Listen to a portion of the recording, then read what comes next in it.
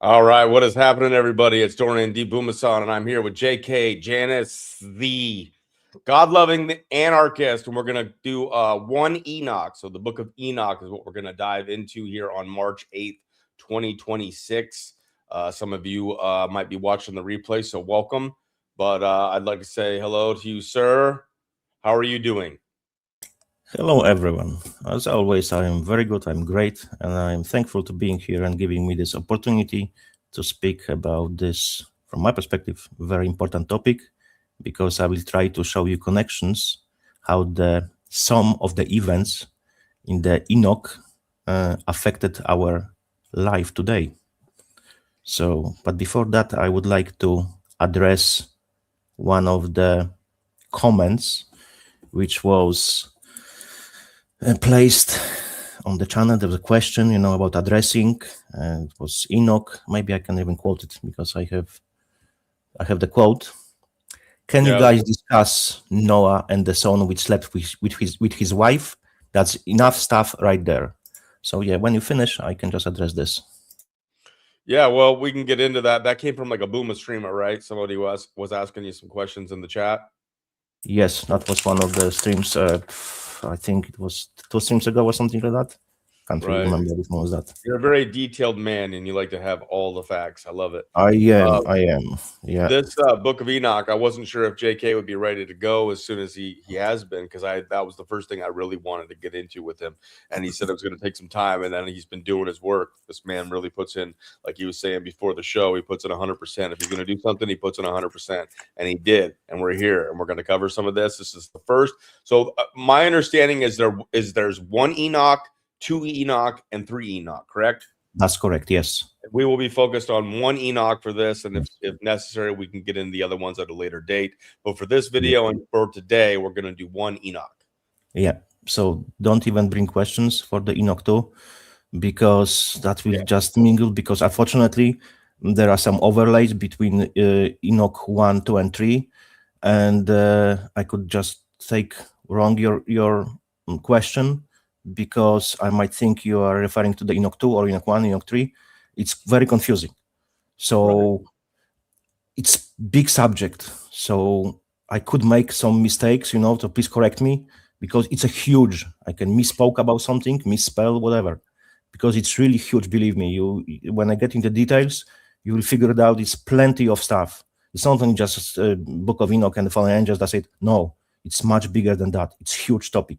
And I won't even cover the importance of this subject, probably not even 10%, because it's huge, believe me.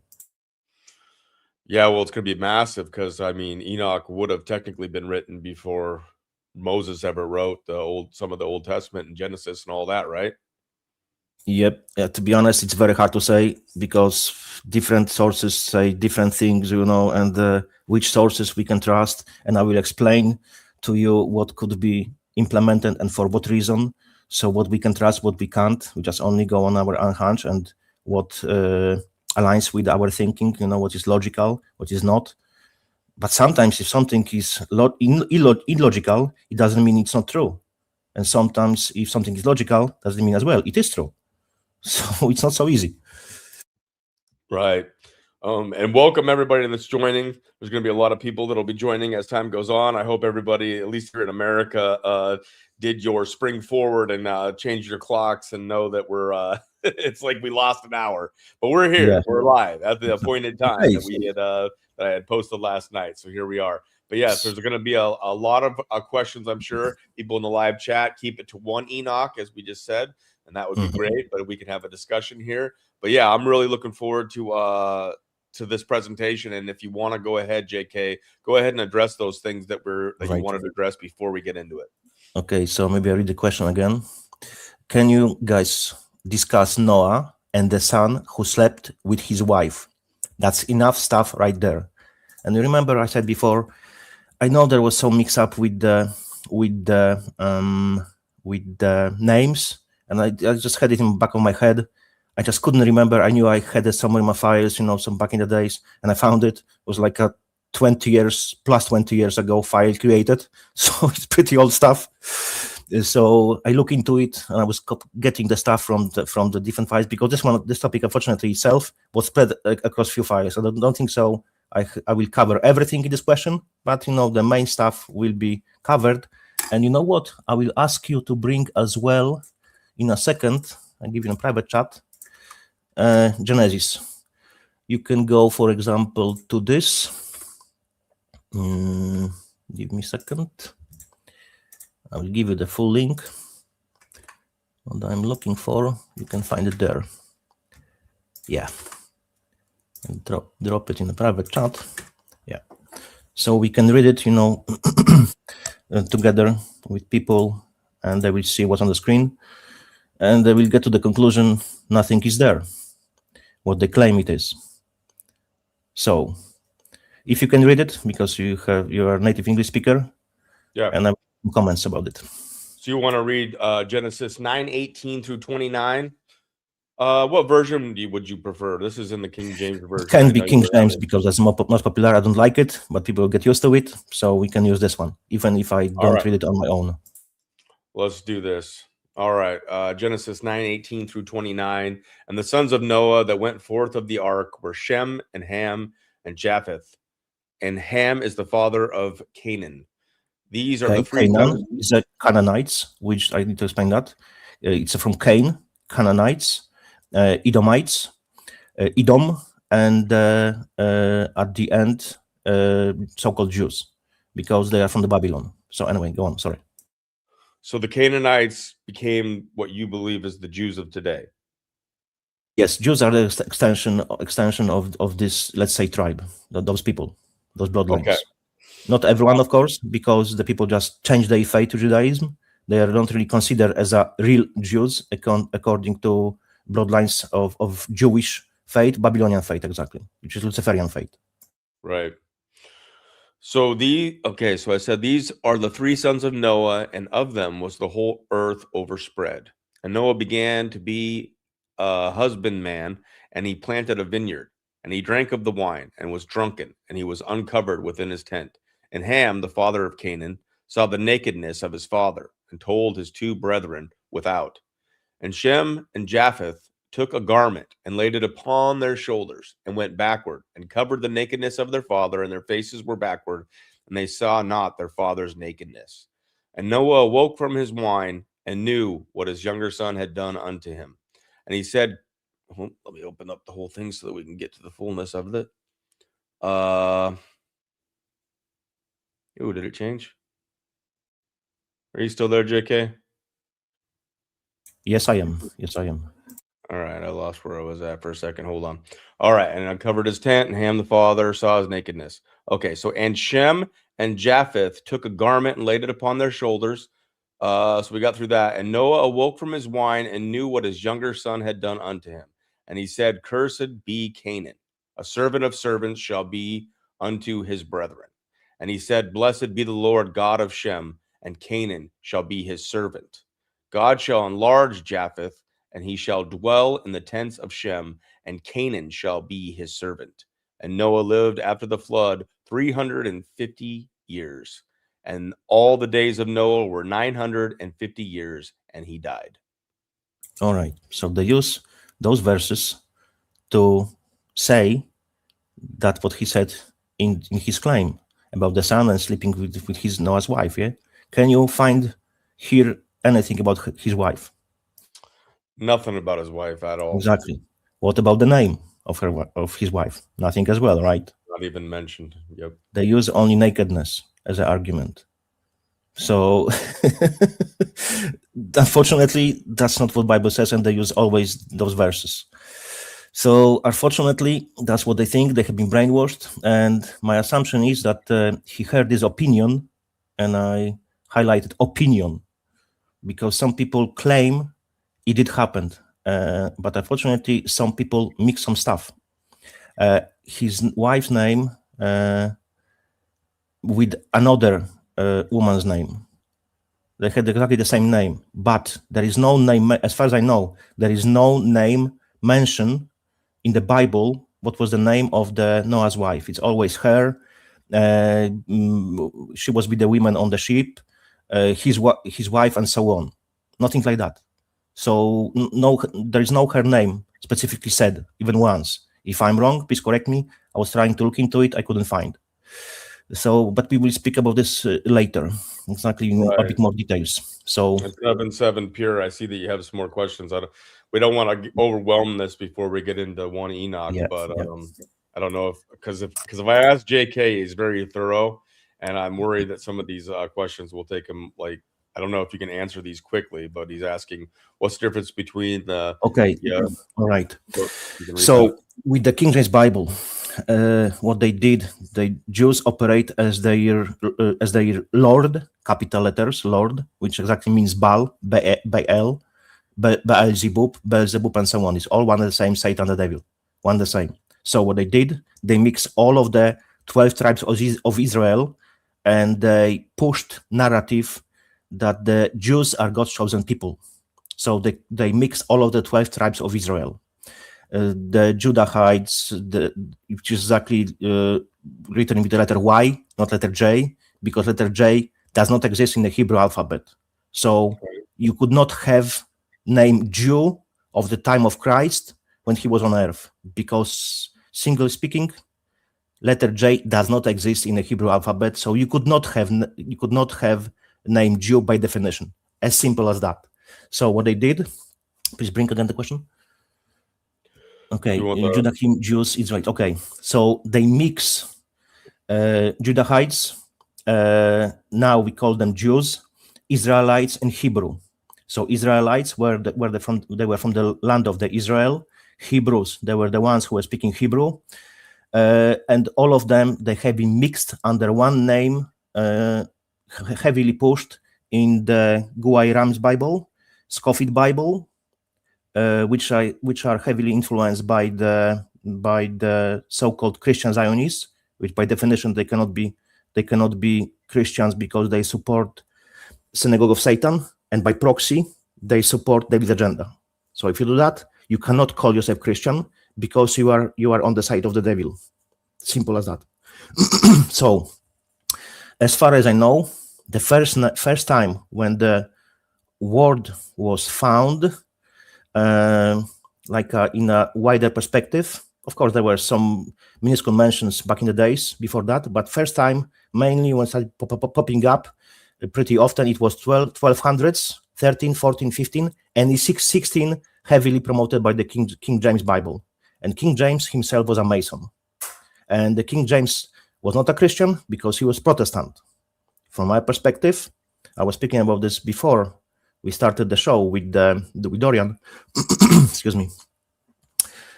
They use double speak, magic, spells, spelling, and mainly double speak.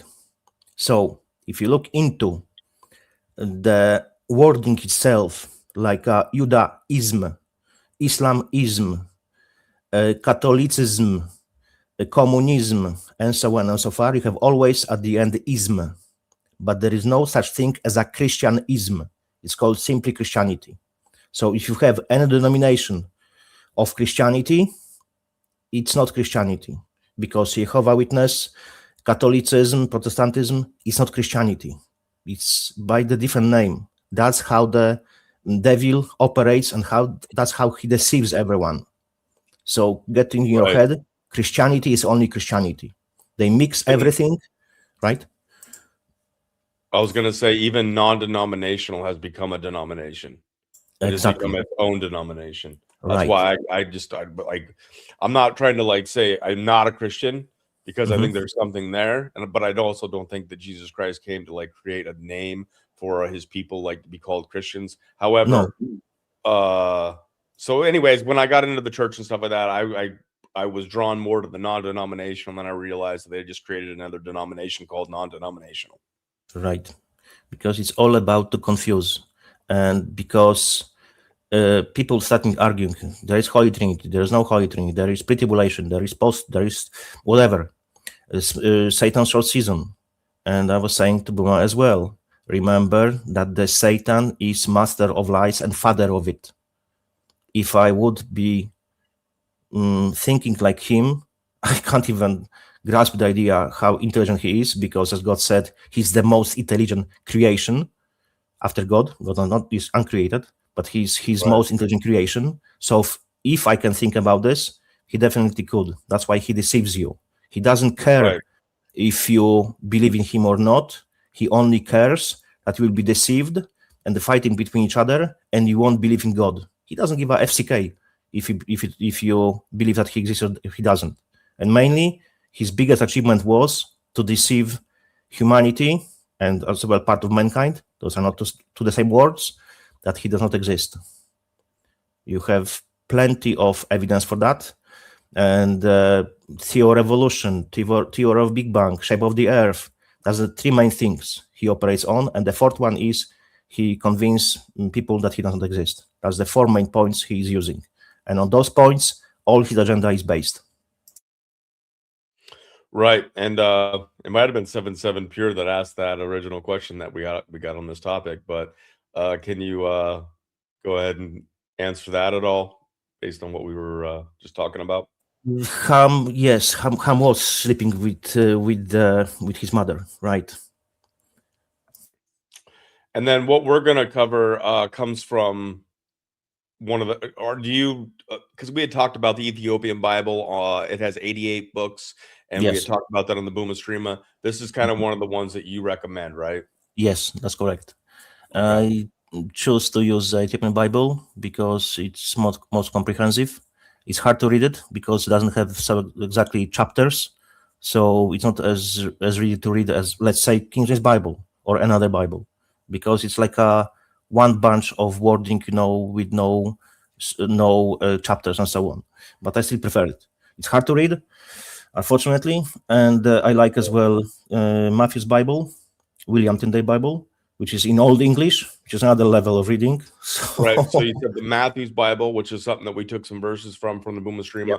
What was the other one you said? And we're going to speak Geneva Bible. Geneva Bible. Yeah, 3 Bibles. And we're going to speak perfect English from here on out, JK, so that the subtitles, when they do get added, are going to be perfect for the people that have a hard time understanding sometimes. Yeah. Matthew Bible, Geneva Bible, and Ethiopian Bible. And the Ethiopian Bible. So when Carrie, I see that you asked where are the sources for this information. Those are the primary sources from where I think we're getting this information. You look over all three of those, right? Right. Yeah. Yeah. And all three of those have the one Enoch in them. Yes. Do all of them have all books, the 3 books of Enoch in them? No, as I recall, it's in Ethiopian 3 books. I can't remember about the rest. Definitely 1, but I'm not sure about the Geneva Bible 1560. It has all of 3. I didn't look into for this presentation. I didn't look exactly for the Enoch 2 and 3. I have information about the stuff, but I didn't really get into nitty-gritty, and I like details, so I even didn't care to check it because we have agreed that it will be only Enoch 1. Right. And just so as people are coming in, just so everybody knows, we are going to focus only on one Enoch. So please only ask questions on that. But there's also going to be a presentation here, so we're not going to get to all the questions that you guys are going to have. Which I love that you guys have questions, and we're so thankful for you to be here. We might do like a follow up. See what I see, JK, because JK likes to have a panel. So if we want to bring some people up, we can bring some people up that want to talk about this, or we can do the presentation and do whatever we got going on here between the two of us and the questioning and answer from the live chat, and then do a bit Booma Streama, the follow-up where people get to ask questions based on the presentation. What do you say of the Dead Sea Scrolls? Okay, so I will bring it later because that's a very important part, and you will understand when I will go through the stuff I'm going to say. You will understand my standing point on it. And I think it will be pretty logical for you. So I'll bring it later. Is the Matthew Bible separate from the Ethiopian Bible? Yeah, they're 2 different Bibles, right? Yeah. Completely different Bibles. Linden, it's sorry. It's the Matthew Bible.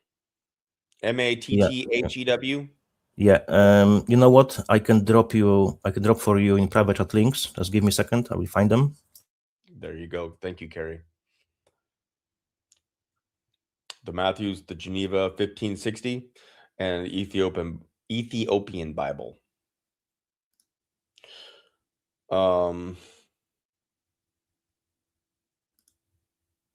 Your faith is hybrid. Okay. No, we got people, and if you don't follow this stuff necessarily, like, you know, the way that we present or that JK believes or that I believe, you're welcome here.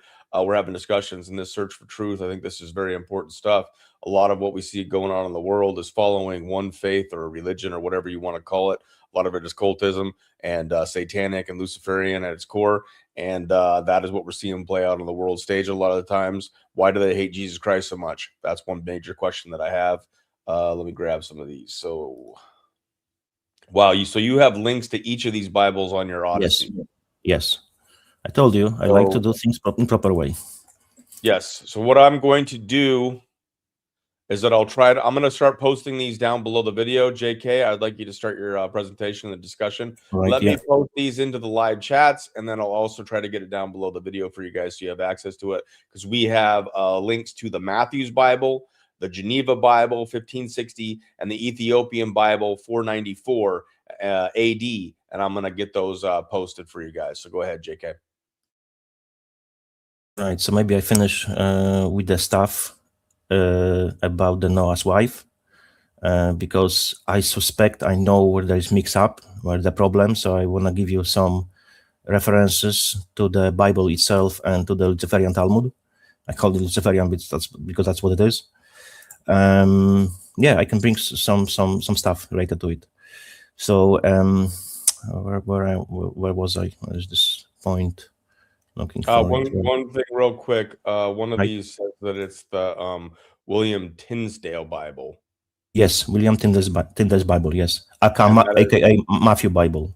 That's the Matthew Bible. Excellent. Yeah. Thank you. You know what? I will give you the full description because I got into details because people are mixing that stuff. Let me find it. I have my notes because I know it's sometimes confusing for people. So I give you all the names of the Bibles, how they can be called, and I post it in the comment section. Yeah, so it's exactly William Tyndale's Bible, called as well Matthew's Bible, aka Matthew's version, and was printed and published in 1527 by John Rogers under pseudonym Thomas Matthew. So we can find this Bible under all of these names. It's one and the same Bible. Wow. Okay. Thank you, sir. I'm getting all these posted in the live chats, and I will, excuse me, post these down below the video. I've been having a scratchy throat for a while, so I'm struggling a little bit with a cough, but we will make it. We will make it happen. All right, so maybe I just go back to the Noah's wife and the son, the claim. So I finish with that, and I show you where there's confusion because they never look into the stuff themselves. They just only base their opinions on something they have heard about. They're taking the truth. So if you hear something, freaking look into it and say if there's any validity to it, because people usually they just trust what they hear because it's aligned with their perception of reality, implemented perception of reality. That's a huge problem. Right. And often they're either trying to deceive or they are being deceived themselves. Exactly. So I was deceived more times than I would like to admit, but it happens to everyone, to me as well. I'm not better than you. I'm probably worse than you. All right. So as far as I know in the Bible, there is no mention about the name of the Noah's wife, like I mentioned before. And it has to be really highlighted. There is no name of Noah's wife in the Bible. I didn't find it. If you have any reference, please share it. I will gladly check it and confirm it or deny it. The Bible is only referring to her or his wife or one of the 8 people on the ark, etc., etc., etc. There is no never mention about her name. However, so-called Jewish tradition, which is called Midrash, calls her Namach, double A.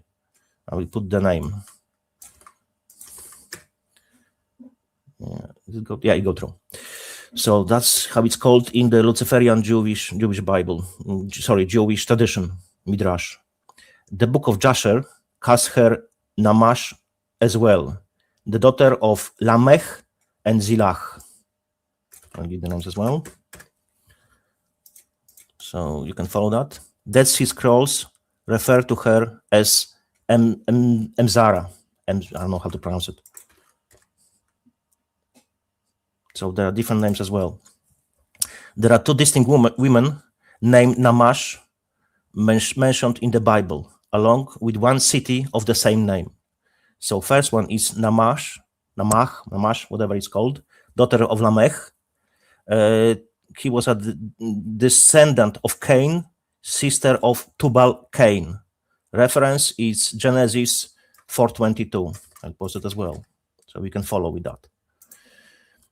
She is a figure who was involved significantly in the extra-biblical Jewish tradition.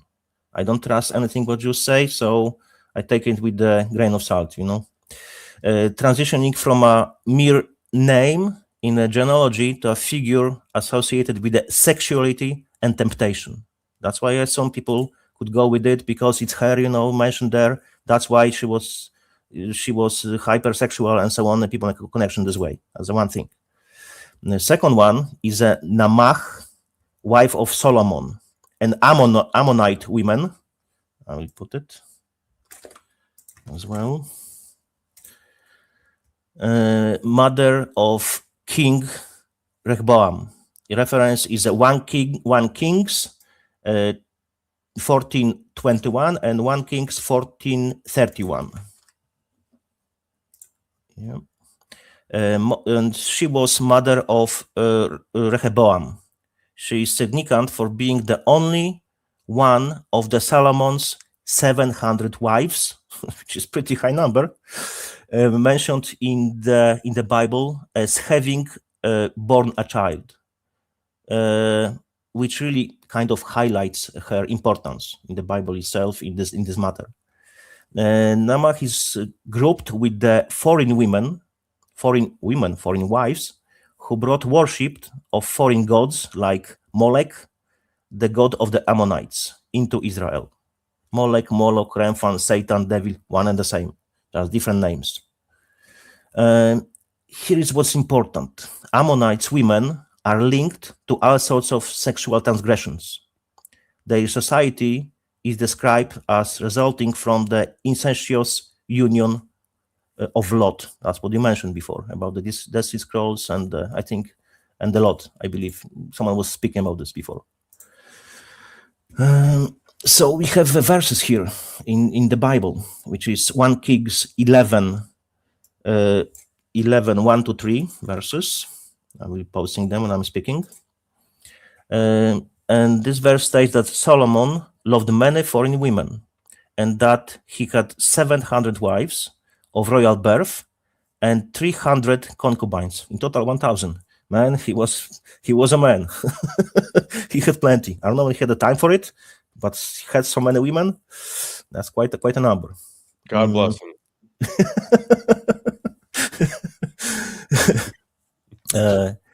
And there's as well mentioned that his wives turned away his heart. That's kind of change, turned away, adjusted, just changed mainly. Namach is listed among the many foreign women Solomon took as wife, which included Moabites, Ammonites, Edomites, Sidonians, and Hittites. I will give those names as well, because they're pretty important. Right, and the third one, which is the name of the city, it's called as well Namach. I will put the name again.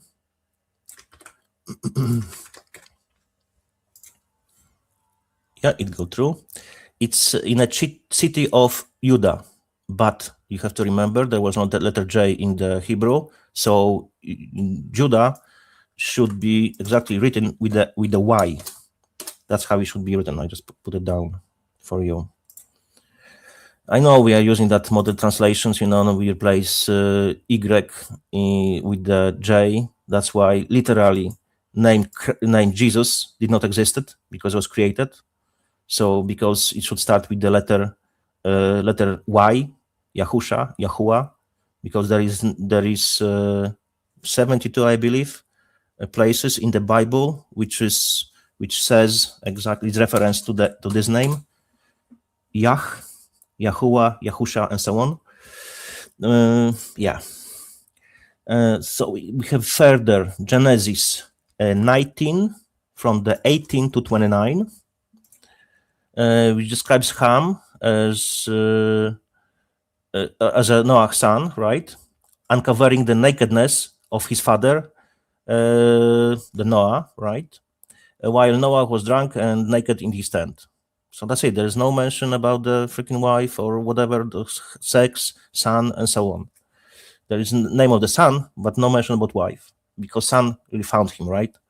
Some people argue that this idiom implies Ham committed a sexual act, such as an incest with his mother, Noah's wife, or less commonly, homosexual activity with his father, in a bid to usurp the authority.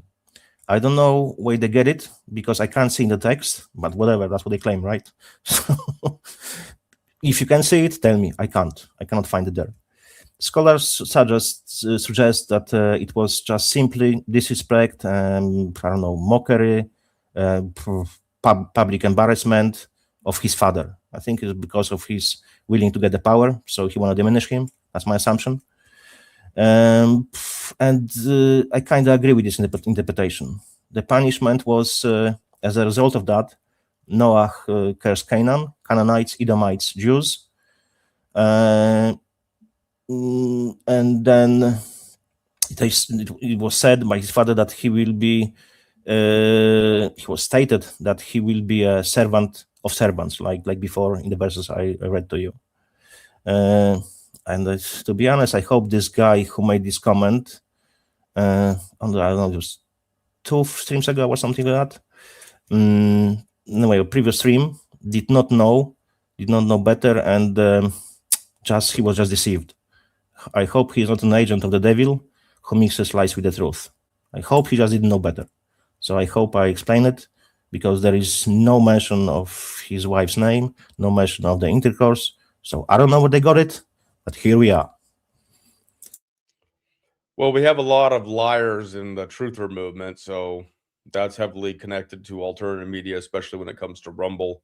And a lot of the stuff has been intertwined with Christianity, if you will, especially in the more recent years as Trump has come into power, and there's been so many excuses made to make him out to be God's man to do something amazing. So there's been all kinds of stuff. There's been mingling of the New Age people with Christianity, which New Age I think goes back to the occult. Not trying to be an asshole, but I'm just saying, like, from all I can find on like the New Age, there's nothing new under the sun, and it is all just a rebranding of something of Satan, if you ask me. Exactly. And the New Age creator of the New Age was Hanna Blavatsky, and she was even Mason. People claim that she only got the title. No, she was in the Masonic Lodge of women, because they are, I believe, 2, the most known, and she was part of it. So yes, they are as well female Masons, because they have places as well. And she was the creator of the New Age. She was one of 2. Can't remember the second name. I have it somewhere in my notes. Okay, I will address it in a second. So she was Luciferian, and she admitted that. And she created the New Age. So people are deceived by another deception from Satan. But people, I'm just spiritual now. No, you are not, fucking not. You are following David's agenda, David's plan, how to deceive you, and he's getting into you. So yes, he said, we are church or something like that. There was some comment. Yeah, we're Christy was saying we are in church. No, we are the church. We are not in church. We are the church. Yes, because Jesus said the church is not, his church is not built with the human hands. His church is human. It's people who believe in him, who follow him. That's why I want to bring it here as well. But you could still say that we're in church because we're speaking about it, right? Because we could be speaking about kind of else. Yes, right. Mainly, church appears in, let's say, virtually when two people meets in the God's name and speak about Him. That's when church appears. In let's say in virtual thinking, right? So I was going to say something. Right, I remember now. So, can people tell me how many Abrahamic religions are on Earth?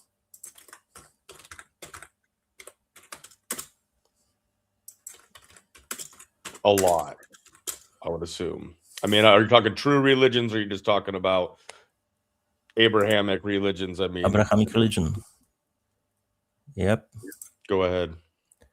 I need to find the verse exactly. Yes, I have it. Right. Maybe we can go to this now. You can just type it in the let's keep King James Bible. I would prefer really Matthew's Bible, but it's all English, people won't like it. So I get used to it. You get used to it when you read it enough. Yeah, just go to King James. It's most common. I don't want to read it. The King James version. It's short. To read. So choose a different one, please. You can give you the link to the Matthew's Bible. Oh, that would be great. Yes, give me the link to that. But then you have to let me find it in Matthew's Bible. I'll give you the specific link straight away. Yeah, it takes a while. It's a lot of scrolling.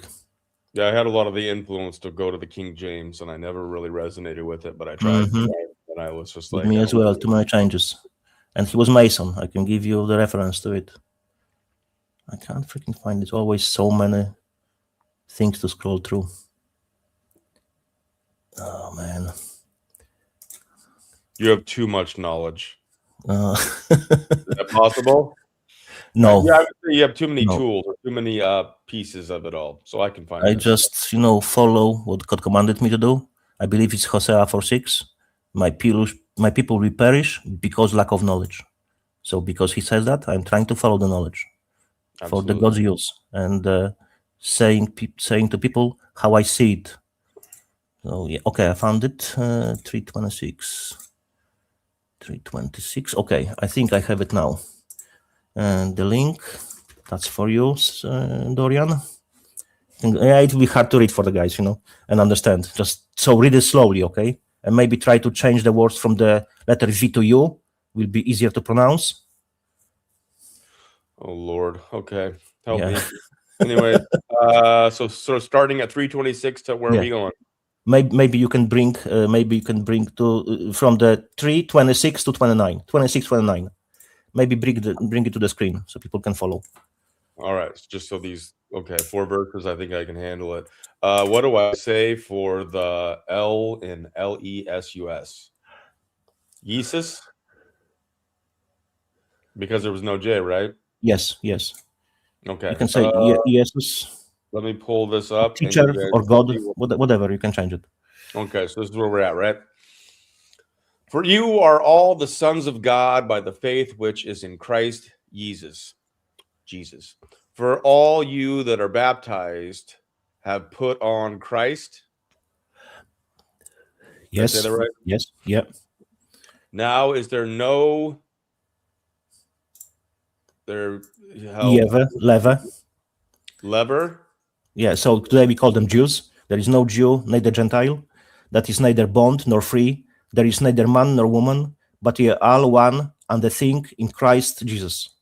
It's not if F was they. Okay, that would be they. Ye be the Christs, then ye are Abraham's seed, and what is that? And the heir by promise. An heir by promise. So an heir of the seed. Okay, that makes sense now. Man, it would take me a little while to get used to this. Yes. I know there's something you want to get to with the breadth of this, but just trying to understand why they write it the way that they write it. In the first verse that we read, 326 at the end, it says Christ, LESUS. Why later on in 328 at the end does it say LESU? Do you know? Where is that? At the very end of that verse, it says Christ Jesu. Because you are in Him, it's like in the Polish language, when you have different forms for different person, like for example, let's say in English, yes, it's always I am, you are, he, she, it is, right, and it's always I'm doing, you are doing, we are doing, they are doing. In Polish language, you have different ends of the person you speak about. The same French, Italian, and so on. So that's even by the end of the word, you can figure it out if you're speaking about the multiple female, or one female, or multiple men, one man, or about who exactly. But that's not in English. That's why it's here is a bit different. That was lost, unfortunately, because it was more descriptive language. Okay. Well, okay, go ahead. Thank you, sir.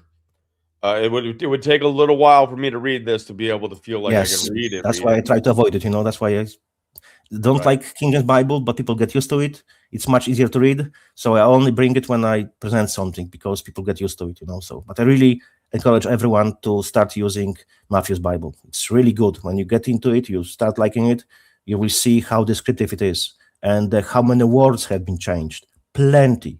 I can tell you plenty. So, okay, before I have asked the question, how many religions are related to Abraham? It's only one. It's Christianity. When you said it, like I was thinking of all the different religions, but false religions. Mm-hmm. But yes, exactly. when it comes to the answer of what one true religion, and a lot of people, this is where it drives a lot of people nuts that don't believe in this faith. And I guess you would understand that, JK, because you probably have conversations with people that have all kinds of different beliefs or whatnot. But it drives them nuts that there's only one. Yes, there's only one, because there is only one God in three persons. That's it. Right. And if you're a person that doesn't believe that, and you come onto this channel, we're all searching for truth. We can have this discussion, and the discussion will continue. Like I said, Booma streamers, anybody can come on. I mean, if you're a little bit weird, like I don't know who you are, you're not part of the community, I question a little bit because I'm careful, because I don't want to bring in anybody that's going to do something to get me taken off of, getting it taken down off of some of the platforms by nudity or something ridiculous. However, we can have this conversation. You can have a direct conversation with JK because he shows up quite often. But I also believe there's only one way. There's only one faith. So, the Christ. There is no way to God the Father but to the Christ himself. If you do not have Christ, you do not have God the Father. As simple as that. Awesome. The way to the heaven is very narrow, and it's only through him. So you can do whatever you want with it. I'm telling you how it is because I look into it. Look, I was not raised as a Christian. You get it? I was not raised as a Christian. I became Christian. Why? Because I have looked into the world around me, what they are doing, psyops, cannibalism. I was talking about this shit before Epstein files were released years, decades ago, about the human sacrifices, about blood drinking. That time I didn't know it's called adrenochrome, but later it made sense for me. So they were drinking blood, sacrificing, incest, MK Ultra, drinking blood, eating flesh, and so on and so far. They are from the devil. So when I figured out the people who supposedly run this world, right, they are so related to devil, there has to be God. And I start looking into the all religions, all of them, and all of them point to the mention about Christ. So if religions say there is a lot of ways to be saved, to be with God, and all of them, they point to the Christ, I just check what Christ says, because he's the main figure, right? So if he's the main figure, everyone points to, I'm listening what he's going to say. And he says, there is no other way to God the Father, but through him. That's it. End of story. Right. And we're about ready to get, start into the one doc, right? Yes, exactly. Before we do that, I just one of the things that gets thrown around a lot, and we talked about this, I think, right before we came on, just briefly, and this would have a whole show of its own, but the councils of Nicaea and some of these councils that a lot of people will use as an excuse to say that they manipulated the Bible, they changed things. Now maybe they took some canons and then decided that they weren't part of it, and later on you can read scripture and you can line it up and see that it like we're going to get into 1 Enoch here. But did they manipulate the Bible, change the Bible, use it at that point? What is your take on the Council of Nicaea, for example? All right. So mainly, don't listen to claims. I always say it, because claims are different all over the place. go yourself to the official documents that are still preserved and check what they did over there. I think majority is still preserved, and they tell you that they did not edit the Bible verses. For example, people saying, oh, Holy Trinity has been invented, created by the Nicaea. No, Holy Trinity was always there in the Bible. They just only gave it the name. So giving the name to something and describing it, it does not equal to create it. Giving something description, it doesn't mean you have created stuff. You get me? So they only pointed what's there. They just gave the name.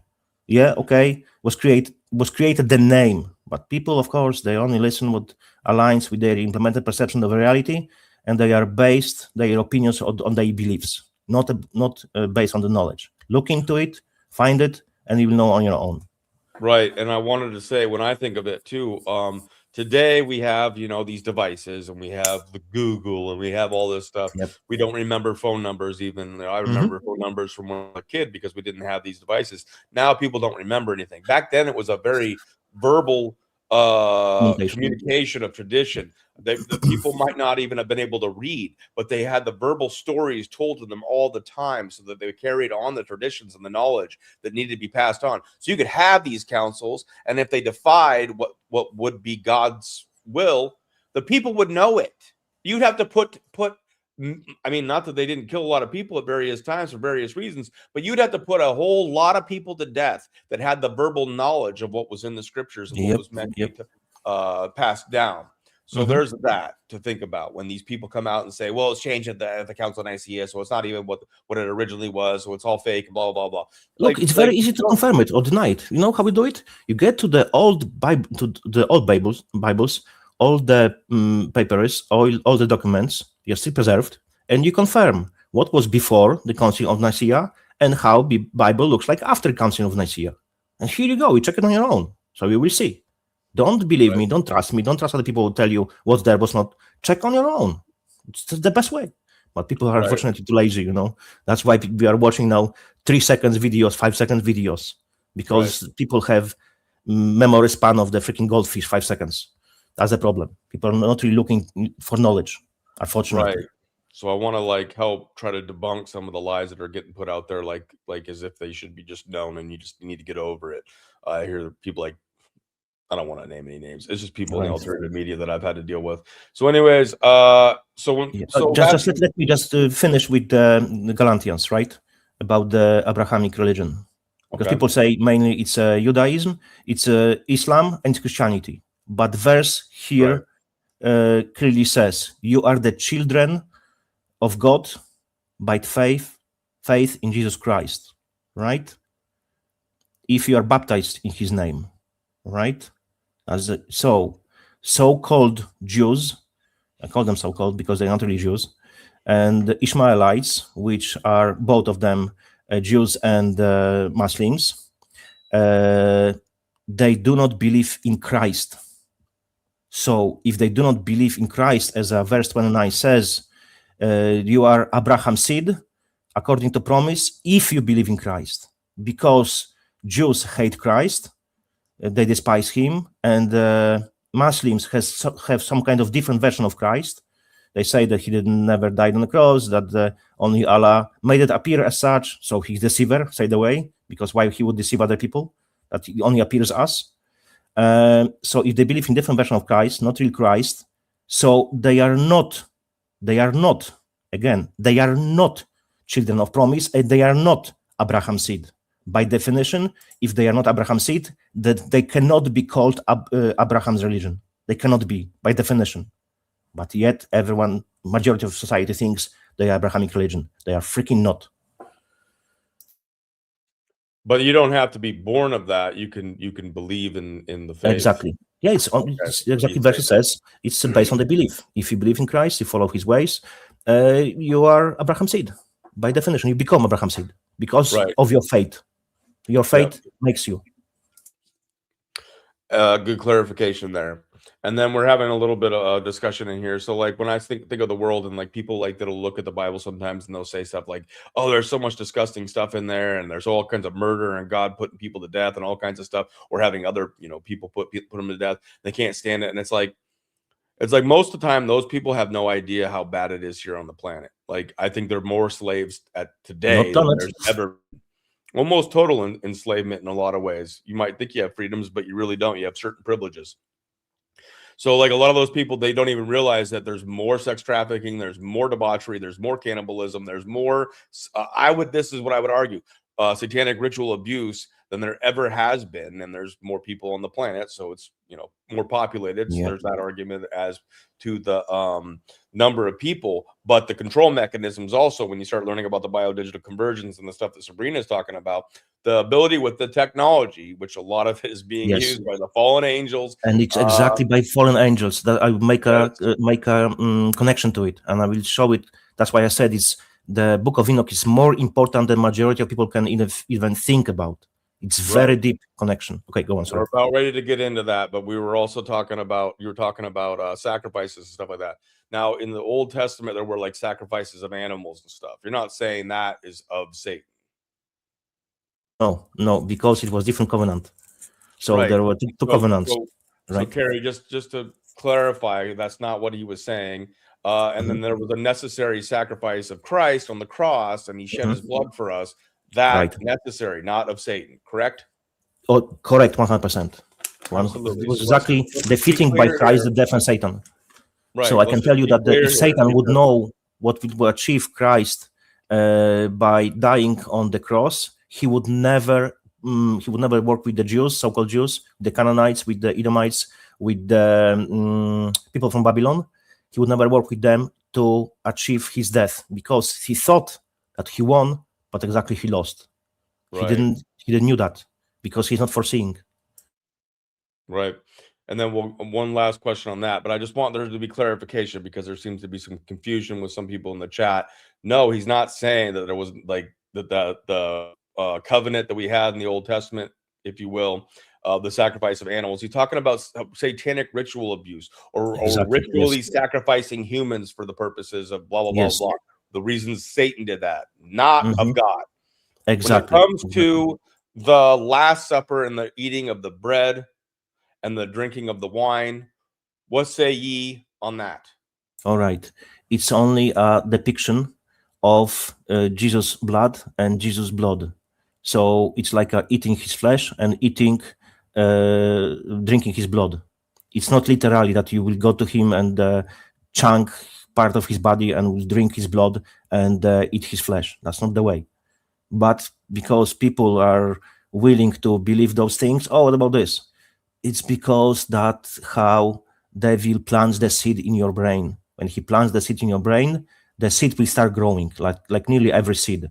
It's only need to be a small seed and a bit of water, a bit of some bullshit agenda which makes it grow and grow and grow and grow. And then it's all bullshit. Don't be deceived. Look into those things on your own. Don't just listen to me, to anyone.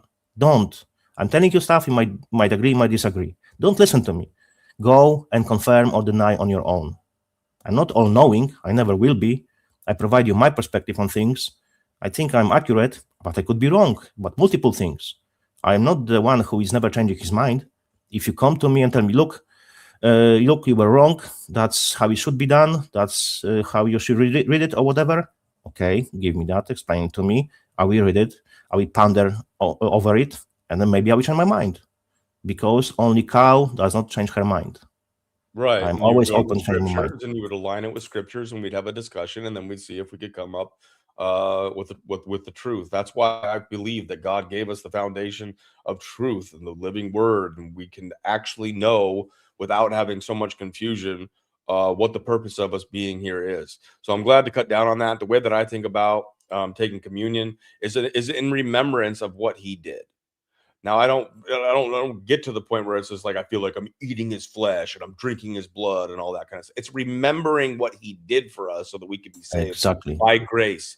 It's not a cannibalistic exercise. Now some do it that way, and say no to them and stay away from that crap if they describe it that way. Yeah. But it's in remembrance of what he did so that no one would forget that his sacrifice was the sacrifice that was necessary to give us the path to God. So anyways, here we are. All right. if you have anything else you want to add to no. Let's go to it because we already spent like a freaking 1 hour on this stuff, you know. I told you, man, it will be long. Take a while, so don't feel like you have to rush it. I don't want you to talk fast. If we have to do a part 2, we'll do a part 2 because we really wanted to get this in one. Okay, but, tell me again when I'm speaking too fast. Tell me to slow down. Right. Right. We got 3 hours of time, and let's get to one Enoch. How would you like to proceed? How would you like to present this? Do you want to give an overview of how we're going to do this first and then get into it? I will give you some of my own thoughts, which you have to ponder on, you have to take under consideration and think for yourself if I'm correct or not, if it has any root in the logic. So, and then I will go to the Enoch, describing books and the chapters and so on, and give you some connections to how our lives have been influenced by this stuff. It's plenty of it on the very, very deep level, on very basic level even. And I will give you my take on it and why I think this way. So I want to give you some like an intro before we really go into nitty gritty and first Enoch, because I think it's crucial and very important. We can start with it, right? Right. Okay. So I can tell you, from my perspective, we have to take under consideration. That's a bit out of topic, but it's really related. You might think it's out of topic, but it's not. From my perspective, we have to take under consideration that Satan is the most intelligent creation of God. And he is the father of lies. Like Jesus called him, right? He's father of it. So, and he was referring as well to Jews, that they are worshiping him and so on.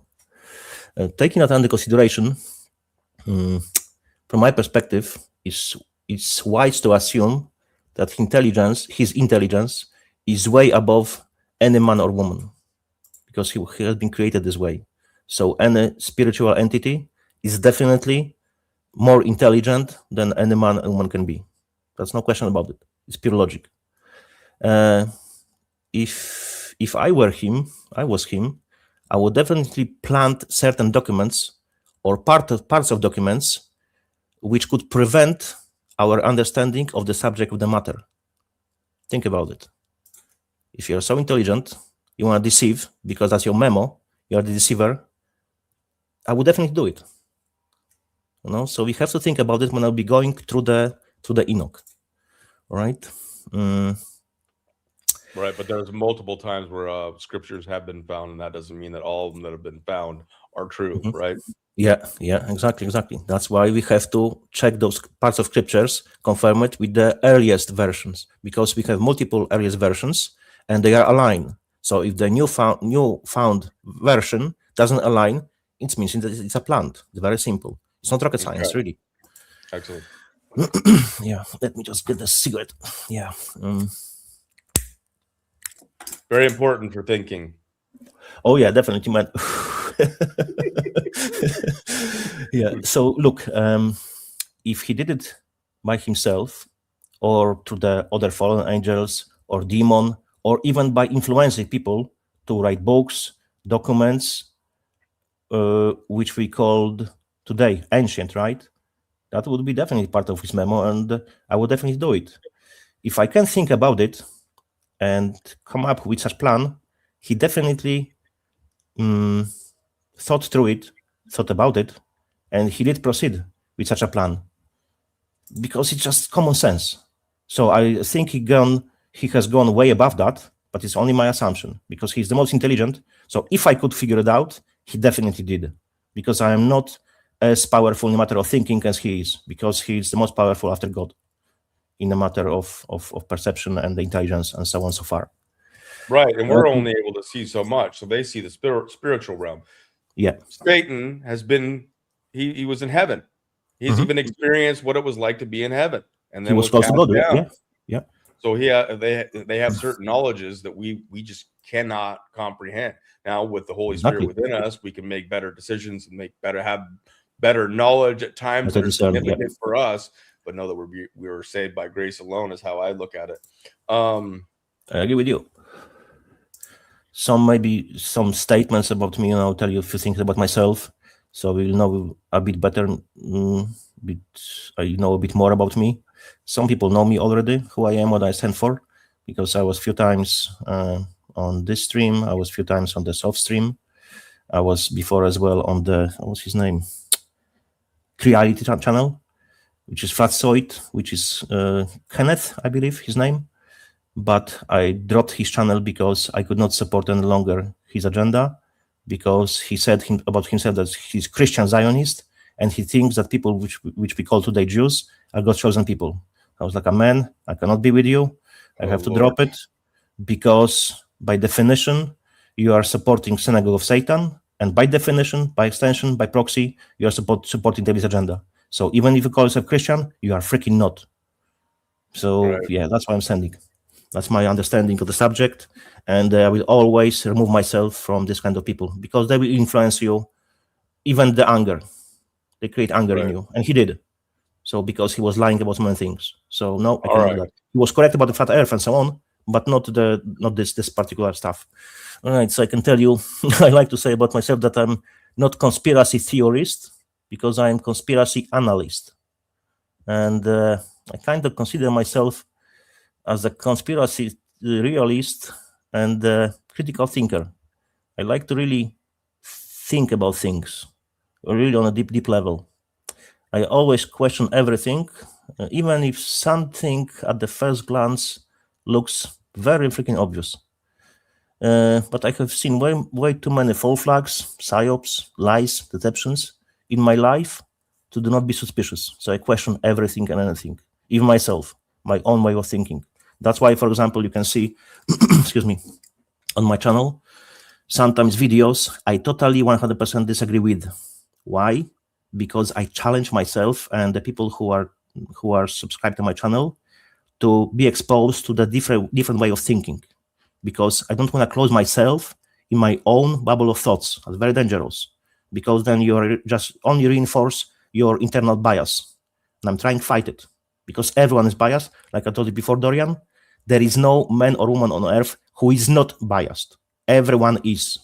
If someone tells you he's not biased, he's objective, he's bullshitter straight away. Don't trust him, run away from him. Right. I agree, man. There was a couple things, just real quick. Yes, I'm very familiar with Lieutenant Ricardo Bossi. He's a complete fraud. Oh yeah, he's a deceiver. And that's for another show. He's a deceiver. A lot of these people that you will see like this will claim like they have a faith in Jesus Christ. They do not. They have they are of the father of lies. All they do is lie. It's been years and years of him saying that the White Hats are coming to save the day and all that stuff. He was part of the He's really into Derek Johnson's lying fake devolution / blueprint. So not attacking anyone here. I'm just saying, like, I've been through those, and that's not for this show. But there's a lot of people when it comes to these topics to have discussions with. Like, do any of them do panels where they allow people to question them? No, they do not. And if they do, please point me to them, because I'd love to show up. Anyways, I have people on that can have a conversation and can discuss these things. So if you don't agree with this, then great, come and question, and we have the discussion or whatnot, or we will even do it in the live chat. So I don't want to take away from one Enoch presentation, but I do want to say that because it is very prevalent, especially here very important on Rumble and some of these other platforms. So also I would like people to understand that the Bible is not like just one book. It's a book of books. It's a book of scriptures. It's a book of letters. It's written to the 1500 years, exactly.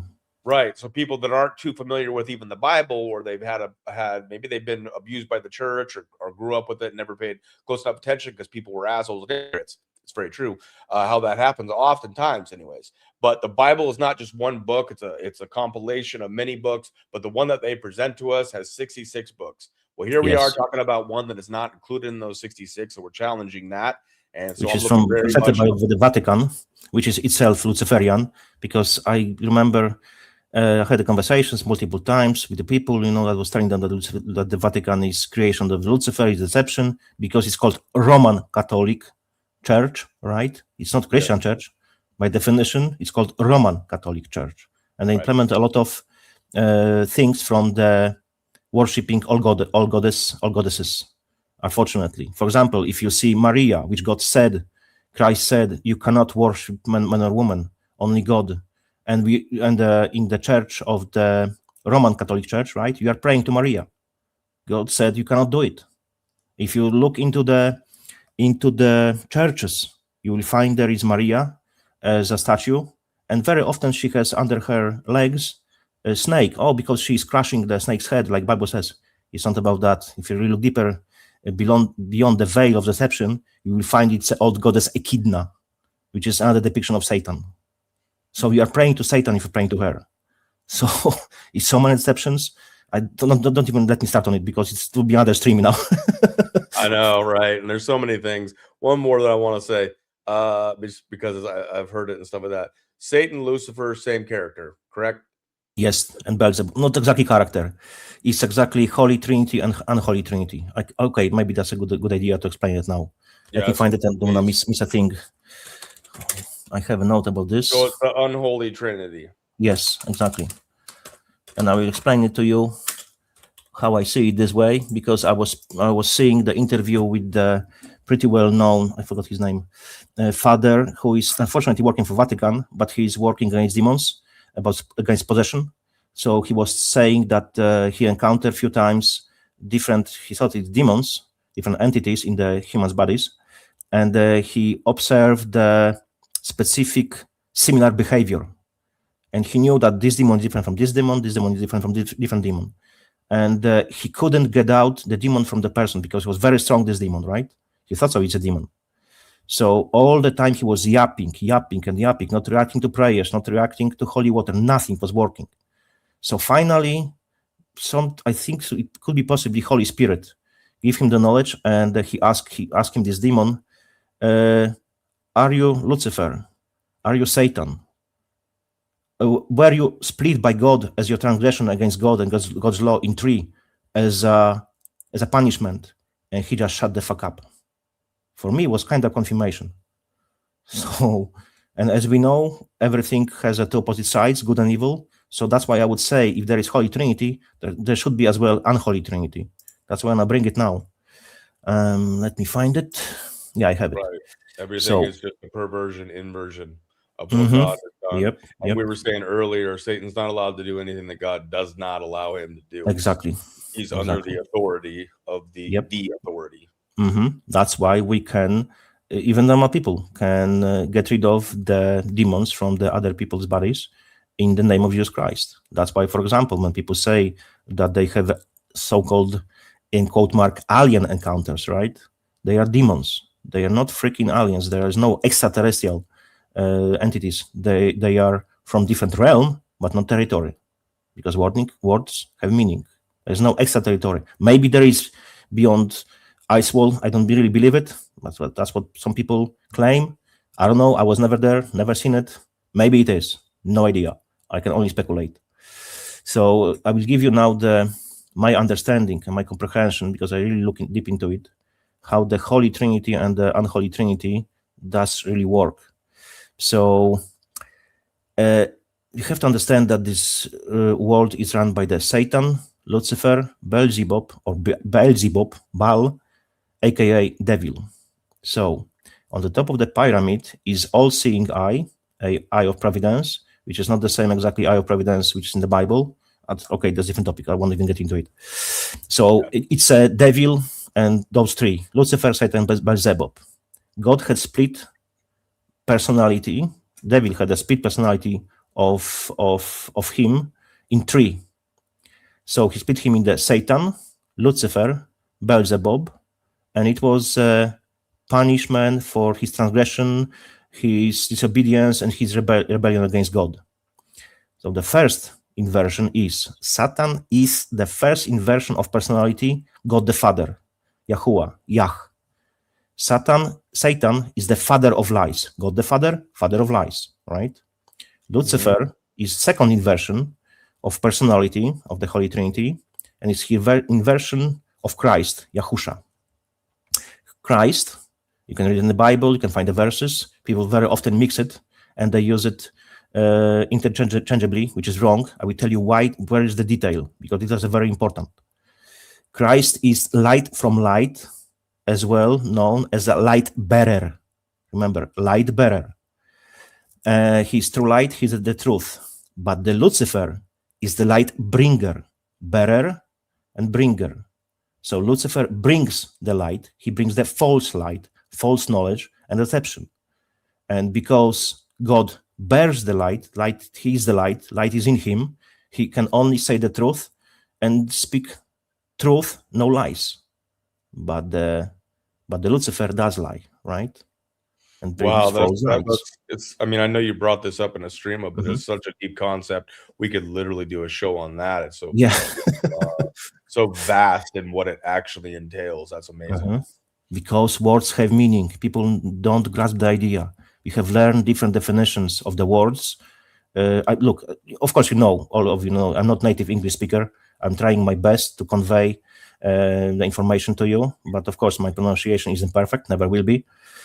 But I'm trying to show you how the wording and definitions are really deep-rooted in our minds, because we think they mean one thing, but in reality, they mean something totally opposite. Oh, very welcome. That's my pleasure. Yes. You do a great job. I mean, sometimes you get talking fast, and it's a little bit hard, but I've got. Might be to slow down because I'm usually speaking very fast, and to be honest, it always helped me with the learning other languages. Okay, I need to slow down. All right, it helped me to learn other languages. So I remember a situation. I was in the Italy, and I was like a second time, and I was working. I was pretty young that time, and we were in the pub. It was exactly pub run by the Jew, to be honest. He was the Italian Jew. It was called Ciccio, if I believe, or if that was his name. Yeah. And there was, I was chatting with the guys, they were playing like a kind of strange cards, like for children with different pictures on the cards. And I was chatting with the Italians, right? And the girl, Polish girl, asked me later, how long are you here? I said like, 2 weeks. Before? Yeah, I was for 3 months, year before. Right? Did you learn Italian in school? I said no. Did you go to any personal trainer or whatever? No, never. You're lying. What? You're lying. I was kind of confused. What do you mean I'm lying? Because you're speaking too well. Right. Because I speak very fast, it's perceived I'm fluent, with the language. And it really helped me with other languages. Yeah, I hear the passion in you, and I hear that you get excited about this because it's just like. Oh, I am. Anybody that's when you start understanding like there's a purpose to this life, like we have to suffer and die. Why? Yeah. When you start asking those questions, and you also see who rules the world, as in even if it's just looking at the puppets or the people that are in that seem to be in power or whatever, what they're doing is an abomination. It's not just, it's not fair. It's not the way it should be done. It should be easy for anybody to know that all these people that are gluttons and have billions and billions of dollars are not making sure that people that are in need of water, in need of food are taken care of. It's just not happening. So like, why? And then you come to like these questions that bring you to the old, like, for me, it's the ultimate thing of truth. Like on YouTube, this is in spiritual, so the spiritual war and testimony section, because this is what we're up against. This is the most important stuff when you ask why it is that we're here and why it is that we suffer, why it is that we die. These things are very important. I can give you my take on it, my answer, how I see it. I don't know if you agree or disagree. I believe, I can't really prove it, but I believe that's what the Bible says, that we are doomed to be dead because of the primordial sin, because of the sin, Adam and Eve. That's what I believe. We are doomed to die because of the sin. And now I can bring you some science as well. If you look under the microscope, right, and you look at the fertilized egg, right, you will see that around the egg is some kind of like a circle. And this circle has a head. And this head looks like an Ouroboros. I don't know if you know what it is. It's a snake eating its own tail. You write on the internet somewhere Ouroboros in picture. I try to find it for you. I told you I'll be calling some weird stuff, when I'll be talking.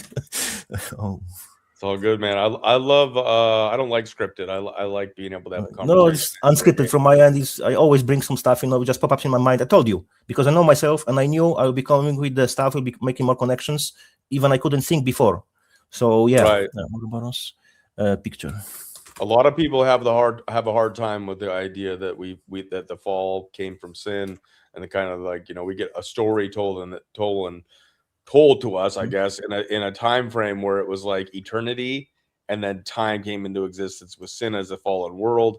I don't know exactly how it works, but they have a hard time with that. But it's inherited.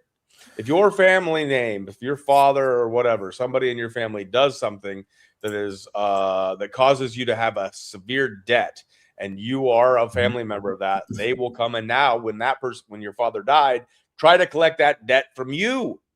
You bear that debt, that sin, whatever you want to call it. Yeah, the debt. Yeah, I posted the link in the private chat. Maybe you can throw it on the general chat for the people. Or maybe you show. Yeah, you see, it's snake eating its own tail, and it's exactly how looks fertilized egg under the microscope.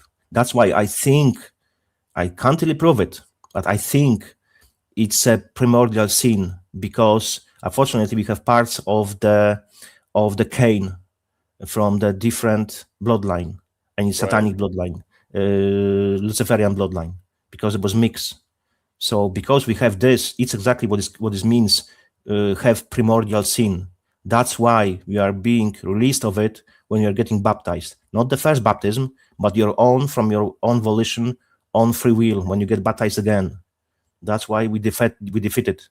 And we still bring, that people say, oh, how the child can have the sin? Because of the bloodlines, because life is in the blood, like Christ said. It's all connected. You have to look beyond the veil and take the wider perspective, wider look, from the wider distance, from the complexity of the picture. That's my take on it. If I'm wrong, I am correct. I have no idea, but that's how it looks like for me. That's how I perceive it too. But I've also been persuaded by many teachers, we don't need to get into them, but from Protestant teaching, certain Baptist teaching, whether it was a pastor from some of these faiths. So sometimes I wonder if some of the Christianity that I got was just Freemason Christianity, because I do believe that they own a lot of the seminaries and they control what is 100%. interpreted. So this is where we get to the, down to it, to see if we can figure out what the truth is. And so now we're getting into one Enoch now. In a second, yeah. The truth is, the truth we're gonna is, get there, guys. We're gonna get there. Finally, yeah. Something I can tell you one thing. Yeah, no worries, man. I knew if we take like a strange way, strange turn, because I was really suspecting that, and it happens. It's like, okay, predicted. Yeah, well, that's the beauty of also when people show up for the lives, and I know it's a Saturday and or a Sunday, and people are busy and all that. People will watch the replay of this, but when you make these live chats, you have input. I love to take input. I love to pay I like it as well. That's why I told you we should get. Yes, that's why I told you. There's a lot of channels they don't. A lot of channels just have me and you talking, and we wouldn't. It would almost be as if a chat doesn't exist, as if people don't exist. It would just be us talking, and whatever we came up with, just the two of us, would be the answer. No, you guys have input in this. That's what I love. That's why I told you that I like to have a panel of people, because I really like to observe the reactions. If it hits the point, if it's like, oh, let me think, because you can observe people's faces, right? And I'm really into the micro expression and the body language and so on. So I really like to see if it really hit the goal, right? If it really achieve what I want to achieve. So you can really read out from the people's faces and the behavior and the arms and the eyes and the corners of the eyes, forehead, nose, mouth, everything, So I really like to see it, observe it, firsthand. That's why I always like to have people, on panel. That's why I said you can bring some people, but of course they need to be a bit more quiet than usually, because we would never end it. That's what I'm saying. Sure we need to have a second part. Right now, I would miss my dinner. Which is very important to me, so everybody knows. That's what I told them. I was like, you have until my dinner. And if we have to make a part 2, then we will make a part 2, or we will continue this conversation. And JK does make it to some of the Booma streamers, so you will have the opportunity to have a discussion with him. It'll be beautiful. Yep. And if you So, disagree, we welcome the disagreements and we welcome the discussion. exactly. We can have agree to disagree, and we can have cordial debate. I like to be challenged, and people saying, "Oh, you changed my mind." You know what? It's impossible. It's my own thought. I thought it through. That's how I see it, and I think it's logical because logic has big use and logic does work. So what I tell you is you cannot change anyone's mind. It's impossible. Impossible. Tell me why. Because you can provide for him evidence which might lead to the proof, because there is no 100% proof. It's only evidence pointing to proof, and it's on you if you accept this evidence as a proof or not. You accept it or reject it. That's why I always say there is no such thing as a 100% proof, because some people will take it as a truth and some people will reject it. And another thing is, like I said before, why you cannot change someone's mind, because only the person, the man or the woman, can change his own mind and thinking. You can only provide the evidence. It's on them to change their mind. You cannot change their mind. They are the one who are changing their mind. That's the basic stuff for me. And I think that's how it works. If you disagree, let me know. Well, yeah, I believe God can change people's minds. Yes. Right? Oh, yeah. Well, no, God can do anything, So. Absolutely. I just wanted to take a moment, though. Christy Cherry in the chat. Our prayers are with you and your family. That is a very difficult situation. And you do have hope here. There are people. I struggled with suicidal ideations for most of my early adult life. And even in when I think it really started in high school. So my heart goes out to you. I've lost friends recently, honestly, to this, and it's a very difficult thing when people take their own lives, and it leaves a wake in the family and friends and associates. We've talked about that on the Booma streamers. So we have community here, and our hearts go out to you. God bless you. It's very tough. But we are a community, I think, that's growing and stuff, and stuff. I mean, we're growing and we're trying to support one another the best of our ability. So you have family here, if you so choose to engage. Yeah. All right, JK. I can tell you that XYY, recently was speaking with the guy. I kind of have gone out of my way, try to help him to find the more details. I know he knows probably everything what I have found, but because I like details, I think I might have found something which he was not aware about. Because I'm trying to help, people. I'm not doing that for myself. I always refuse to take any money for what I do, because I think, and I really live by it, knowledge should be free and has to be free. That's what I stand for. People ask me for the money for donations, so I was like, nope, I'm doing that for free, from my own free will. I don't expect anyone will pay for what I'm doing. No, that's not how it should be. And because I'm not creating my own content, only on the streams, I'm chatting and speaking and presenting stuff, but I mainly do not create my own videos. So I'm usually just uploading videos by other creators on my channel. I appreciate everything that you do. And I've gotten to know you over the times that we've interacted on Booma streamers. I know we joke and stuff like that because of course, man. I love jokes. The dirt is the better, Well, the joke was that somebody put it out there that you're a plant and you came in and you're my yeah. So that is one thing that is going on, but it's not the case. Anyways, look, I don't give up about the freaking other people's opinion, because they cannot tell me how to live my life, because when death will knock on my door, no one will take my spot. So don't fucking even dare to tell me how to live my life. That's very simple. And I'm not telling other people how to live their lives, because I have no position to tell them what to do. I'm not better than you, or you're not better than me. We are all equal.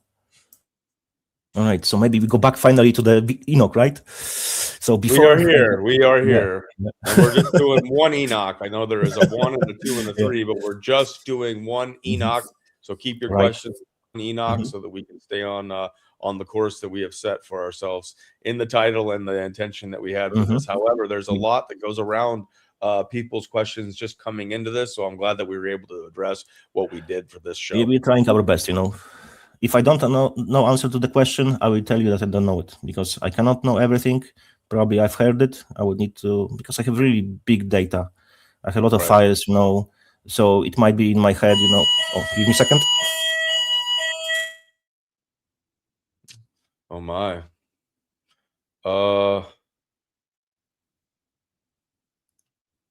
Right. That sounded like a pretty serious alarm, so hopefully everything's all right. See what happens. But we're finally going to get into one Enoch as long as everything's all right on the other end, on JK's end. But yes, JK has been a great guy. He's come in, and at the first, when he was in a Booma stream, I denied him because I didn't know who he was, and I'd never seen his JK sign before, God Loving Anarchist. And then Sabrina was there at that time, and she knew who he was, and so we brought him on. And over time, through Booma streamers and having chats with him and watching him interact with others, I find him to be very genuine, very passionate, and somebody that I seem to, from what I can tell, the way that he talks and the way that he looks at things and the way that he teaches, I agree with much of what he says. And so I very much look forward to this. Oh, thank you. Yeah, I'm back. There was some kind of alarm in the apartment. Just let me quickly check it. I knew fucking something will happen. It sounded like one of the really scary ones. So yeah, give me a second. I need make to sure everything's around. okay, sir. Yeah. Give me minutes. And welcome, Susie.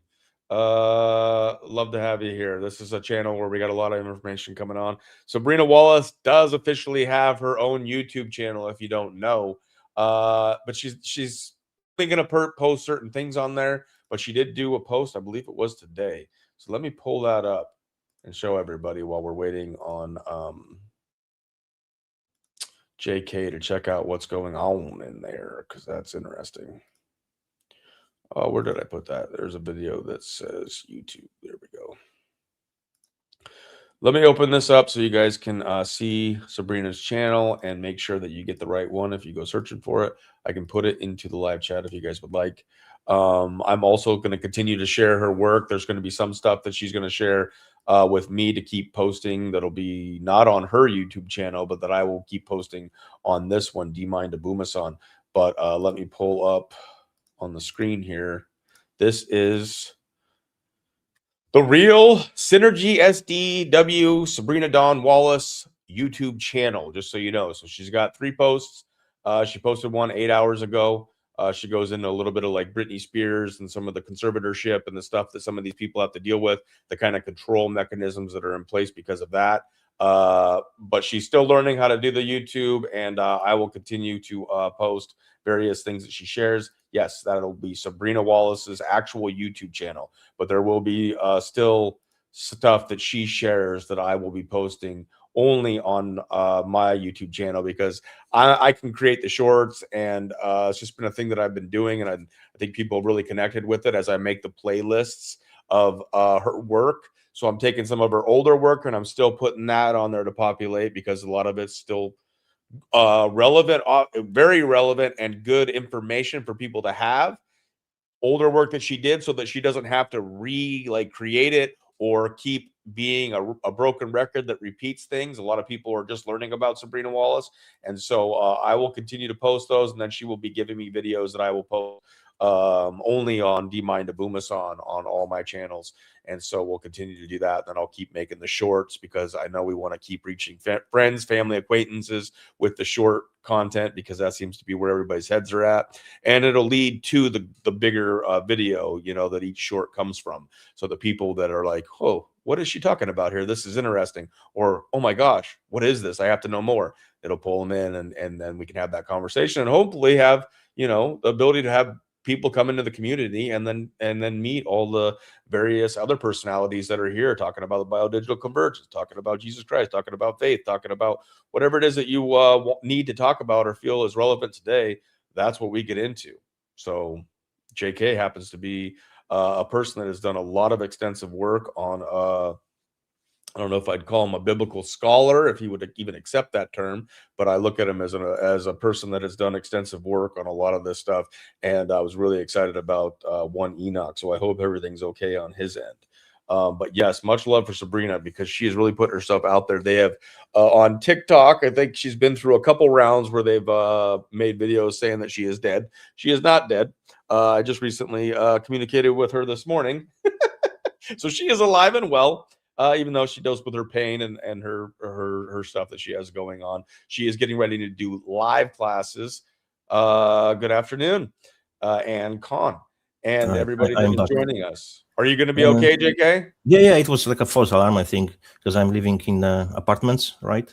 So I think maybe someone burned the food or whatever, and the alarm just kicked in. That's my assumption, because it was only for like 30 seconds, maybe longer, but I needed to go around to check what's going on. So yeah.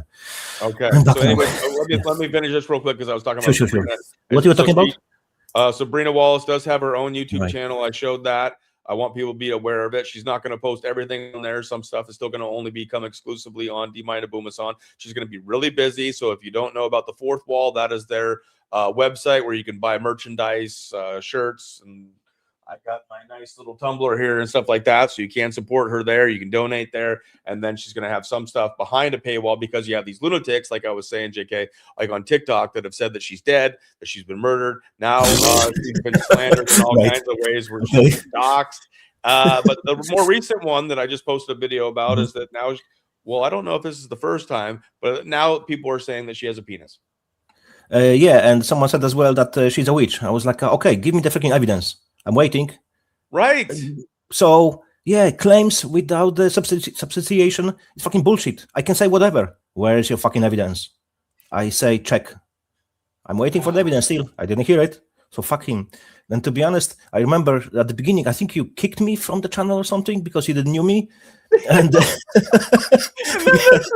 the rumor goes around that you're my handler. I'm like, man, I didn't kick this guy out, man. Even kicked me at the beginning, because he didn't know me yet. Sabrina's the one that had me bring him on, because she knows you, and she knows she's known you for a while, and so she was really excited about us doing this. How I met Sabrina, it was I gone across her information. I was like, okay, she's talking about the definitions about the words. I know, because I'm into IT since maybe 50 years plus. So I know all those things, the definitions, and it makes freaking sense what she's talking about. So I started looking into her. I started sharing her channel and promoting her channel. She had like maybe, I don't know, 200 followers, maybe 300. And at this point, I was like on Odyssey. To have like a 10,000, it's a huge, because it's a small platform still. And I had, I believe, maybe 9, maybe 10,000. And I was heavily promoting her, all the time. So I hope I helped to grow her channel, in a matter of followers. So we were chatting a few times, with Sabrina. We are on the same page. We know about the same shit, So I was like, okay, she's saying the truth, because I know the definitions, know how it works. She's on freaking point, but she made so many connections good for me. I was like, no, she's legit.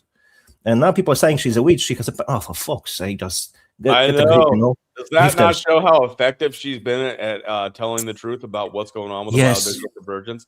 That's what it says to me. And she also has a lot of great spiritual takes, and it's a little different than what people get taught. But like I said, I think that people get taught a lot of Freemasonry Christianity. And so we got to break that. But at the same time, it's up to you. If you can't handle it, then it's your choice. These are videos. You can push play. You can push stop. You can push delete. You can push get away from me. Don't be triggered by it. If you disagree, just disagree. Get over it. It's not on the end of the world. Put feelings aside. Use logic. Use argumentation. Bring the best evidence. We'll be challenging each other, and we see whose opinions and facts will win. Right. The same with Sabrina. You probably observe that they're using the oldest memo in the book. If you cannot destroy the argument, attack the person. That's what they're doing, because they cannot fight her on the mental level and the knowledge level. They can't discredit anything what she says. They have to make a personal attacks. It's just so freaking obvious. But people getting she's losing her voice because she's like telling them like debunk the information, debunk the PDFs, debunk the freaking government websites that are telling you this without telling you this. They tell you, but it's no one's going to come out and give you a press conference, say we're taking over the world. We control you through your biofields. We can connect to the nodes into your body. That is the future of medicine. We are going to basically put lithium into your body frequency with just frequency. Like, they're not going to come out and tell you this kind of shit, man. They're going to freaking slowly enslave you, and then it's just going to be a reality. And for a moment, maybe we're all going to be like, how did we get here? And then, boop. I love having nothing, and I'm so happy to have my 5-foot chamber and my 15-minute city I Here enjoy comes life Bible. so much. Here comes Bible, how we get here. And I will tell you, I'll give you the reference. Because Bible says to evil to thrive, the good people, the truth has to sit and do nothing. So information and knowledge is very important. But I always say, I cannot stress it enough. The knowledge means fuck all if you don't act on it. You have to act on the knowledge you have obtained. Because what's knowledge? If you just have it, but don't use it, it's for nothing. So start freaking use it. Share it. Try awake people. Give them questions. Provide for them questions which help them to get to their own conclusions. Because answer is not as much important as the question itself in a lot of cases. So if you ask proper question, people will start reconsidering their way of thinking. And they figure out, oh shit, I was lied to. Right. And Charlotte nailed it there. The truth will not be televised. That is about as true. Yeah, that's a good quote regarding like media. So now we're gonna finally get to it. And hold on, JK. I'm gonna set the stage with. Very good. Here we go. We made it. An hour and 35 minutes in. Well, you know what? Book of Enoch. It's fun being here with you and the other guys, you know, the other women and men. Yeah, I enjoy it, to be honest. I hope the public as well. Yeah, kind of chill environment, you know. I like it. I enjoy it a lot. Good, man. I'm glad to have you You're here. a very open man, you know, so you're open to anything I say. Even, for example, if you disagree with me in a flat earth, you will still listen to me, what I have to say, and I really appreciate it, because not a lot of people do, because they are, oh, no, fuck it, I'm not listening to you because I disagree with you. No. And that's probably one of the reasons why I just avoid it. And I'm not even saying that I know. But at the same time, I respect it, and I respect your opinion, and I'd be willing to look into it if it didn't divide people so much. So at some point we will get to that, perhaps. Right. But for now, let's get into these more important truths that they've kept from us. Before I get there, I want to give you some very important stuff to think about and to tell you, and just consider in your own mind if I could be correct or maybe I'm wrong.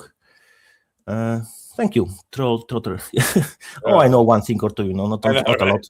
Yeah. What's the name?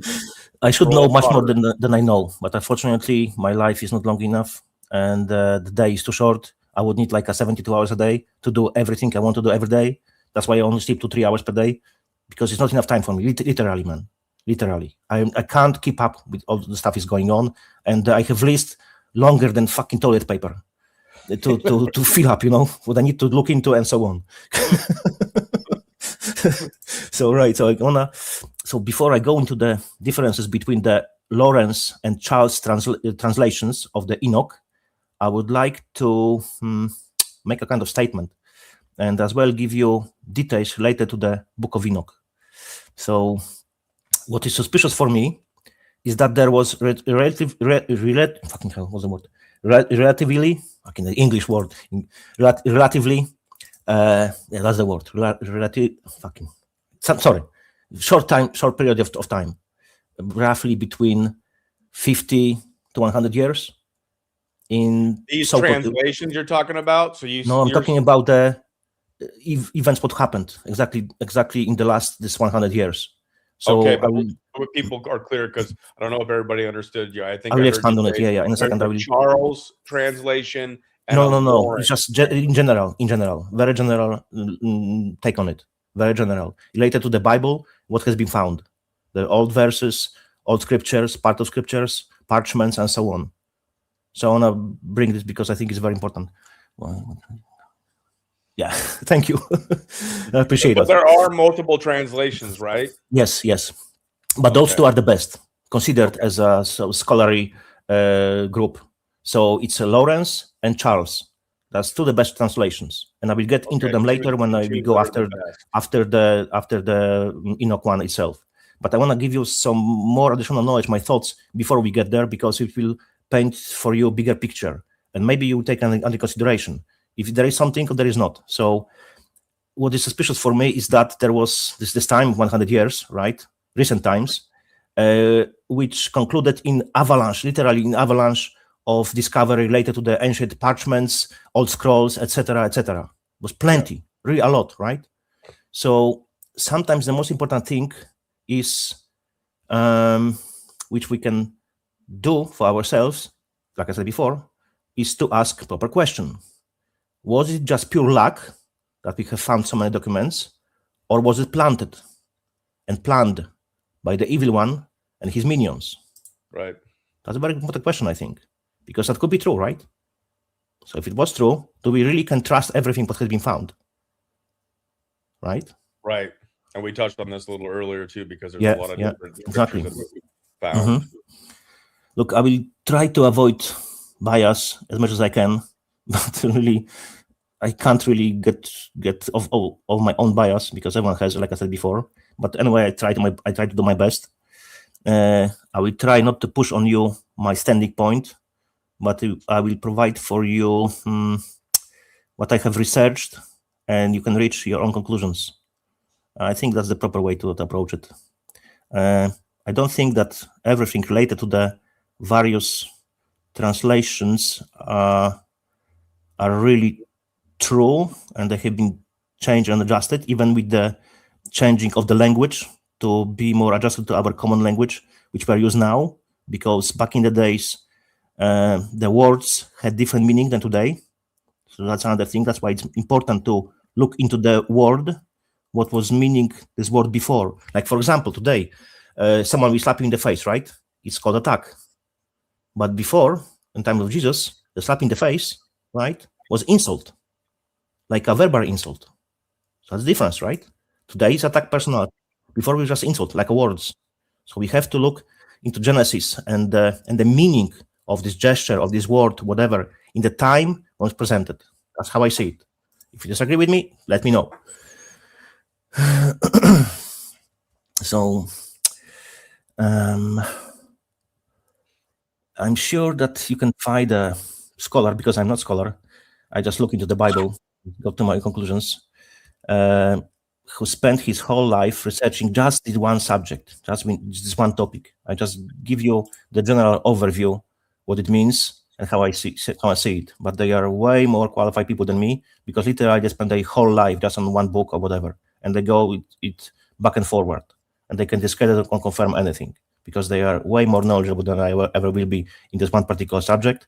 And I really cannot be omnibus and all-knowing one subject, because I unfortunately spread my knowledge across multiple subjects, because I want to see the bigger picture. So by definition, I cannot be the best of the best in any of the subjects. That's literally impossible. So, but I'm making connections and showing you how it looks like from my perspective.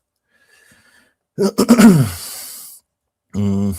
will show you the connections. I will try to do it. Hopefully you will see it the same as me. And some of them probably you have never seen or never took under consideration. But when I tell you about them, probably they might be logical for you. Making connections, is very easy for me. It's not a big problem. The hardest part of it is counteracting the outcome and acting on the knowledge obtained. Like I said before, it's very important. We have to start acting, and as we really mean it, because we have to start doing proper things to defeat the evil one and his minions and puppets. Anyway, I consider that Book of Enoch as a part of the scripture, because, for example, there are, even if the Enoch is not in the 66 books, there are examples and references to the even accepted by the Vatican Bible, who they push and promote, like fallen angels, like a Nephilim, right? I usually don't touch the Vatican Bibles, but those Bibles I know, excuse me, they confirm as well the same events. Give me a second. Those Bibles confirm as well the events related to the fallen angels, women, and the connection between women and the fallen angels, and so on and so forth. So yeah, that's why I consider it as a part of the scripture, and that's how I see it. So I can give you some examples. That's I put it here. I have some verses as well, because I can't remember them. Like, for example, Sam Shamoun, who can just go for the memory, and remember all the verses. I remember some, but he remembers all of it. You ask him a question, 20 verses related to the subject, I can't do that. Who is that? Sam Shamuon. He's one of the best, to be honest. Yeah, I don't know who that is. I never seen he have lost an debate versus Jews or so-called Jews or Christian Zionists or Muslims. Always won. And his knowledge, his man, is out of this level, and I'm convinced he has the Holy Spirit, 100%. That's my Can you speak his name slowly, so I can hear him? You know what? I give you a link to his channel. Even I'll try to find it quickly. I can show it real quick if people are interested. Yep, he's very freaking good. He has multiple channels, to be honest. But if you just type his name, even in YouTube, you will find plenty of his channels. That's his channel. He's very good. One of the best from my perspective. Yeah. I'll show it real quick so people can see. Yeah. Right. Yeah. That's his channel.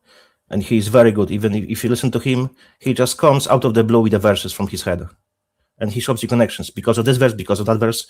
Man, the Bible is first book which has like a 6,000 connections, reference to each other. So I don't think some man could write it with the God's influence. It's just too many connections. Just won't be able to do it on your own. Even AI probably wouldn't be do it. Oh yeah. Another one is. I'll post a link. I'll post this link to his YouTube for everybody that's in the live chats for you guys. Right. Very Gary good. wants it, so it shall be done. Mm-hmm. I'm posting the verses from the Bible because exactly they say about the same thing, like Revelation 12:9, Satan, Lucifer, his angels casted to the earth, which is exactly in the book of Enoch. Judge 1:6, angel who abandoned their proper dwelling. 2 Peter 2:4, angel who sinned and were cast into hell. So it's all referring to the same things, right? So right. We got somebody saying here that Sam doesn't even know the gospel of salvation. Right. You have to ask him about the gospel of salvation. I don't know everything about him. I know he's good. I know he has a lot of opposition because, for example, people believe in the one Godhead, and he's Trinitarian.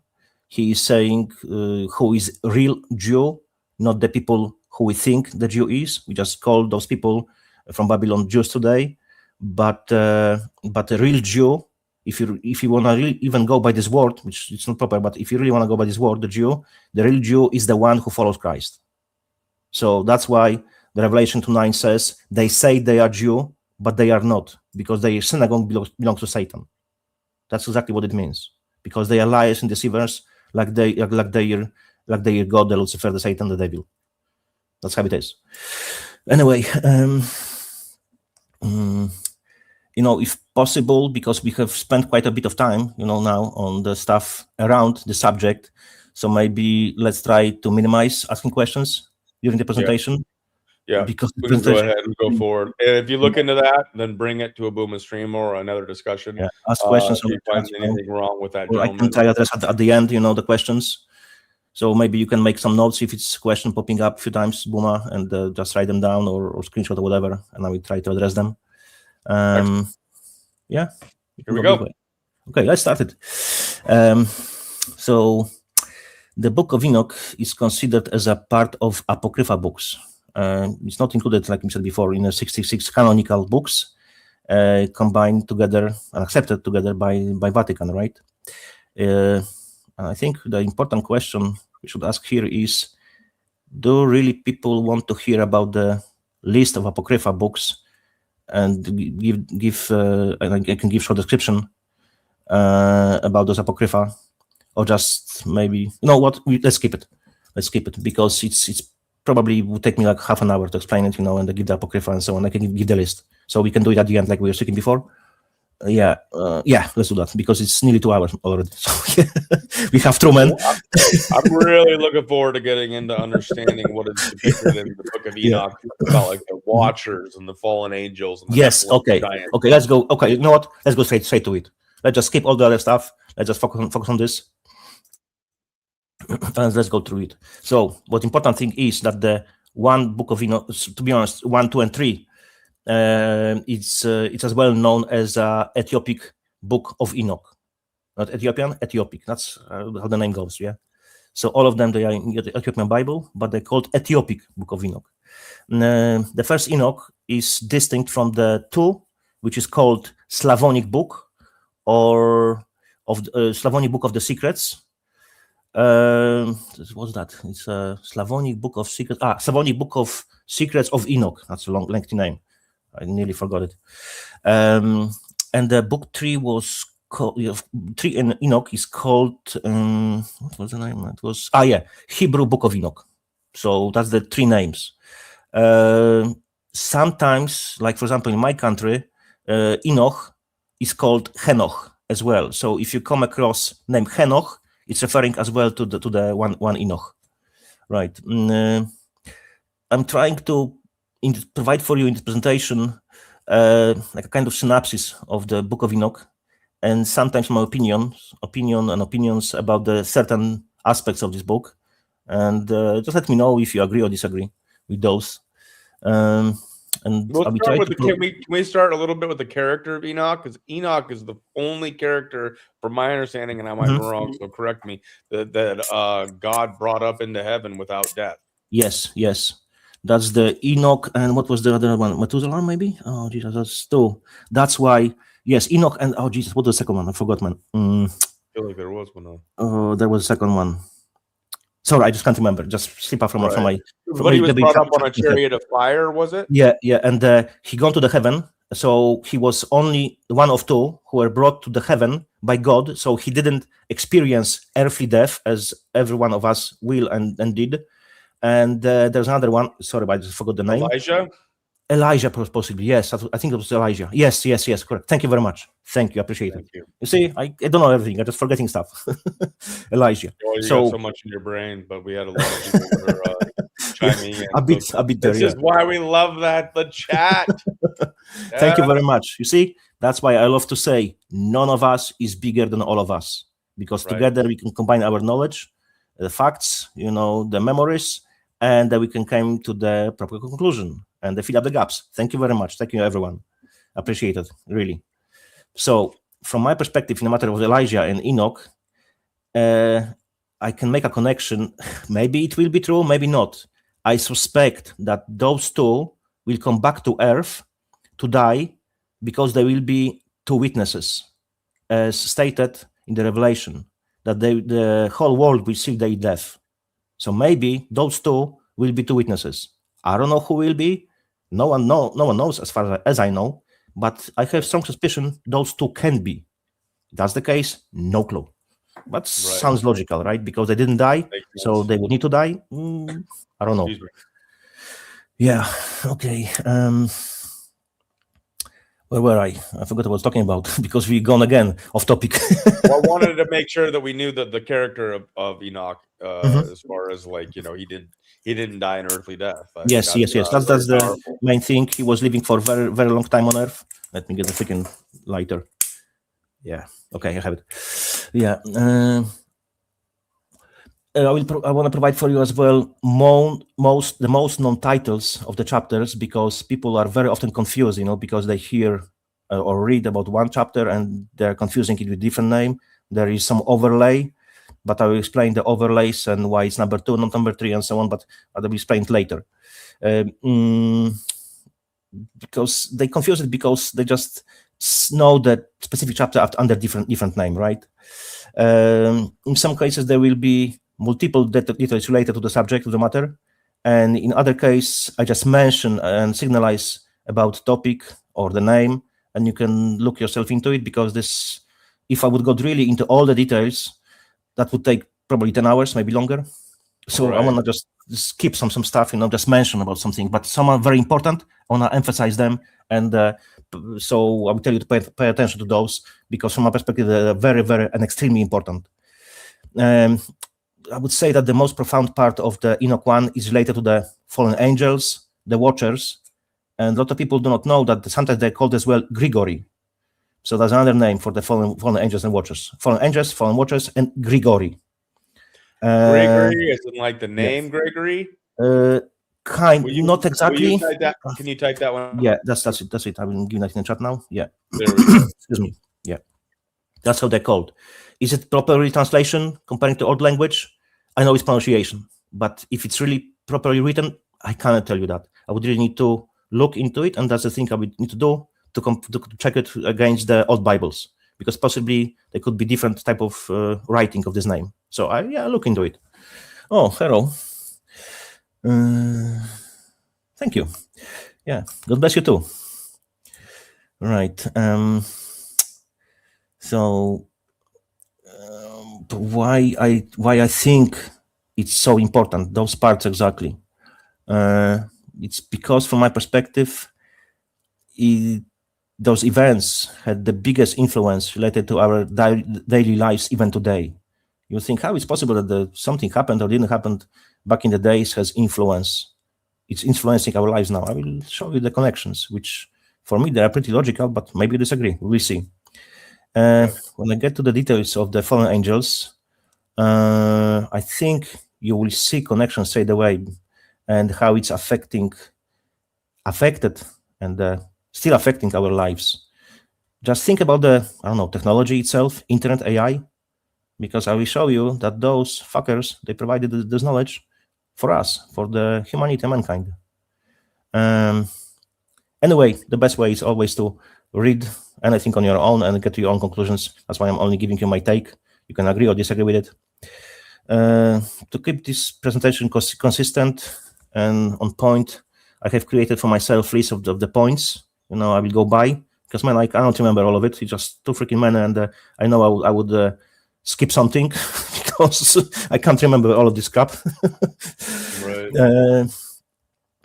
There is a huge topic, and there's a lot of details related to the subject of the matter. So I really have to have bullet points because I just couldn't go with it. If there will be situation, I mix details with another one. I'm sorry in advance because it's really huge. I can misspeak or misquote or whatever. Please correct me. And I know people know about the stuff, so I will gladly take it. I bite my tongue, So please correct me if you see something. Yeah, it's very easy to do in this topic because it's really big. I will do my best to provide for you correct information according to my knowledge and research.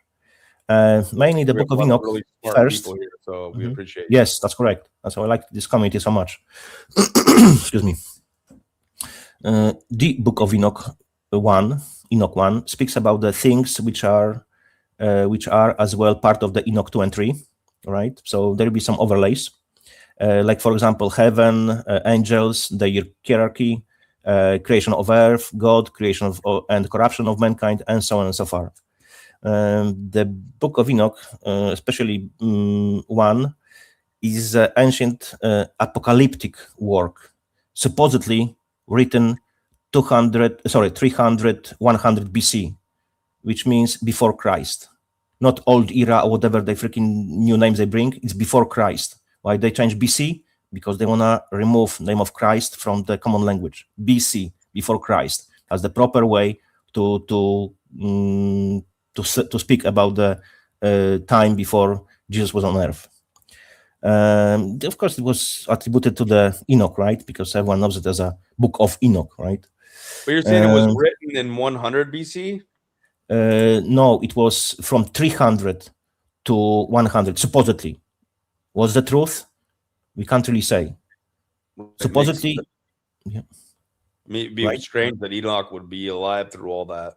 No, the Book of Enoch was written, and it was like but I thought that the idea was that the Book of Enoch was written by Enoch. No. It was just attributed to him. We don't know who the author was. No, not really. There are a lot of assumptions, but I cannot go with any of them. I don't think so. It really was per se written by him, by his own hand. I think so. Knowledge was passed, and that's why it's attributed to him. That's my take on it. But what's the truth? Who the fuck knows? That's good to know. I have that question. Yeah, very good question. So if I tell you I don't know, that's a suspicion, whatever, I will tell you that, I cannot say 100% certainty it was written by him. I suspect no, but it's only suspicion, right? So yeah, because I had wondered if Enoch had been written before Moses wrote any of the Old Testament.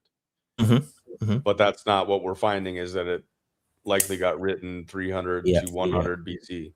So what's the real knowledge, man? Sorry, I was not there. You were not there. We can only speculate, and assume. That's the thing, Right.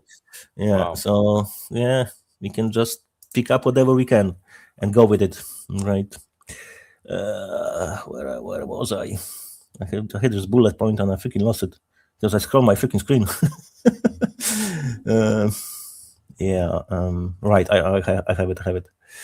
And so Enoch, as Bible claims, he was the great grandfather of Noah, right? The Noah, the flood, and so on, saving the animals and so on, so far, Noah family.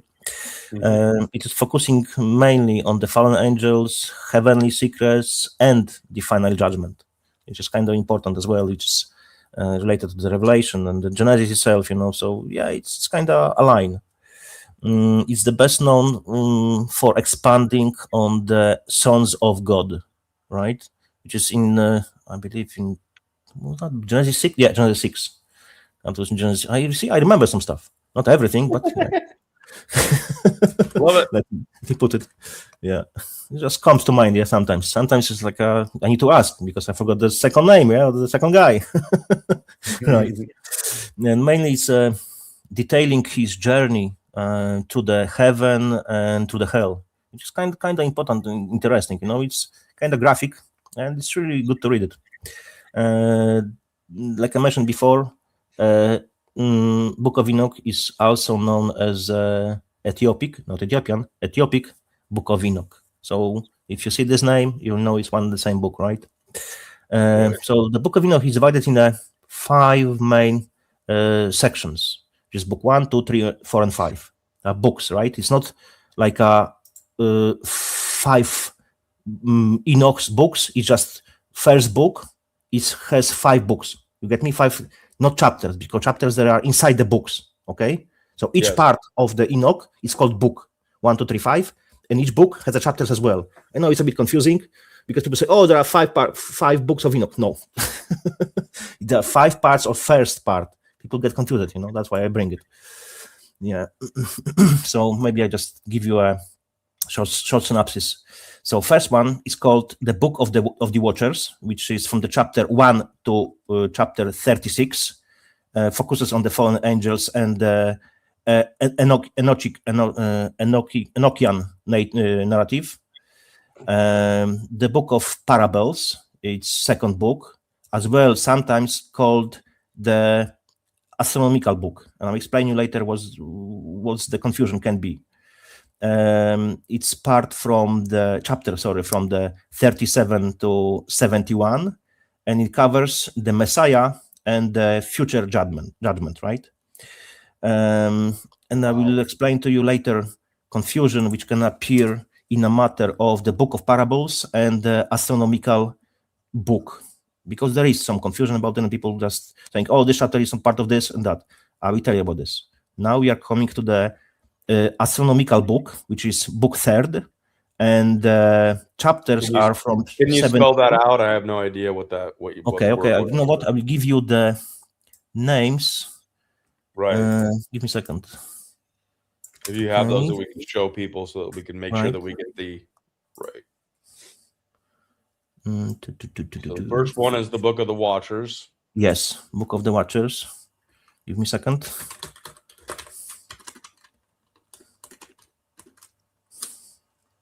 Right, book. I'm sorry, misspelled. It should be book, not without ear. Yeah. No, give me a second. I'll just type it so you won't hear it, because it's kind of pissing me off when I hear that people are typing. Right. The Book of Parables, the astronomical book. And Biscuits, we are literally just getting to the Book of Enoch. We had a lot of stuff to discuss before we led up to the actual discussion of the book itself.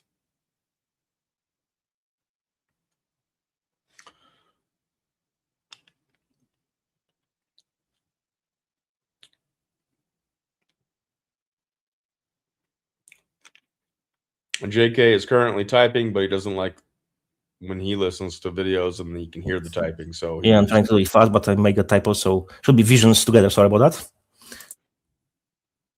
The Book of dreams and visions. Visions, yeah, multiple, yeah. Like a of a vision, just visions multiple. Gotcha.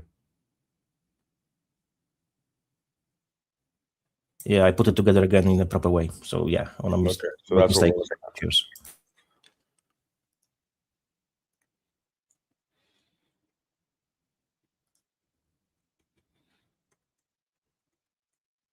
And that's the last one of the first Enoch. That's all 5 parts, right? The Epistle of Enoch. Okay. Yes. Yep. So maybe I'll just go with Coley? who's there? Who's there? Who's coming? Coley is here. Oh. There's some people that are joining us now. Hello, Coley. How Glad are you? to have you all here. So we just went through the 5 books within one Enoch. Or do you call them books? I mean, I guess that's what their titles are, right? Yes, that's mainly called by the scholarly environment, and they call it books. It's it's a book, first Enoch, and this book is separated into divided into 5 parts. Book 1, 2, 3, 4, and 5. Yeah, that's how it's been described everywhere. So yes, that's the one. So okay, the book 1 is the Book of Watchers, as well known as a book of speaks about the fall of the Watchers, as well known as the Ethiopic Book of Enoch. So like I said, 1 to 36 chapters. It focuses on the fallen angels, and mainly in the Book of Enoch, specifically 1 Enoch 6 to 8, the sons of God. Speaking about the sons of God who are rebellious angels, watchers, right? And they slept with the daughters of men, which means human women, right? This book exactly speaks about the lust after human women. So it means if they slept with the women, they have to have male parts, right? People don't just thinking they are only just spiritual. No, they are physical, because they wouldn't be able to sleep with the women and conceive the offspring if they would be only spirits, right? Right. So they had to be physical. If they taken the spiritual form, they were in the spiritual form and take the human form, like a solid form, no idea. But maybe they are in heaven as a solid form as well. That's exactly not really explained anywhere. There are different takes on it. My take is that they are just physical beings, which can appear or disappear, whatever. Just perceive them, or we don't see them or not. But they are physical. That's my perception. Right. In this book as well, they were lusting after women, and they had the children with them, and they were sleeping with the daughters of men. It was exactly 200 angels rebelled and descended to Mount Hermon.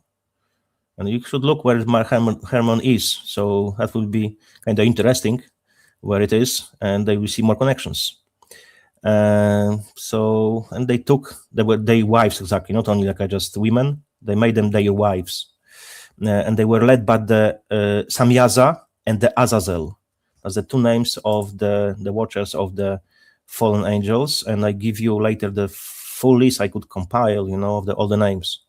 So that would be pretty interesting. I think they were angels, but not fallen angels yet. Because they they decide to leave heaven. So there are 2 ways of looking at the subject of the matter related to the angels, fallen angels, because let me explain.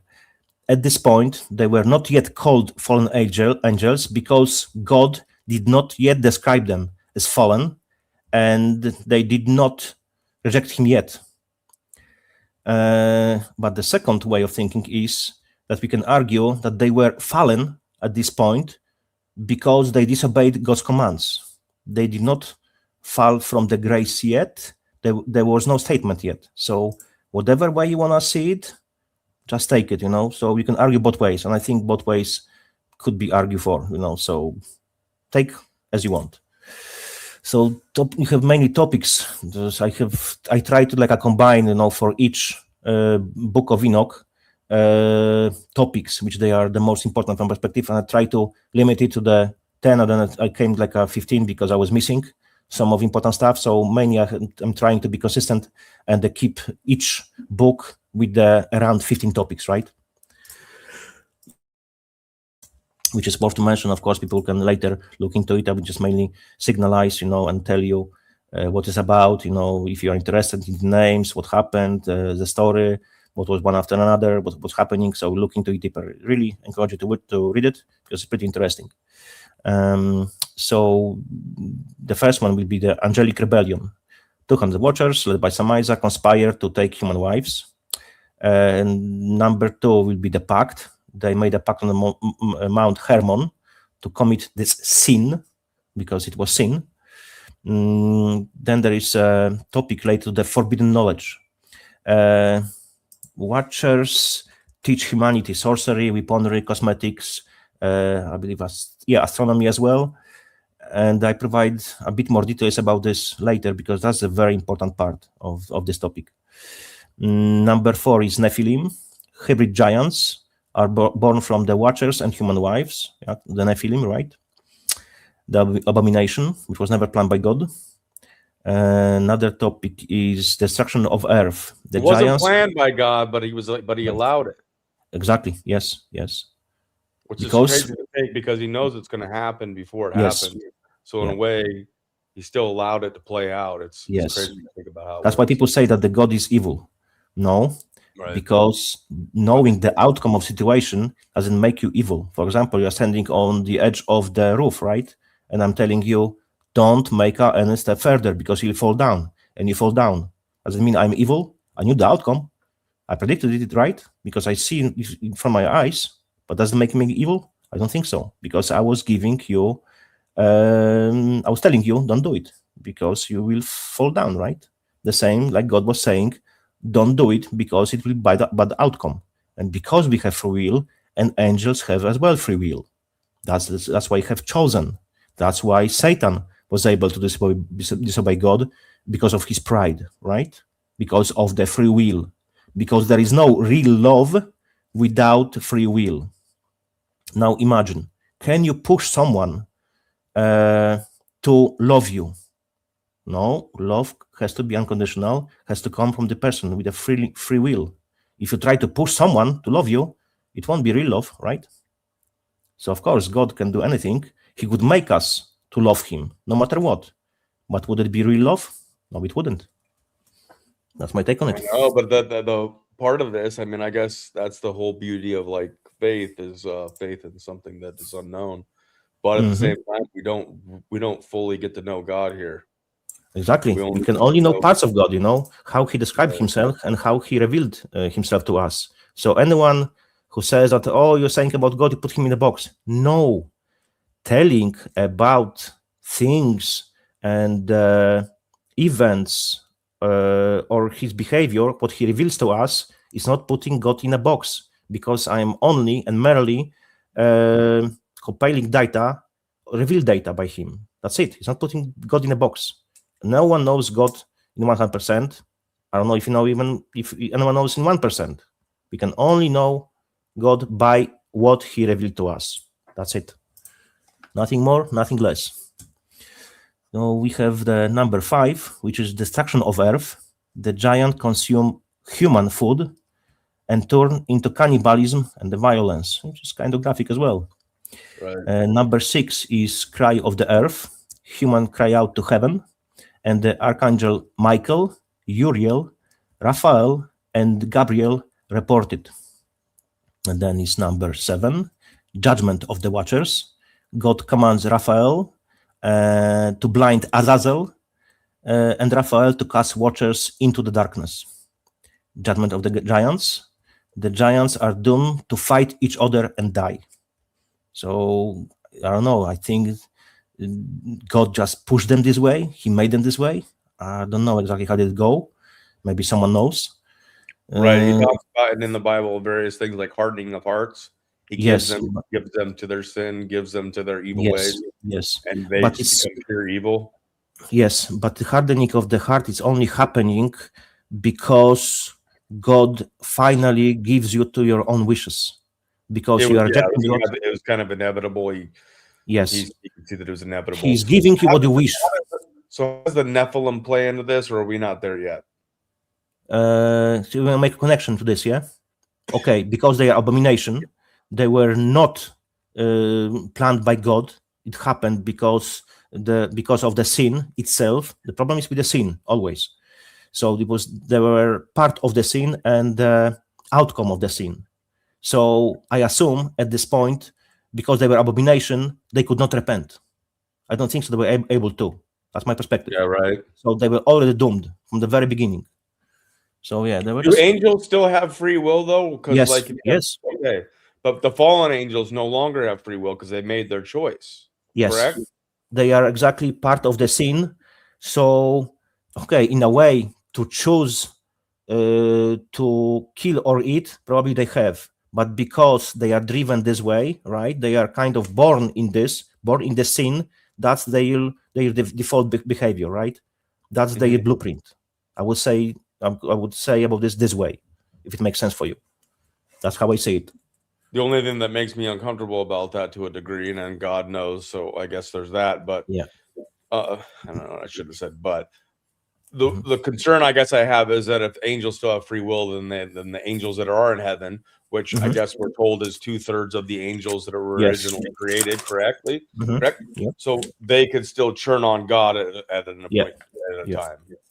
Exactly. But I think they have now learned their lesson and they've seen that the others they fucked up. So I don't think so they would dare, that's I think they learned the lesson, God knows. I gotta put it in God's hands. God knows. But you would think that you'd see like, oh, that's not fun. Yeah. Look what happened to them. That's a good deterrent. That's my assumption, a healthy fear of your father, of God, is it might be keep you straight. Yeah, so that's my assumption, but I think it's kind of logical assumption, conclusion. If it's true, who knows? We can only speculate at this point, what is more logical or less. Right. My understanding is that Azazel was like the head of the 200. Yes.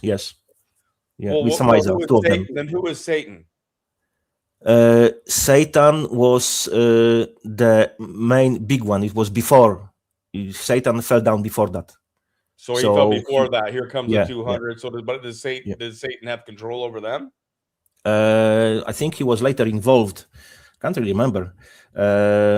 He was. Look, there's a lot of names, in the list of the angels, which can be aligned with Satan. Right. So I will tell you the names later, and I think one of them could be the Satan itself. It was just combined with them. So hard to say, we can speculate. But I'll give you the names, and I can even give you the Bible verses, which they say about him. That is serpent, serpentine, cherub, right? And seraphim. So it's kind of aligned, and they are serpent-like. Not exactly serpents, they are serpent-like. That's why you have Anunnaki, right? That's why we have, how they called? Oh, Jesus, what's the name for it? I have so many questions. Oh, this race, David Icke is speaking about them very often.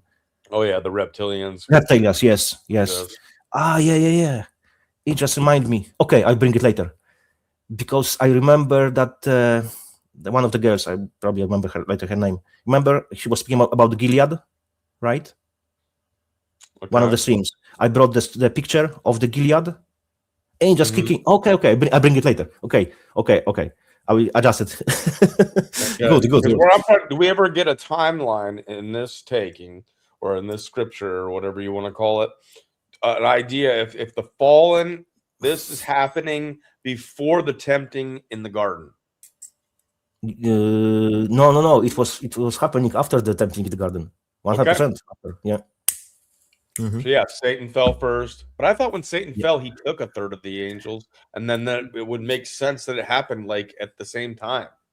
But is time irrelevant because eternal to fallen realm is different? I can't really tell you, about that. You would need to really ask scholars who are deep into it. Okay. I can't really tell you the timeline, because you really don't know the timeline, the history. That are probably not possible to really answer, but it's fun to talk about. I don't want to. We can speculate definitely. My assumption is that Satan fought before, and later he joined them. That's my suspicion, because he was higher than them, more influential, had more knowledge, more knowledgeable, more intelligent. I think he was later part of the leaders, because the names of some of the fallen angels align with names he was described as. So hard to say, man. I can really speculate. Right, you would almost think of like 200. I mean, someone's talking here, a little bit of a joke, but it's interesting. But the 200 that fell, that were fallen angels, would still fall under Satan because he'd be superior. Yes. And the original father of lies. Therefore, they would be like generals underneath him. Yes. Yeah, that's my take, because he was the highest, and he was in the first circle. He was in the first circle, the closest to God. So only the highest levels of angels, seraphim and cherubim, they were the closest to God. His, let's say, bodyguards, right, who were defending him. He was the first circle, a few circles around the God and his 3 thrones, right? So yeah, okay. So we have now we end up in the Judgment of Giants. Yeah, they were fighting each other. And then we have point 9, which is related to the failed intercession, because Enoch intercede for the fallen angels, but God denies his petition, because he knew that, that's my assumption, he knew that they rebelled against him, so there is no more place for them, and the rebellion cannot be left unpunished. That's my assumption. So all right, I don't know if we actually covered it. Sorry, but now I'm trying to think. The genealogy of Enoch, do we have any of that? I have it somewhere in my file. I can bring it, but another time then. Yeah. I'm trying to figure out where Enoch falls in this, and then why he would choose to try to intercede for them. Yeah, he had mercy for them. Maybe because he was thinking that it's not specifically in a verse. I think he was thinking that they're just angels, so maybe he was trying to save them. I can't remember. Yeah, and he would have a limited understanding and be a human that would not understand what God knows, and therefore be having a discussion with God. Then there'd be a teaching opportunity for God and humanity. Makes sense. So how it was really? If anyone knows any specific verse from the Enoch, why Enoch want to intercede and save them, just please bring it, because I can't remember. Maybe there is something in the Enoch. That's for you, the task, people in the chat. Right. Then we have another point, which is Enoch's heavenly journey. Enoch is taken to heaven, seeing the storehouses of the wind, hail, and snow. Right. It was kind of strange for me. How having snow, right? Right. That's how it's written, right? So a bit strange. The next one is the prison, just number 12, prison of fallen angels. Enoch sees the fiery prison holding the sinful watchers. They're just bound, and they cannot run away from there. They're just hold there. They're in prison. They can do nothing because God's power, right? Then the next point, which is number 13, Sheol's division. Raphael shows Enoch 4 hollow places in Sheol for the souls of the dead. The next one is Raphael. 14. You're saying Raphael, right? Yes. He's an archangel. Yes. Yep. Okay. And I will give you a bit later, full list of the angels, watchers who are on the good side, who are on the bad side, because I got into the details. Oh, there's watchers that are on the good side. Yes, because because the watchers, they were as well called in the guard of the god. They were watchers. They were called as well watchers. Wow. Right. So there's a division between them. Principalities, when we talk about principalities, have dominion over certain regions. Wow. Okay. Yeah. So the watchers went, okay. So maybe it's a good point. For me it was okay, obvious. Yeah. But yeah, that's a good point, man. Because people can be confused about this. All right. Yes. Yeah, just take some things for granted, that everyone knows it.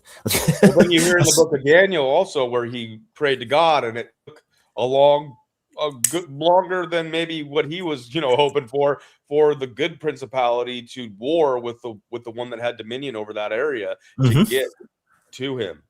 Yeah.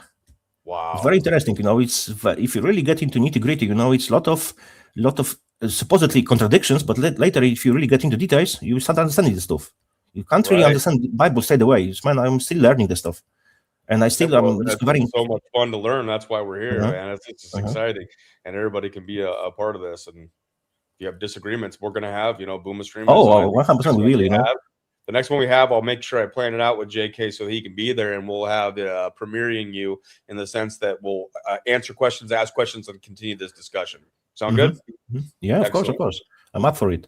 What we can do, for one of the future streams, I can present for you, because I spent really like a full day, man, compiling all of the knowledge from the Bible related to the flat Earth, which I know you don't like, but I will tell you. It's not that I don't like it. It's just I don't want to turn people off, because people will literally come to the channel and see, oh, he's a round earther, and that's true. And leave, and it's like. Yeah. So okay, let's not make it about that's their choice. I get it. It's just what we can do. We can just say it's not about if you are a believer in globe Earth or flat Earth. It's about what Bible says. You can disagree with it, or you can agree, but I will present what Bible says about it.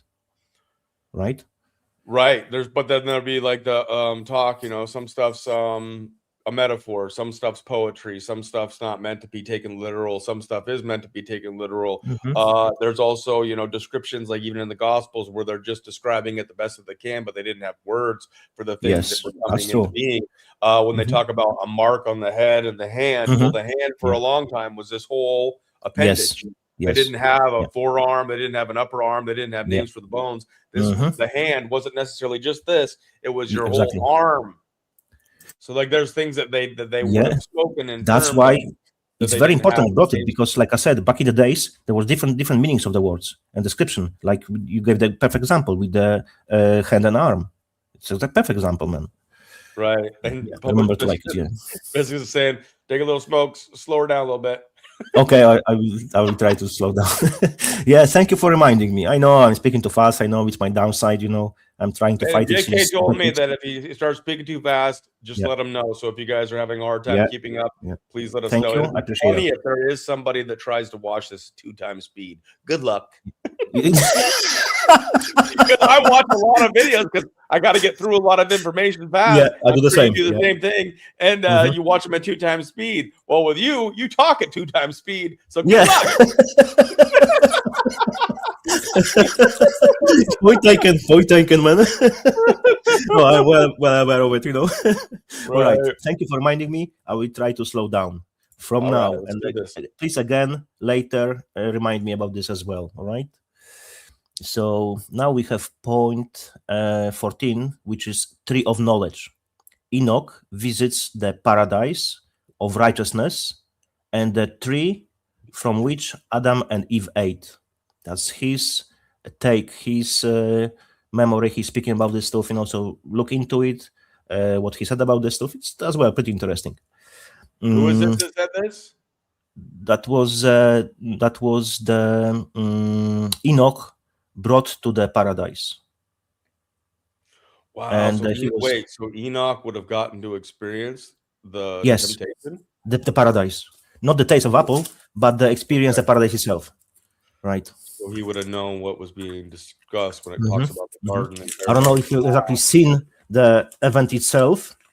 When they ate, he was brought let's say to the past or the vision or something.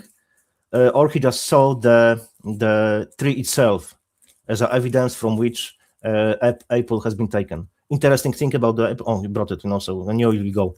Right. So first Apple computer, right? You have mark of the apple as a bitten apple, yeah? That's like someone took the bite of apple, right? That's the signature.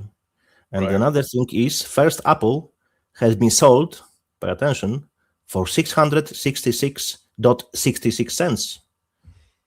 That's not a fucking tell. Don't tell me. all is in plain sight. They always use it, and they mock us. They use it any way possible because they're communicating versus each other. So if you think that the Wozniak and the other one came up together, just by chance, no, it was always controlled. It always had to happen. It was planned. There are no so rich entrepreneurs as you think. Oh, he's entrepreneur. He got on his own. Nope. To get to the level where they are, they have to be part of the club. There is no way around it. You can argue, but I will not take it. There is no way around it. I know too much about this shit. I know too much about how it works. It's impossible. Right. Okay, let's go back to the topic because of course I always stray from the topic and bring some other shit. Hey, we got to connect it in the real world in real time. Yes. That's it. I even didn't think about it, but now when you ask about the Apple, it's just connection kick in. It's good. I like it. Yeah. And the number 15 is ends of the earth. Enoch observes what was that? The secrets. Yeah, the secrets, the revelation of the cosmos and the fiery places of punishment. So he sees it all. So if he sees fiery place of punishment, it means he sees as well hell, right? Like before mentioned. So he sees it all. So he got like a you freaking think tour. he's being shown visions, or he's being taken back in time to see this? Do we understand? Like exactly. There is a lot of arguing about this. If it was really his experience or the vision, or he was physically there, or it was a memory spent in his head. But because he was in heaven, I think he was able to go there physically because God can do anything. Right. Thank you both for being here. Thank you very much. I appreciate it. Yeah, super stoked to find you here. Yeah, and then there'll be discussions. Was it actually an apple, or is that just a representation of what we're talking about here? Do you take it as a literal thing? Because yes, I take it as a literal as apple. And a tree, and do you take it as literal in the sense that it was Eve who was tempted by the serpent, yes, and then tempted Adam? Yes, exactly. Because a lot of women have a really big problem with that. Oh, they shouldn't, because it's like because when they have problem with it, a woman, you are part of the feminism and the pushing agenda, so take it as it is. Yeah, well, a woman was if it's literal, where a rib was taken from Adam, then we are one in a way. Different sexes. Obviously, I'm not trying to go androgynous Baphomet stuff. Just saying, we come from the same thing. We're the same, but we have our own roles, like unique roles. We do. Purposes that God intended, that we're not to be like blame the women for everything, and women need to be, demonized. And what interesting about this, it just came to my mind as well, connection to the modern science, let's say, right? So my perspective is, I don't know if I'm correct or not, but there is connection there. So please listen carefully now. What we call DNA, the deoxyribonucleic acid, right? And in the middle of this phrase, you have rib. So supposedly, I'll just say ribonucleic acid. Ribonucleic acid. Yes. My pronunciation is not very best in English, so thank you for correcting me. Appreciate it. Right. So you have in the middle rib, which exactly means rib, right? So what if God have taken DNA from the Adam, right, and created Eve from the DNA? Because he was the blueprint. But because people did not have knowledge yet at this time, because fallen angels didn't happen yet, didn't share this knowledge with the mankind. So what if the word rib was just only used to simplify so people could understand? Right. Possible? I think it is. Right. And that's the whole story of the fall and stuff like that is a tough one, because I think before the fall, you would say that even though there was time, because there was, action, and they were walking and they were existing, and there was some form of time, but at the fall, there had never been death. So the fall of no. Death was no. Sorry, you're mistaken. Because for Adam, death, I'm talking about for Adam and for Adam. Yeah. Yes. Before they ate the apple, they disobeyed God. There was no. Right. There was no. They death. didn't know it, and they were existing in some kind of. It wasn't eternal because they had time, because they were doing things and they were existing in it, but they didn't know death. Yes, exactly. death came to the earth with the sin. Right. The punishment of sin is separation from God. So it's a death, that's the punishment, but you can still repent, right, and be with God forever, or you can reject God on your own free will, and God will, what's the word for it? Accommodate your wish and remove himself from the picture. So he will leave you alone, which means you end up in hell, because he respects your wish. Oh yeah, that's the word. He respects your wish because he loves you so much. He gives you the free will and he respects what you choose, because he cannot push you to do anything. He can give you pictures, visions, and throwing knowledge under your feet, but it's on you to accept it or reject it. All right? Yep. And I know there's a lot of people in here that have differing takes. We appreciate those. We will have this discussion. Please bring those to a later time so we can get through this presentation the way that JK's got it laid out, and we can continue this discussion, because I know a lot of people have tough with that. I struggle with it in my own walk. I do believe this. I believe that the way that JK just talked about it, that's the way that I've always believed it once I've come into the faith, and when I got baptized, and when I started following Christ in a more serious manner, even though I'm up and down, and obviously I curse too much, probably, all kinds of stuff that we can talk about. Oh, I curse a lot as well. I know I shouldn't, but I do that anyway. Right. Yeah. Exactly. But that's how I understand it to the best of my ability. I am a sinner in desperate need of the salvation of Jesus Christ. That's exactly. And people say, oh, you have to do the works, for example, right? And Jesus said, your works are like a dirty rags. You cannot buy and do whatever to get to the heaven. Your works are like a filthy rags. So works, right?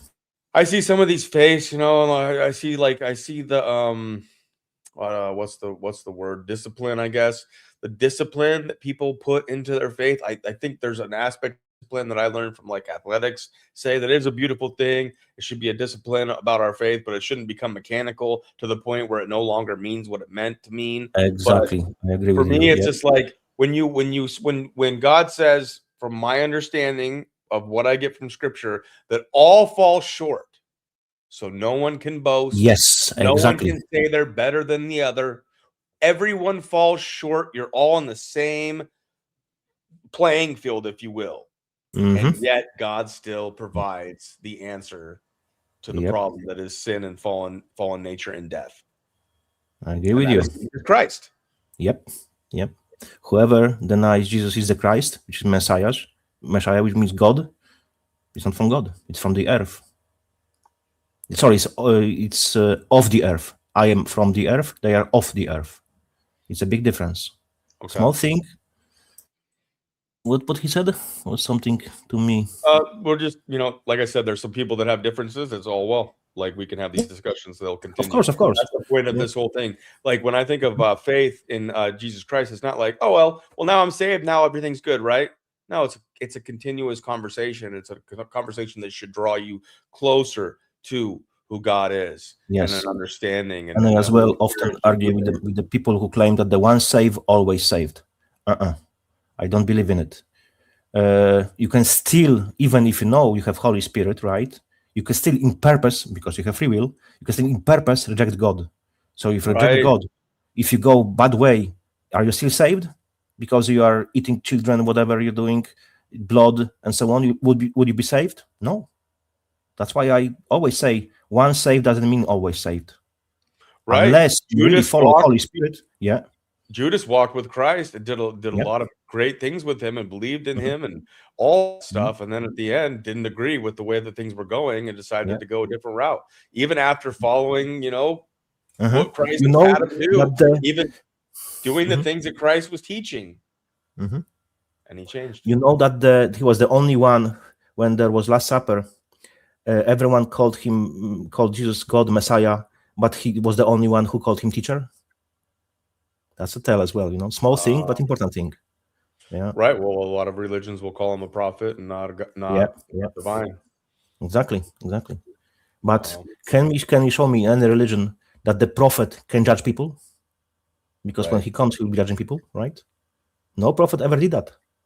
You cannot give me an example that prophet ever did this for judging people, right? I'm talking about the final judgment. right? Never happened. Yeah. Right.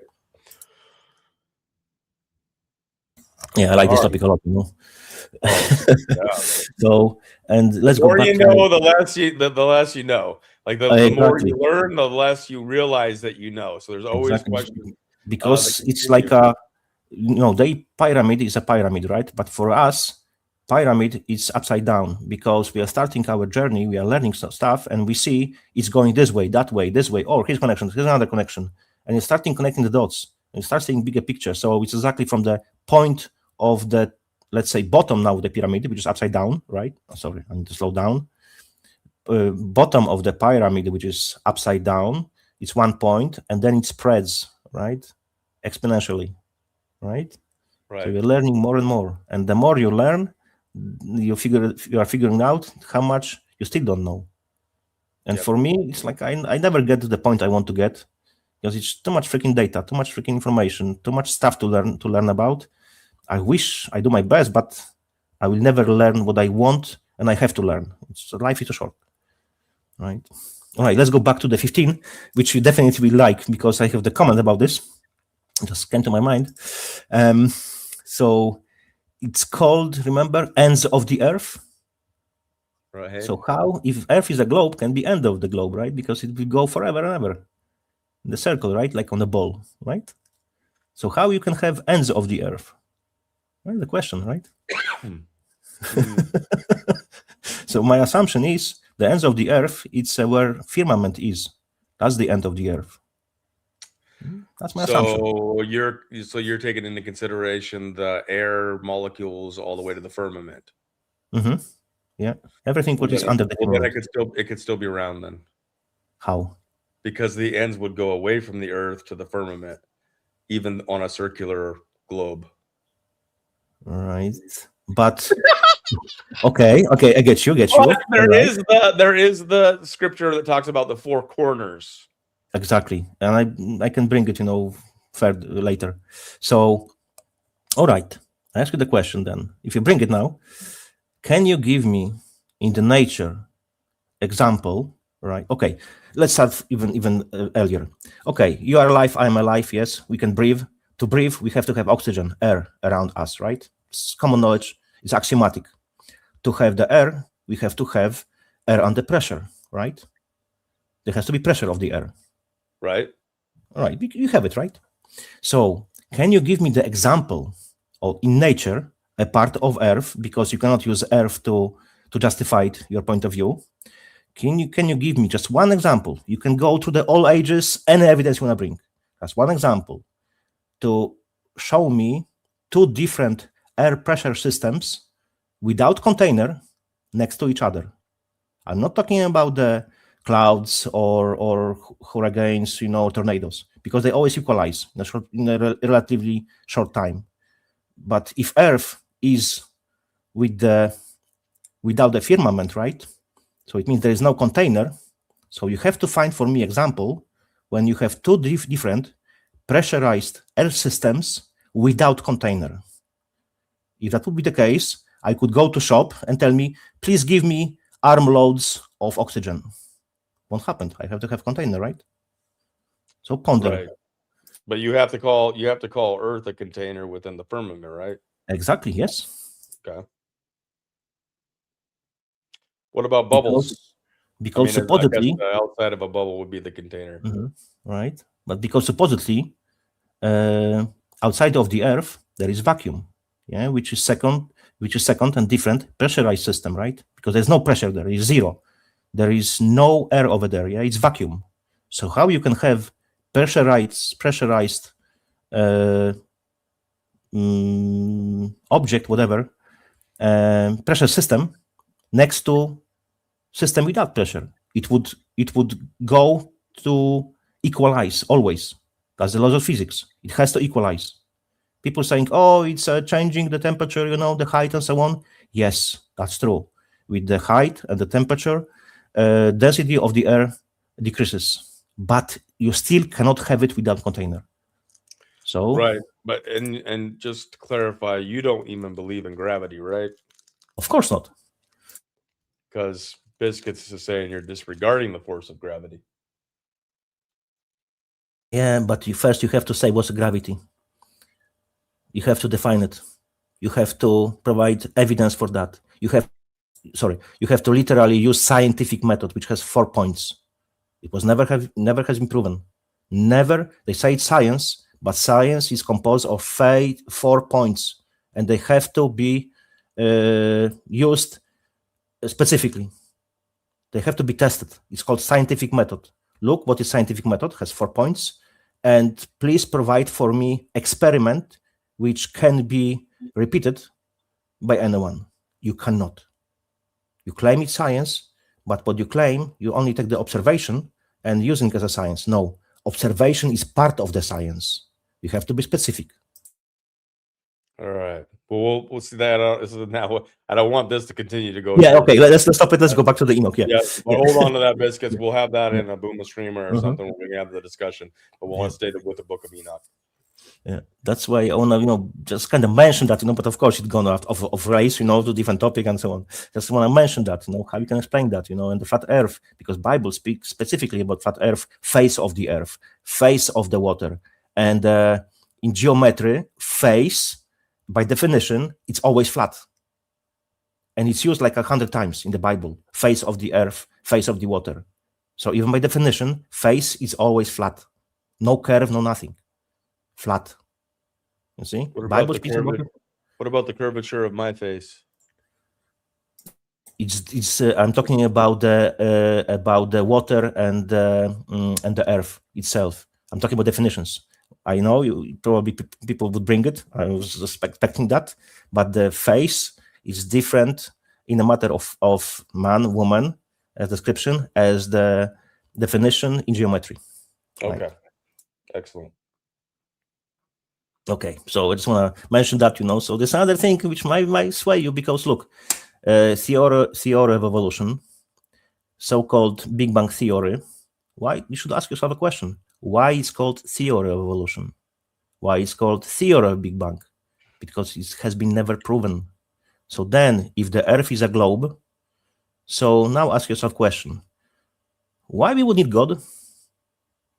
That's the question. If all was created by accident. How you can fit in this picture God? You can't. And that's how devil deceived the humanity. Because of the lies and implementation of the thoughts in our minds, the indoctrination. That's how it works. Because he's father of lies. That's my perspective. All right. So where are we at here in the Enoch? Right, let's go back. All right, so we have now, I want to focus now on what really fallen angels did, because that's the really crucial part of the whole book, for me anyway. It's very important, because it has huge relevance to our daily lives today even. So I divided it in 2 points, and later I'll give you more details about it. So where is that? Wait, I lost it. Give me a second. Lost my bullet points. I believe we're about ready to talk about what the Watchers did.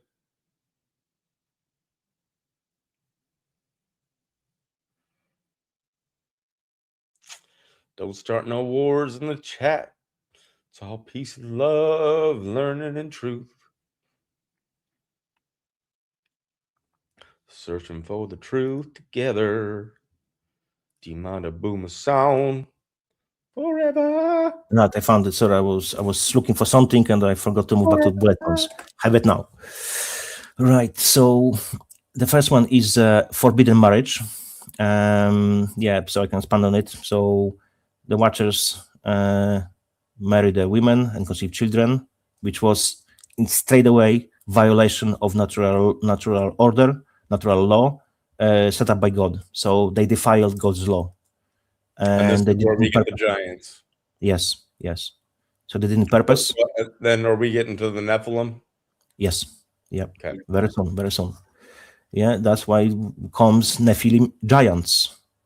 It was the union which produced the giant offspring, which we call today Nephilim.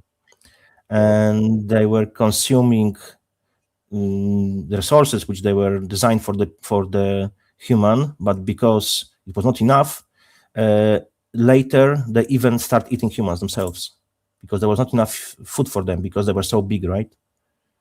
Because there was not enough crops, not enough animals to eat. So they even started eating humans.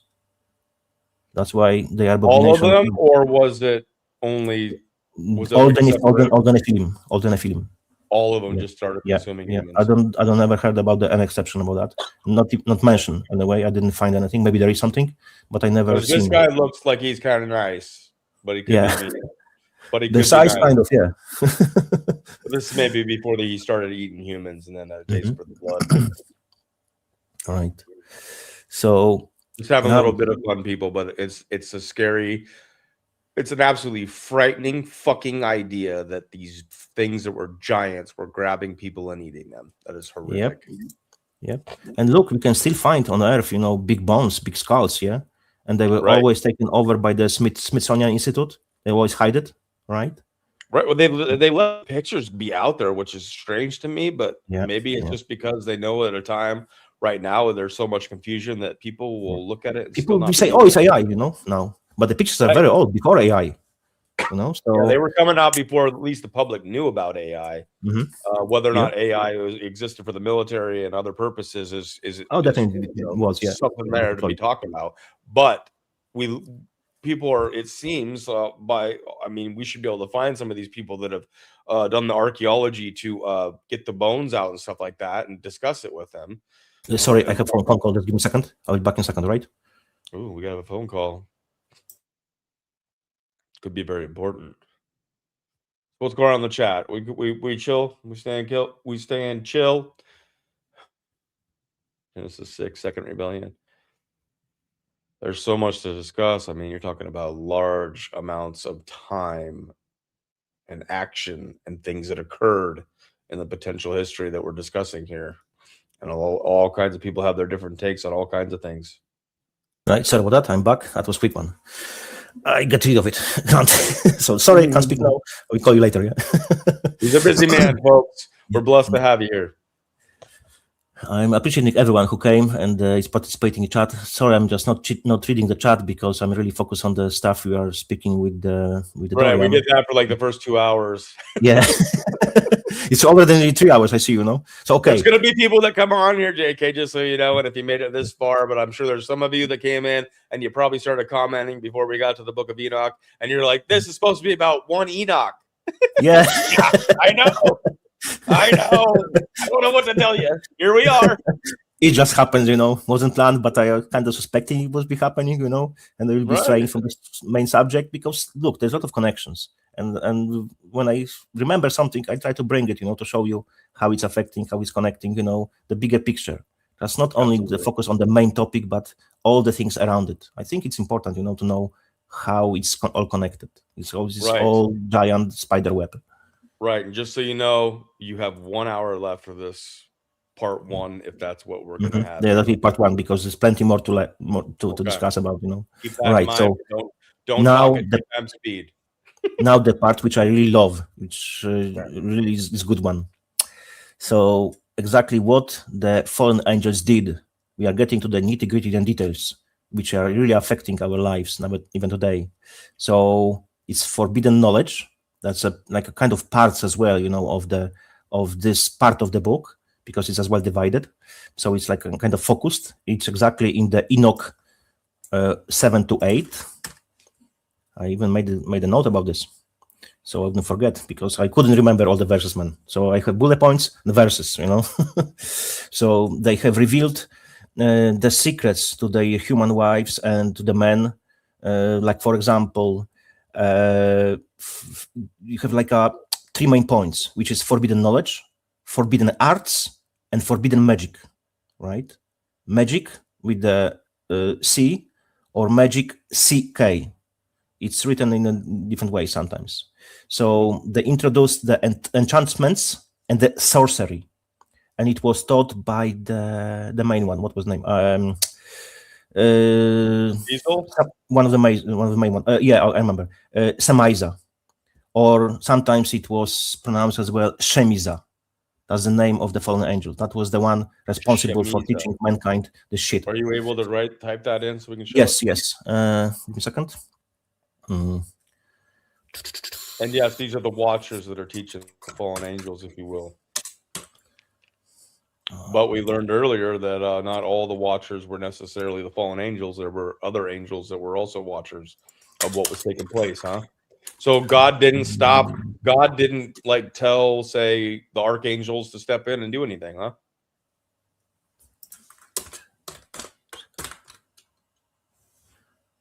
Wait, what's the no? I made a mistake, typo in the name. And the second one.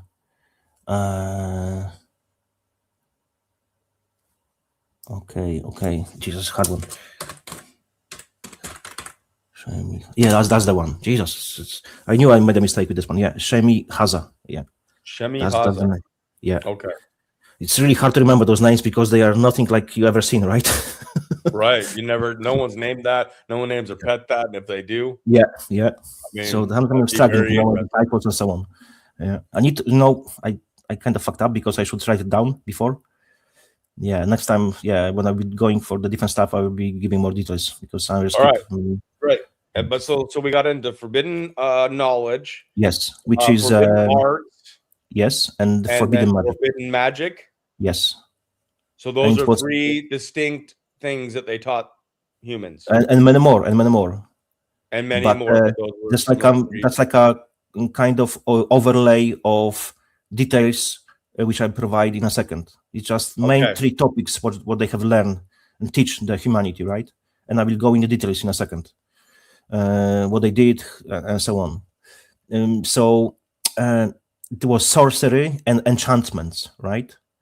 And it was taught by the Shemiza, and it was included use of spells, casting of spells, and the charms, all this stuff, right? Like sometimes you can see on the films there is some kind of sack as well placed on someone and casting spells.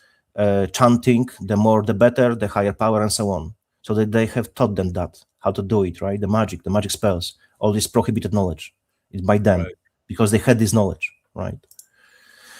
The next one was the agriculture and cutting roots cutting exactly, and medicine. It was as well taught by the Semiza and Amazarak. Let me write it down. Oh goodness! I mean, it sounds like it's some of it sounds like it's good stuff. What's saying? Some of this sounds like it's like positive things that they would have given us. No, because it's prohibited. Because I will tell you why. Because those things we should know them, and we use those things in a bad ways. So. For casting of spells and for doing if dark it would magic. be used only for the good thing, but because we are influenced by these demonic evil entities, we are using, as a generally speaking, in a bad ways to achieve some goals because of pride, because of greed, and so on. So it enforces the main sins. That's how it goes. And I got you. Yep, and they're the ones that are bringing it, and they're from the father of lies. So yeah. So it's we are using that ourselves against us. Hello.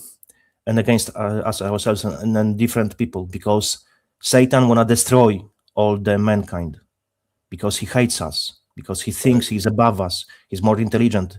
He was created before us, so he thinks we are beneath him. But because God commanded him to bow to us and help us, his pride kicked in. That's why now you have Pride Month and all this bullshit, right?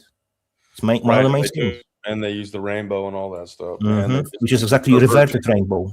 It's reverted rainbow. It's not really rainbow because colors are upside down.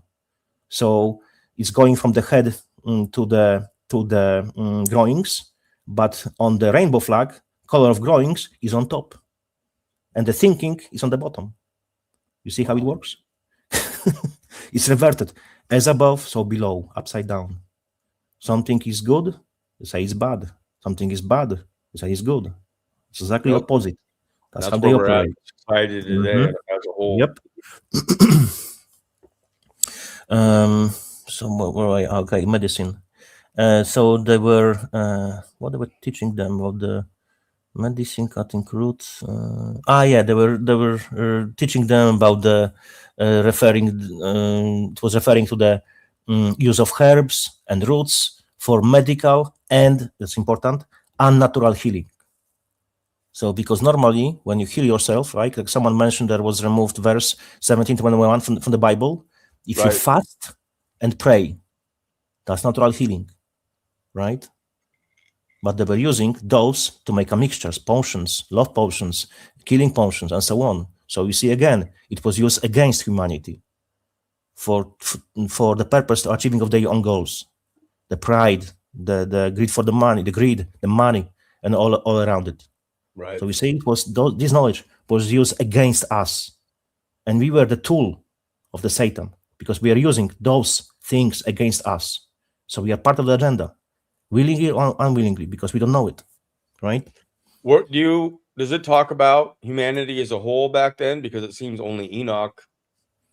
It's hard to really kind of like make sense of this. I mean, Enoch also didn't get eaten by a giant, so that's. I don't think so. They were thinking about this way that time. I'm just giving like in the sense that they thought they were being assisted. They weren't like being told like this is how you have to do it. No, they were assisted. Evil. And like what I think they were is deceived by a false light.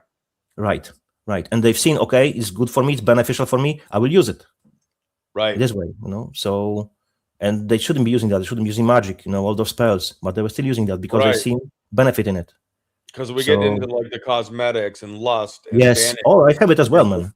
Yep. Yeah, I have listed as well. It's a bit further, but I have this listed. Yeah, that's why I like this particular subject, this particular part. Because it's like it's maximized today with clothing, with jewelry, with perfume, with which could be considered potions, honestly. And then obviously cosmetics, and then the stuff that they put in them. We can get into a whole bunch. What's the name of this potion which works on your? I forgot the name. It's like you feel pheromones, right? So you are feeling sexually attracted to someone because of the pheromones. It's not natural, man. It shouldn't happen, right? If people really feel nature from someone, right, and they can be attracted by smell, but it's natural. But if it's artificial, it's not real, right? By definition. So then, man or woman who, in normal circumstances, wouldn't go together to bed, they're going to bed. But there is no love between it, right? Between them. Right. See? It's all freaking... Which happens all day, every day, all over the world. In different bars, taverns, and places of seduction and whatever. And just in normal life. A woman and a man, too, wearing colognes and stuff like that to get women to think that they're all sexy and stuff. And then they... Yeah, it's happening on all scales. It's what do you call it? When you have makeup, when you have perfumes, deception, right? Right. Let's be honest. Redefinition of this is deception, and we are taking part in it. Do you? I mean, I know you probably recommend women never wear makeup, maybe, but what do you feel about women when they do put on a little bit of makeup? Oh, if it's not too strong, grant, So look, let's look at this from this perspective. Women. We as a men, we are watchers. Yeah, we are. First, we have to like what we see. Yeah, right? We have a lot of visual issues. Exactly. Women are more in the realm of the words, what they hear from us. So even if the man doesn't look good, he can still sway her by his character, right? Later, she figures out, okay, he's a good provider, good money, good posture, tall, right? So men, like for example, in USA, women always minimum 6 feet, right? But man cannot change his fucking height, right? But the woman can change her weight, right? Right. But if you ask man how tall he is, and the man then ask how fat she is, how much she weighs, she's wait, you can't say that. You can't ask it. Yeah, you can change your weight, but I can't change my height, right? Yeah, the women wear high heels and stuff like that to change their height too, and their appearance of their legs. Yeah, all that. Yeah, it's all part of the deception, You're not really seeing. That's why it's good to take the girl to a swimming pool, on the first date. Yeah. Ron DeSantis also wears high heels. Really? I I think he was. I think they showed his boots. This is the funny just stuff that comes to the mind when we talk about this stuff. But he was wearing shoes where a high heel was like in it, so that he looked taller, because people tend to vote for a man that is taller in stature, and he's not a very tall guy. Apparently, I don't know what his actual height is, but it seemed like they caught him and busted his ass for wearing high heels within a shoe-like boot that made it impossible for them to tell that he was wearing high heels inside. I wouldn't be surprised, from these fuckers. And yeah, he wears crotchless panties, and then you have Cuomo that had his big old nipple rings in at one point. So just love. Yeah, I would take the chain and say, "Come after me to the cliff." Yep. Oh, man. All right, where were we? We're makeup, cosmetics. Yes, but I will go deeper into those things as well.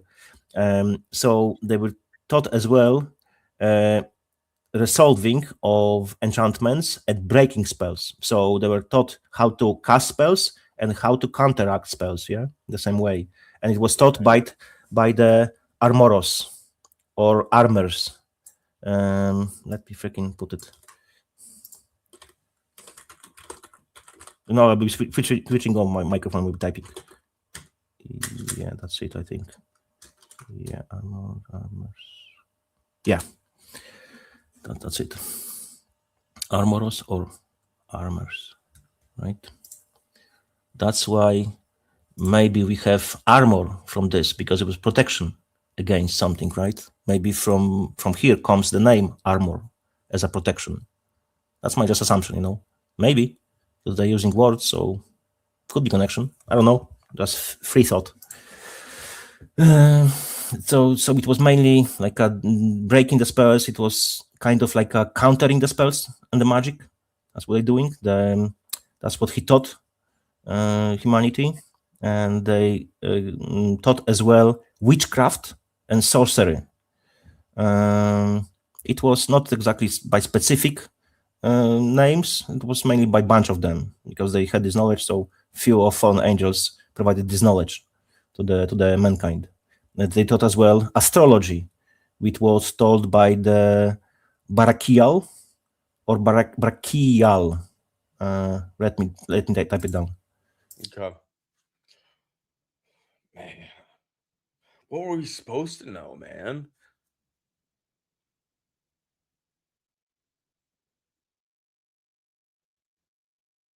It's a crazy thing to contemplate. I mean, they taught us all this stuff, but who was teaching us what? Yeah, that's the problem. Yeah, those names are really hard, man. To freaking. I always struggle with them. I need to read it 2 or 3 times, to that's a tough one. Yeah, but I'm sitting here pondering. I mean, like, what was humanity supposed to know? Was there any guidance from the archangels that would counter, like the good watchers countering the bad watchers and telling them don't do that? Or was it does it talk about that at all in the book of Enoch? Yeah, there was topics prohibited for the mankind. Like, why? Look, if you look at it, God created mankind, right? He wanna preserve them, right? So that would be logical. He did not want for the people to know the magic spells who can hurt another person. He would not like to know them how to make metallurgy and weapons and breastplates and shields and so on, right? Because it's all used for killing. So that was part of the prohibited knowledge. That's why. Because he want to preserve his creation. But those fuckers, because they are after destruction of God's creation, that's why they provided. So we could kill each other. Right? Okay, so here's an important one for the timeline purposes.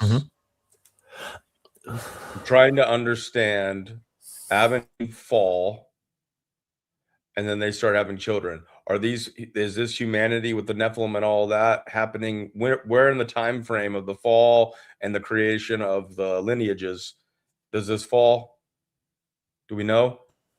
Supposedly, that's what I understand, that the Earth itself, I don't know if it's true, but I kind of believe it, that the Earth is like 6,000 years old. There was 2,000 before. 4,000 before. And we are in the 2000 now after Christ. So in total, it's 6,026 years. That's how I see it.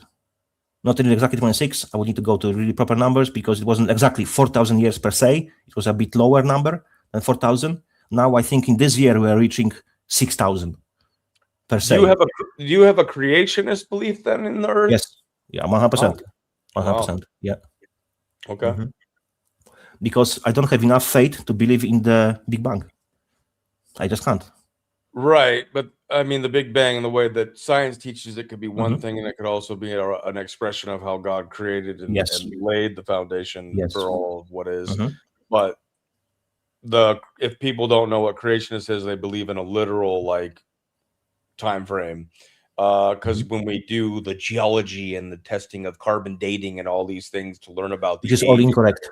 Just all incorrect. Right. And I've the one guy that even though I didn't agree with some of his approaches to teaching about Jesus, because he would do kind of like that sidewalk preacher kind of thing where he would ask certain questions that would get him into the conversation, but it was very strange. He had like $1 million bill. He's like, if I could tell you that you could have $1 million right now, would you take it? And then he would turn it into a conversation about Jesus Christ being worth well more than $1 million. And then that's a good approach. Yeah. so there's an approach. But he also used dinosaurs. So like he was a creationist that had, he would buy replicas, obviously, because it was too expensive to buy real bones. But he would buy replicas of dinosaurs and he would use that as a conversation point because it was his take that we walked with the dinosaurs and they were also giants on the earth. Yeah. Yeah. So when I talk about like, I've met a lot of people with lots of different beliefs in Christian faith or whatever it was, Christianity, a form of it or whatnot. He was a creationist.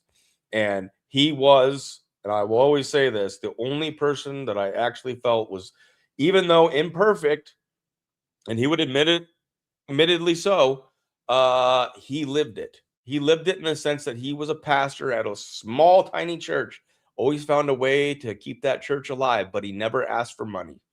And I'm not saying that you know, whatever, it takes money to, you know, do a church. So if the people believed in what was being done, they just gave organically, or they gave if they felt called. And he was the only one I've ever seen that. I watched in every other church that I've ever been in, walking down the aisles, there's always a moment where everybody's got to give, or it's made known that you need to, you know, give your offering. And he never talked about that, never asked for it. There was just a donation bin in the back.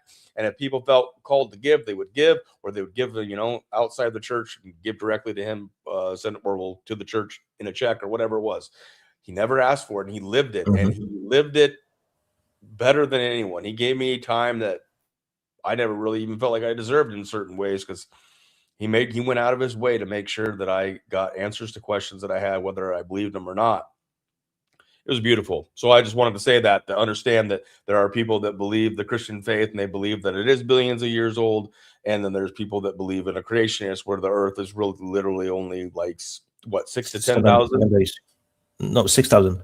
7 days. You're pretty specific. I've heard creationists that say they'll give a little bit of leeway based on some. We can't really know. That's just my assumption, because I have seen how people made the connections, and that's why I changed my mind around it, because they said specific names, surnames, people who were living, you know, from time to Adam to this, from Adam to Christ, and now 2000. So that's why I concluded possibly. I don't know if it's true. It sounds logical for me when I look into the details. That's 6,000, roughly 6,000.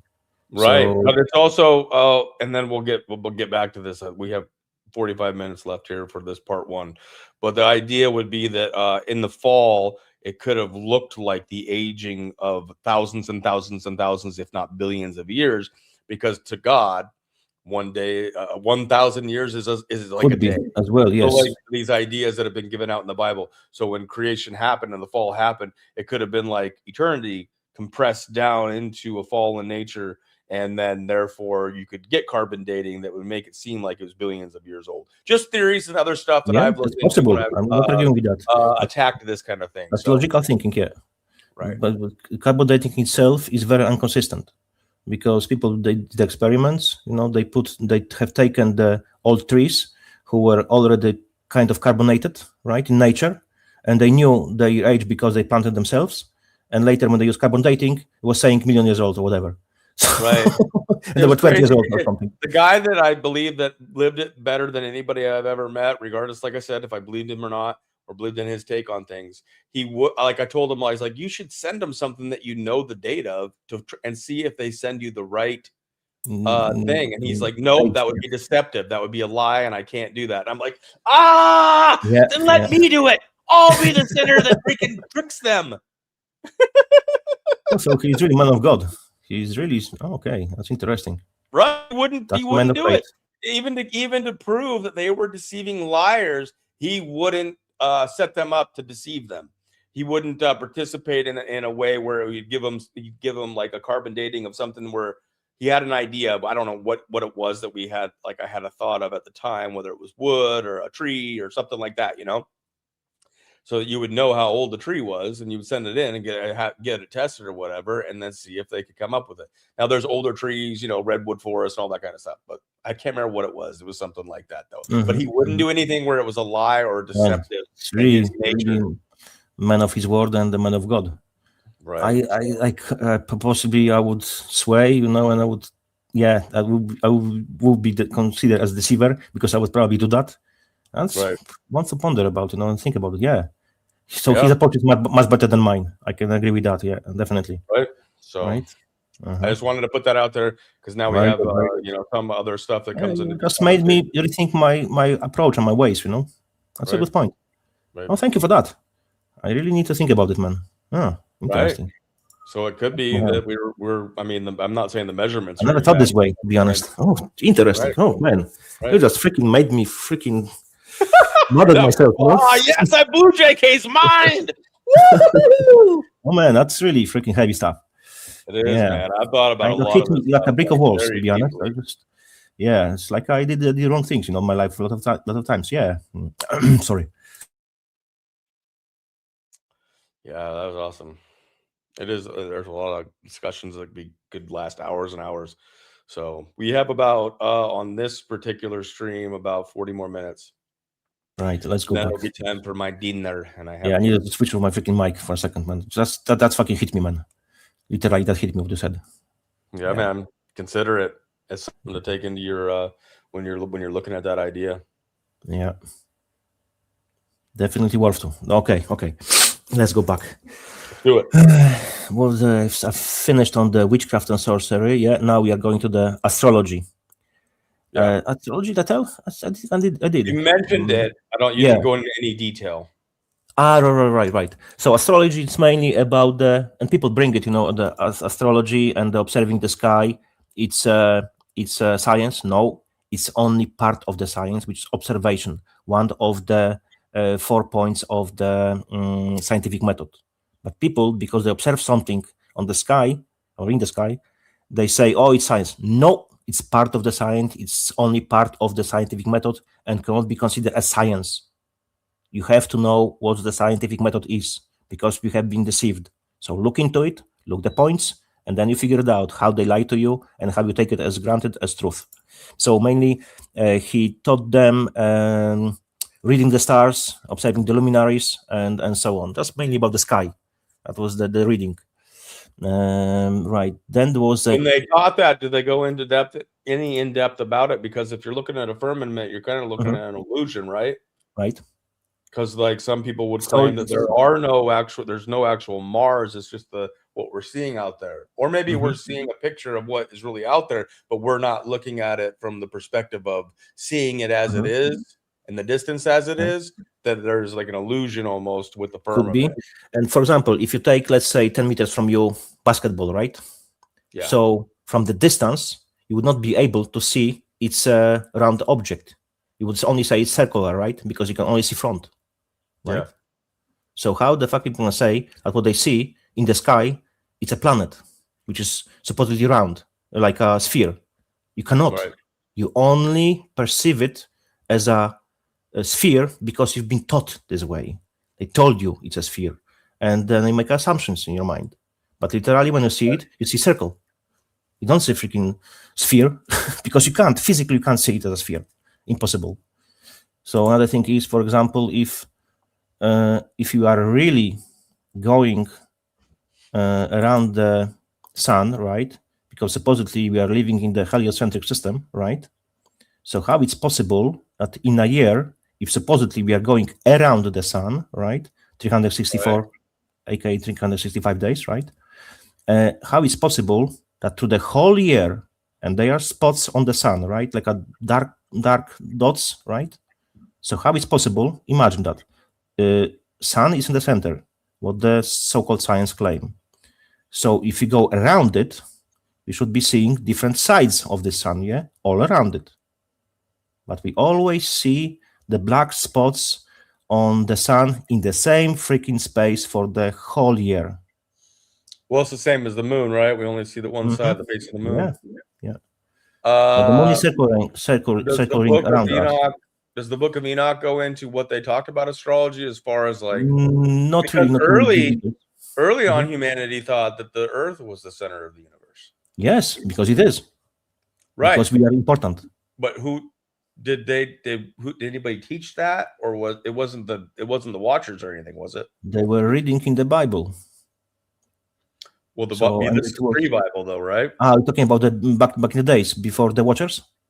Yes. So they were going by their own observations. They never felt any movement. They never. Okay. So look, when you're standing on the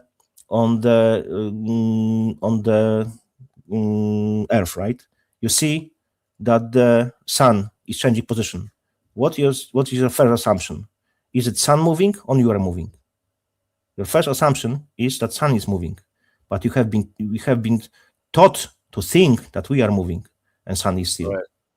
So it's exactly counterintuitive. What we'll be thinking now instead of what we are observing, right?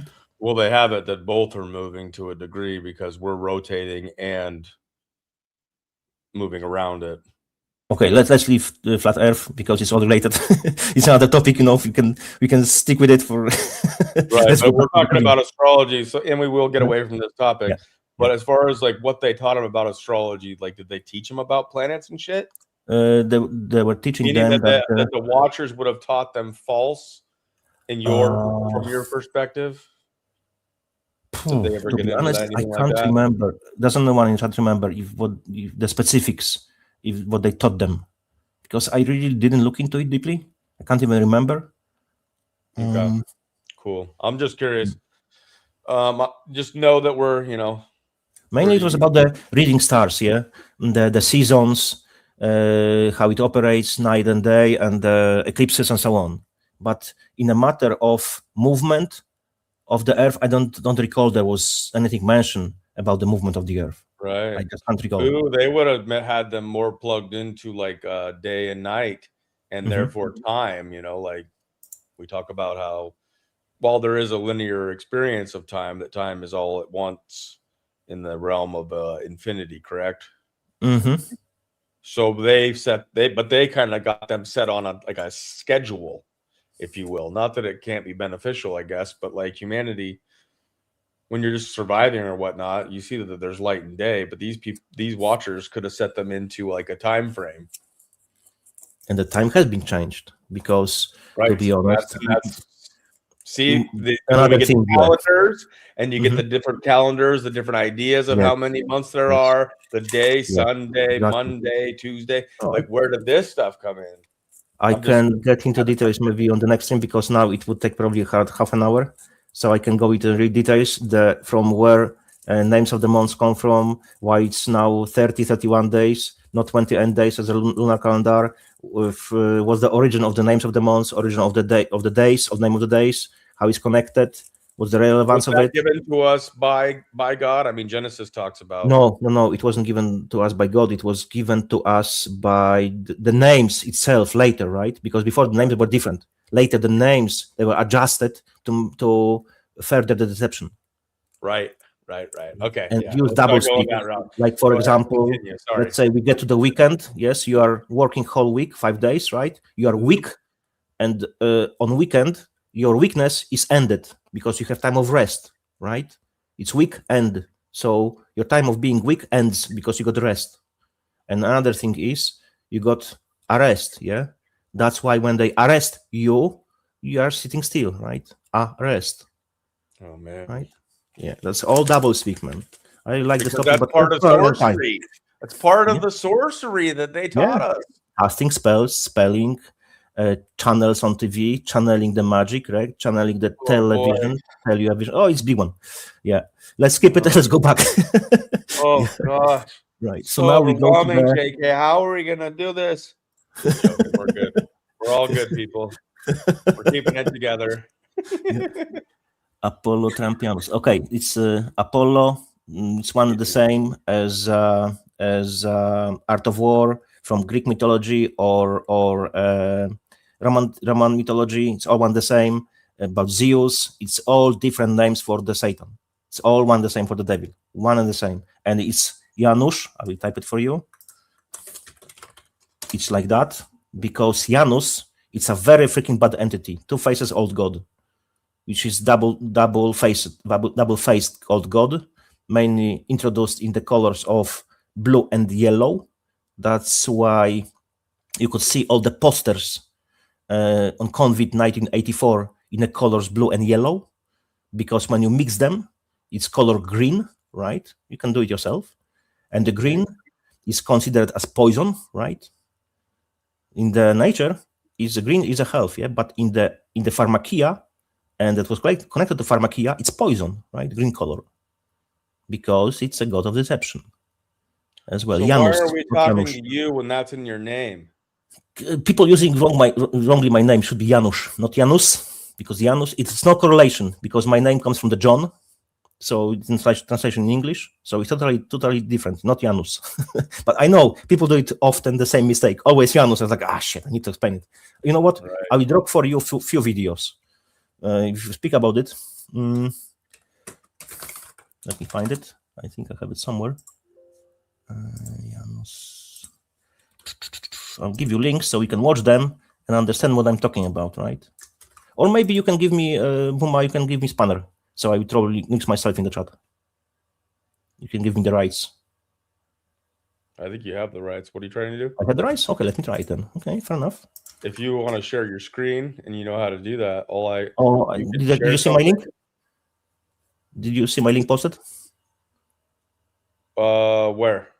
In the normal chat on YouTube. The link. No, I don't see it. Okay. No. I will drop in private chat so you can copy and paste. All right, I'm start dropping links now. Yeah, I have a few videos. There's many more on my channel.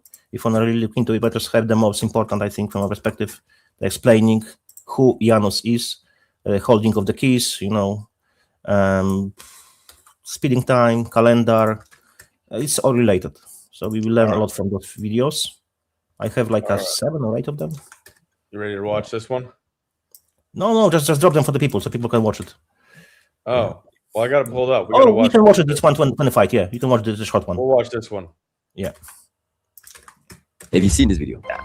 How do you think people would take that if they found out that New Year's Day isn't supposed to be in January? Is it possible we've been duped into following a calendar built for control? Oh, it's not just possible, it's likely. January 1st, New Year's Day, is rooted in Roman paganism. The Romans dedicated it to Janus, their god of doors and beginnings. You know, the one with two faces looking to the past and the future? Convenient symbolism, right? Julius Caesar, the man behind the Julian calendar, reforms it in 46 BC, and the Senate later deifies him on January 1st. Suddenly, it's the new year. Coincidence? Now let's talk about logic. Starting a new year in the dead of winter when everything's frozen and lifeless. Meanwhile, ancient cultures mark the new year in March, at the spring equinox, when life actually begins. Crops grow, animals stir, the earth wakes up. That's renewal.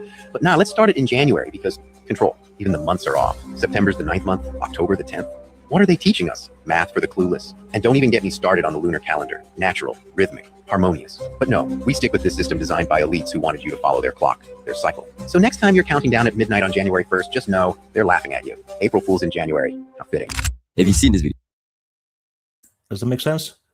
Because everything in this winter time is frozen. It's dead, not alive. It's coming to life with the spring, right? Which is in spring we have April's Fool, which is supposed to be first day of the year. That's why they call it April's Fool, to mock us in our faces.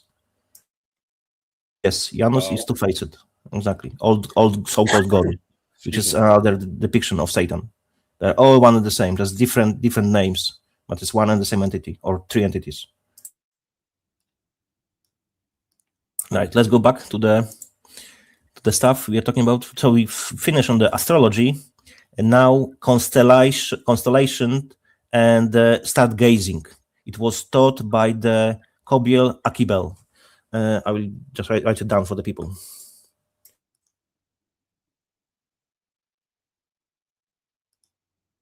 About what? You're still talking about that? Yes, we are talking about this because that's the part of today's topic. Of course, we'll be talking about this. Just playing, Margaret. Just playing. I don't know why you seem like you're in a cranky mood with some of your comments, though. So mainly, this fallen angel, Kokabiel or Akibil, depends how you pronounce it, was teaching people, was giving them teaching involving interpreting the movement of the stars. So it's a bit more knowledge about the reading of the stars and movement of the stars. This one, yeah, it's a bit different, but complementary to each other. Now we have knowledge of clouds and augury. It was told by the Ezekiel, which is everyone knows how to write it, or it's a Ezekiel double E. Okay, I'll write it down. Okay, so double E, yeah, write down the double E one. Yeah.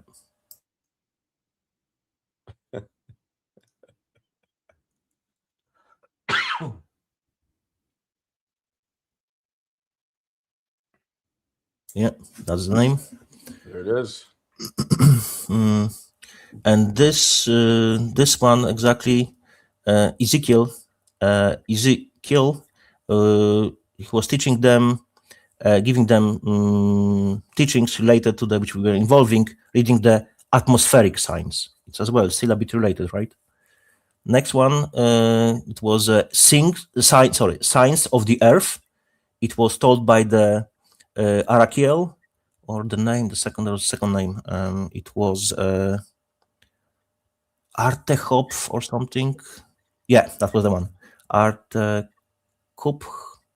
I write it down. I don't know how to pronounce it, but I remember how to write it. Give me a second. Let me know the pronunciation because I don't know how to fucking pronounce it. All right, I got you. I hope.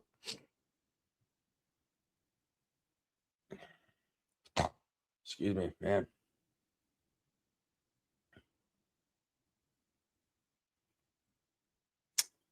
Yeah, how we pronounce it? Artekop. I would say Artekov. Artekov. Yeah.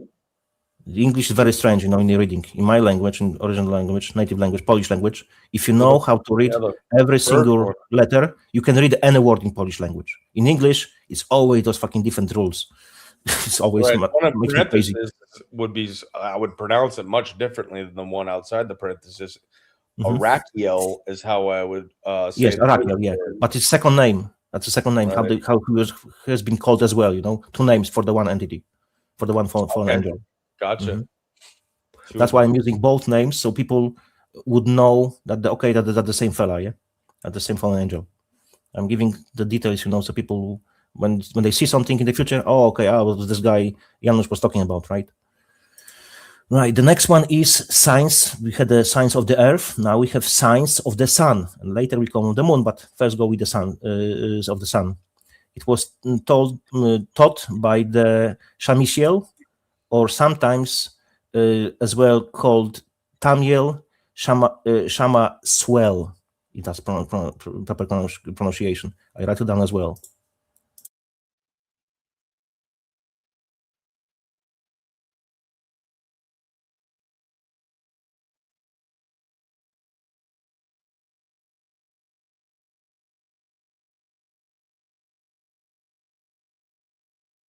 Hi, everyone. Hi. I'm watching some of this chat. I don't want to speak on it right now because it'll just get people's minds all in another direction. But what Biscus just wrote was... Oh man, it took me so long to type it because I made so many typos. It's like, no, that's not the one. That's not the one. That's not the one. That's not the one. It's really hard to spell it, man. Oh shit. I know. I know. No, that's not the one. That's not the one. That's not the one. Shit. It's shit seal. Son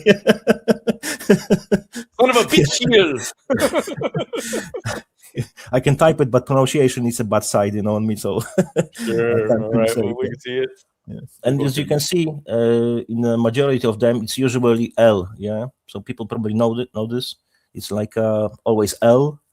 Yeah, the god is as well called L. Yeah, El Gibor, for example, right? It's always L. Right. Yeah, so I think so. There's not a lot of exceptions when the angels or fallen angels had a different end than AL or EL. I think there was something, but I just can't recall now. There was some exceptions, but very, very extremely rare. Right. That's what I recall. Okay, now we have the signs and the curse of the course of the moon, not the curse, just like a movement, right? The course which is taken of the moon. It was told and taught by the Sariel, and what was his name? That was a strange one.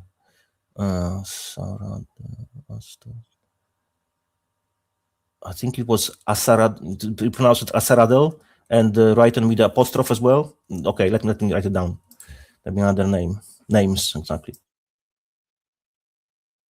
No one's exactly picking the names of the fallen angels as their children or into the public name domain, which is strange because there's a lot of sick people out there. You think they'd be running these names and like putting them on their children? Who knows?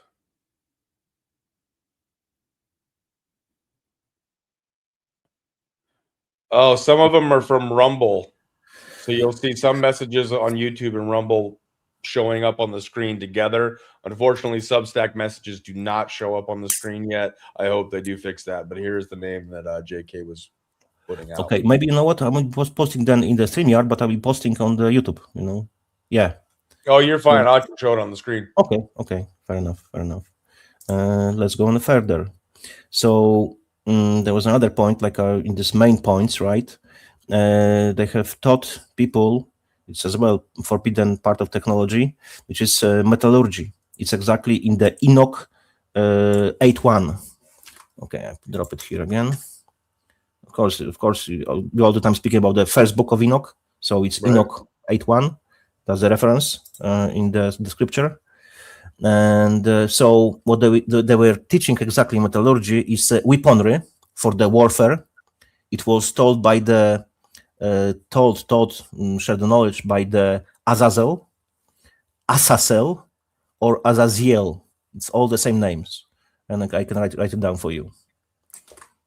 That was the main badass, right? He was the big one. Yeah, all of them they were pretty nasty guys. Like the 5-star general in the general. I think Azazel was even one of the seven main demonic, fallen angels with the ball.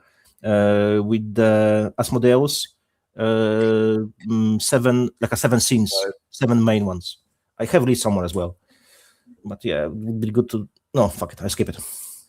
Let me just go with it. I will type it. Give me a second. Yep, you got 23 minutes. We'll definitely have a part 2 for this, though. Oh yeah, 100%, man. I didn't go. Maybe how much is that? Maybe half. Maybe around half. Yeah, I would say.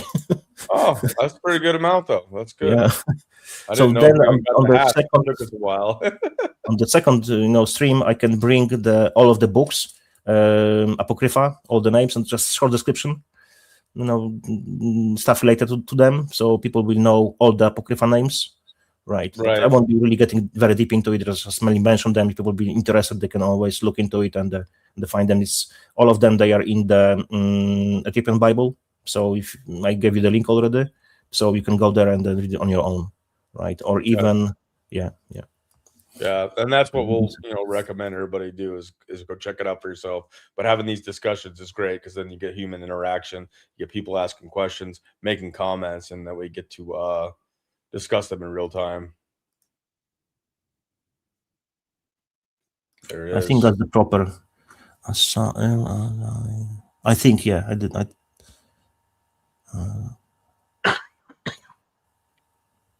Maybe it was a CEL. Oh, it doesn't matter. It's very close anyway. I think in the brackets. No, it's proper one. Man, it's hard to remember.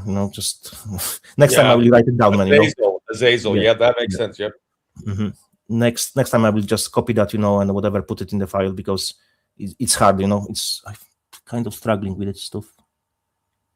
Yeah, I think it's a proper one. So just check me. This one I'm not sure. Just please check me on that. I think that's right though, Azazel. possibly. Yeah. Definitely first one, but I'm not sure about the second one. Could be flipped. E and A. E and A could be flipped.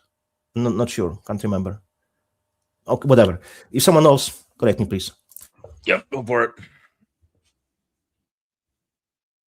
So mainly because we know kind of this name, yeah, Azazel pretty popular, right? Why? Right. Because he taught men how to make swords, knives, what was there, shields, and the breastplates, armor, yeah. So that's so in a way he was the creator of war. Mm-hmm. And we have Apollo, and you have what the other one? Oh Jesus, Greek and Roman mythology. It's all the same. Apollo Points and back to him. God of War. Yeah, I forgot the second one.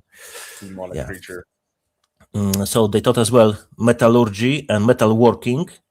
Right. It was taught as well by the Azazel, and specifically how to work with the gold, silver, and other materials of the earth. So they were taking them from the ground, yeah, and they had those materials, and they were using that for the purpose of the metalworking, metallurgy. So yeah, it was from them. We didn't know it before. Next one is jewelry making. Again, our favorite, Azazel. So he introduced mainly like a bracelet, ornaments, necklaces, earrings, nose, and so on so far. Yeah, all this stuff. Yeah. Next one is precious stones. I can't remember who teach this one. Sorry, can't. There's too many freaking names to remember. Sorry about that. Right. Maybe someone knows. I want all 200 next time. Rank and order and all. I have some rank and orders. Pictures, KK. And the handshake here with them, yeah? Right. I want to know what they look like. Right. That's a good one. I like it. Yeah. All right, let's go back to this. And so the next one, like I mentioned, it's they were teaching people how to deal with the precious stones. Teachings for using, cutting, and setting stones, right? Because they had already metallurgy, right? They have taught them how to do it. They were teaching them how to put them, for example, in the rings or necklaces and so on. That's the connection here, right? And now we can see it everywhere, yeah? Everyone wears it. And comes from them, right? So we would think how much they fucking affected mankind in a huge way, man. Huge way. Because this knowledge comes from them, unfortunately. Right. Yeah. They pointed us in the direction that we're mm-hmm. Yep. Everything is from them, and, unfortunately. But I mean, what did God expect us just to cover ourselves in moss and dirt? I mean, I don't know where. I mean, I don't know, man. He covered Adam and Eve when they left the garden, it said, and cared for us. But I don't know what God expected of us when you're especially around freaking giants or these fallen angels that have superior knowledge because they know other dimensions or realms, as in the heavenly realm. Mm-hmm. I don't know, man. Those are some of the questions I guess I have that are that I have of God, if I'm being honest. Mm-hmm. Some of them I can't answer. I just struggle with those myself. I just only can suspect and predict, and assume. Because when I didn't have any faith at all, and I heard these kinds of things, and Christy Cherry is here pointing out, everything is evil. It's like, yeah, you're correct. And you know why? Everything's evil, and so it's just so we're not supposed. Are we supposed to have any fun? Because you can't make a exactly instrument or I guess we can sing a cappella. What the fuck are we supposed to do here? Trust in God, in God's plan. That's it. Not trust the plant, Trump's plant, yeah. Right. But are we allowed to bathe?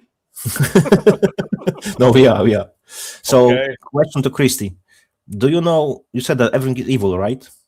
Question to you: why you think everything is evil? I want to hear your take on it, and I'll tell you later mine. Yeah, Christy, if you wanted to answer that, great, because I have my own answers to that. It's not only you are questioning me; I'll be questioning you as well sometimes. Yeah, well, it's just a discussion because it does seem like everything is evil. I mean, everything comes from the minerals of the earth, the creation of all the stuff that we have, of the ways that we clothe our bodies, and they're all brands that are all probably coming from a corporation that has Satanism in it. It's It's not exactly everything is evil, but I always like to give this example. Weapon, gun, machine gun, whatever, can be used in both ways. Can be used to murder someone, or can be used as a preventive action. You can protect someone because someone comes with knife, for example, or another gun, and you stand between, and you have the gun. You brandish the gun and show the guy, oh, okay, I'm not coming fucking to fight with the knife, the gun, right? So it can be used both ways.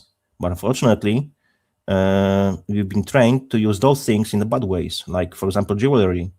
It's used in the art of deception because person looks better in the jewelry, right? That's what we've been taught. Right. Yeah. That goes back to when we first talking about like cutting roots and stuff like that, and using them. They were teaching them to use for sorcery, but certain roots can be used for healing and health that God allows us to have. I think that's true. And Christy's here. It's like the beautiful stones or things God made are not even okay to wear. I guess it's the way we wear them, right? I disagree with Christy on this. I will tell you why. Because angels were wearing sapphires, rubies, and precious stones. So they were made to wear, to have them, but not in a deceiving way, not to achieve your goals, to deceive someone, not to using in a bad way. You know what I mean? But what if you don't have the intention to be bad, but say I like amethyst, it's all about or intention. And the woman's wearing amethyst, and I'm like, ooh, that makes me excited. You know what I mean? But it wasn't your purpose. You didn't do it in purpose to deceive her, right? So it's all about the intentions as well. It's tough though, because some people have intentions, but they still hurt people. And the body. Yeah? The government tells you that they will be your rulers, and they will be good rulers, but they will be still rulers. Right? Yeah. And it's a strange realm that we are in, because just telling people the truth all the time, people don't like it. Like, it's not nice. I don't give a fuck all the time. To be honest, I'm saying what I'm going to say, and people can like me or hate me. I don't give a fuck. It's good to be liked, of course. Right. It's a madness thing, right, Christy? Because like in one breath, it seems like you're not supposed to. But I guess if you have like, I mean, what's your intention, I guess, of wearing them? Is it like a healing thing? Like maybe it's to enhance your biofield. So there's a good intention, perhaps, right, JK? Yes. But if you're wearing them to attract men, or to like, because you're using deceive jewelry yes. to be the main focal point of the attraction, as opposed to you, who you are. But now if you're enhancing your biofield, and that enriches who you are. Exactly. This isn't all about attracting another partner. It could be friendships. It could be whatever. It all depends on the purpose. Then it's not good. But if it all depends on the purpose behind it. You use it. You know, if you use it, for example, to diminish radio frequency, which is not healthy at all for you, and you're wearing even on your wrist, it's good. And someone is deceived by it, that wasn't your intention, because you're wearing that for the healing purposes, for example, right? To discount the deadly waves, for example, right? So it's all about the intention. That's my take on it. If I'm wrong, if I'm okay, very good. I'm not trying to offend you. No, I think we're getting it, and this was never meant to be offended. I like when people challenge, because that gives us a talking point and a discussion, and we don't all view the same things. But like, say, and thank you for the question. There's big lies, and then there's little lies. Like if I just came out and said to my friend or whatever, "Man, your breast stinks today." It might be true, but is it the right thing to say? You know? It's like just offer him a Tic Tac or something. Maybe you can get a hint. Maybe you can change your toothpaste or something. You know, like make it in a, But you know what? I thank you for this question, because you kind of expose me, because I should be more clear, and it's my fault. So I should be more clear with my statements. So and give more details. But yeah, this question was very good. Thank you very much.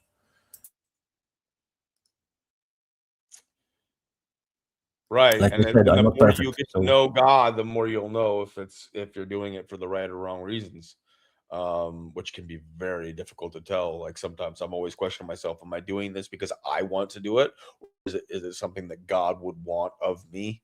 Am I making this decision as a selfish decision, or am I making this decision because it seems like God wants me to make this decision? It's easier the more you get to know God and have these conversations. For me, it's like sin continues to separate me from God when I do the wrong thing, or when I maybe even when I allow the enemy to make me feel more guilty than I should feel. I had this discussion with Solana, which was interesting one. I hope to take into a Booma streamer, the idea of guilt and conviction and all these things. She had a different take on it than I definitely do. But anyways, I don't want to take any more. We literally have about a little over 10 minutes left, JK. Right. So go So ahead. let's go. Maybe we just just go into to land. just go to this part, and later I will bring another one, which we start with the. I make the mark, my notes when we start next time. So we just have one point here, which is related to the fallen angels revealing the forbidden knowledge, like forbidden arts and the magic and so on. So there is one more, split it in two, which is cosmetics and social deception. So yeah, that's a plenty, right? Because you can see sometimes woman, she looks beautiful when she has the makeup. When you take it out, it's like, for fuck's sake, where my head was, right? So right, yeah, it's part of deception. So, and it's in the Enoch 8:1-2. Yeah, that's the one, right? This one I had written down. So, but next time I will write down the names as well. I want to be going much faster. I made a mistake. I should do that. I didn't think it through. I fix it next time. I'm still learning how to. Yeah. Ongoing conversation. So this one is split it. Sorry, not in two. I was wrong. It was in three. It was antimony, which is called a paint makeup. It was again taught by our favorite Azazel. It was used to beautify the eyelids and the corners of the mouth and the cheeks and so on so far. Yeah, to deceive, right? Because what color red means when man sees it? Oh, she's ready for sex. That's exactly what we see it. How we take it on the very deep level, right? Unconscious level. Oh, she's sexy, right? That's how we take it. Were men wearing this stuff at the time? No, when women wear it, and men see it on women. So it's, she's very sexy, right? And you think in a matter of having sex with the woman, right? So I bet God's wearing makeup as well, though, because didn't you say earlier that they taught him sodomy? Say again? I bet men were also partaking in the usage of these things for various purposes. Yeah, they were, yeah. They were getting very feminine. Excuse me, like today's. That's why. Okay, cheers.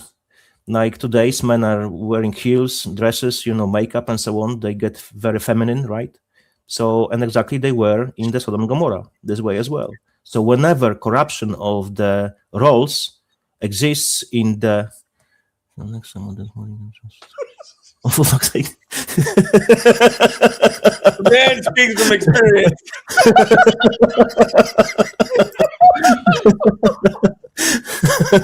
That was good, Carl. That's a good one. Thank you for that.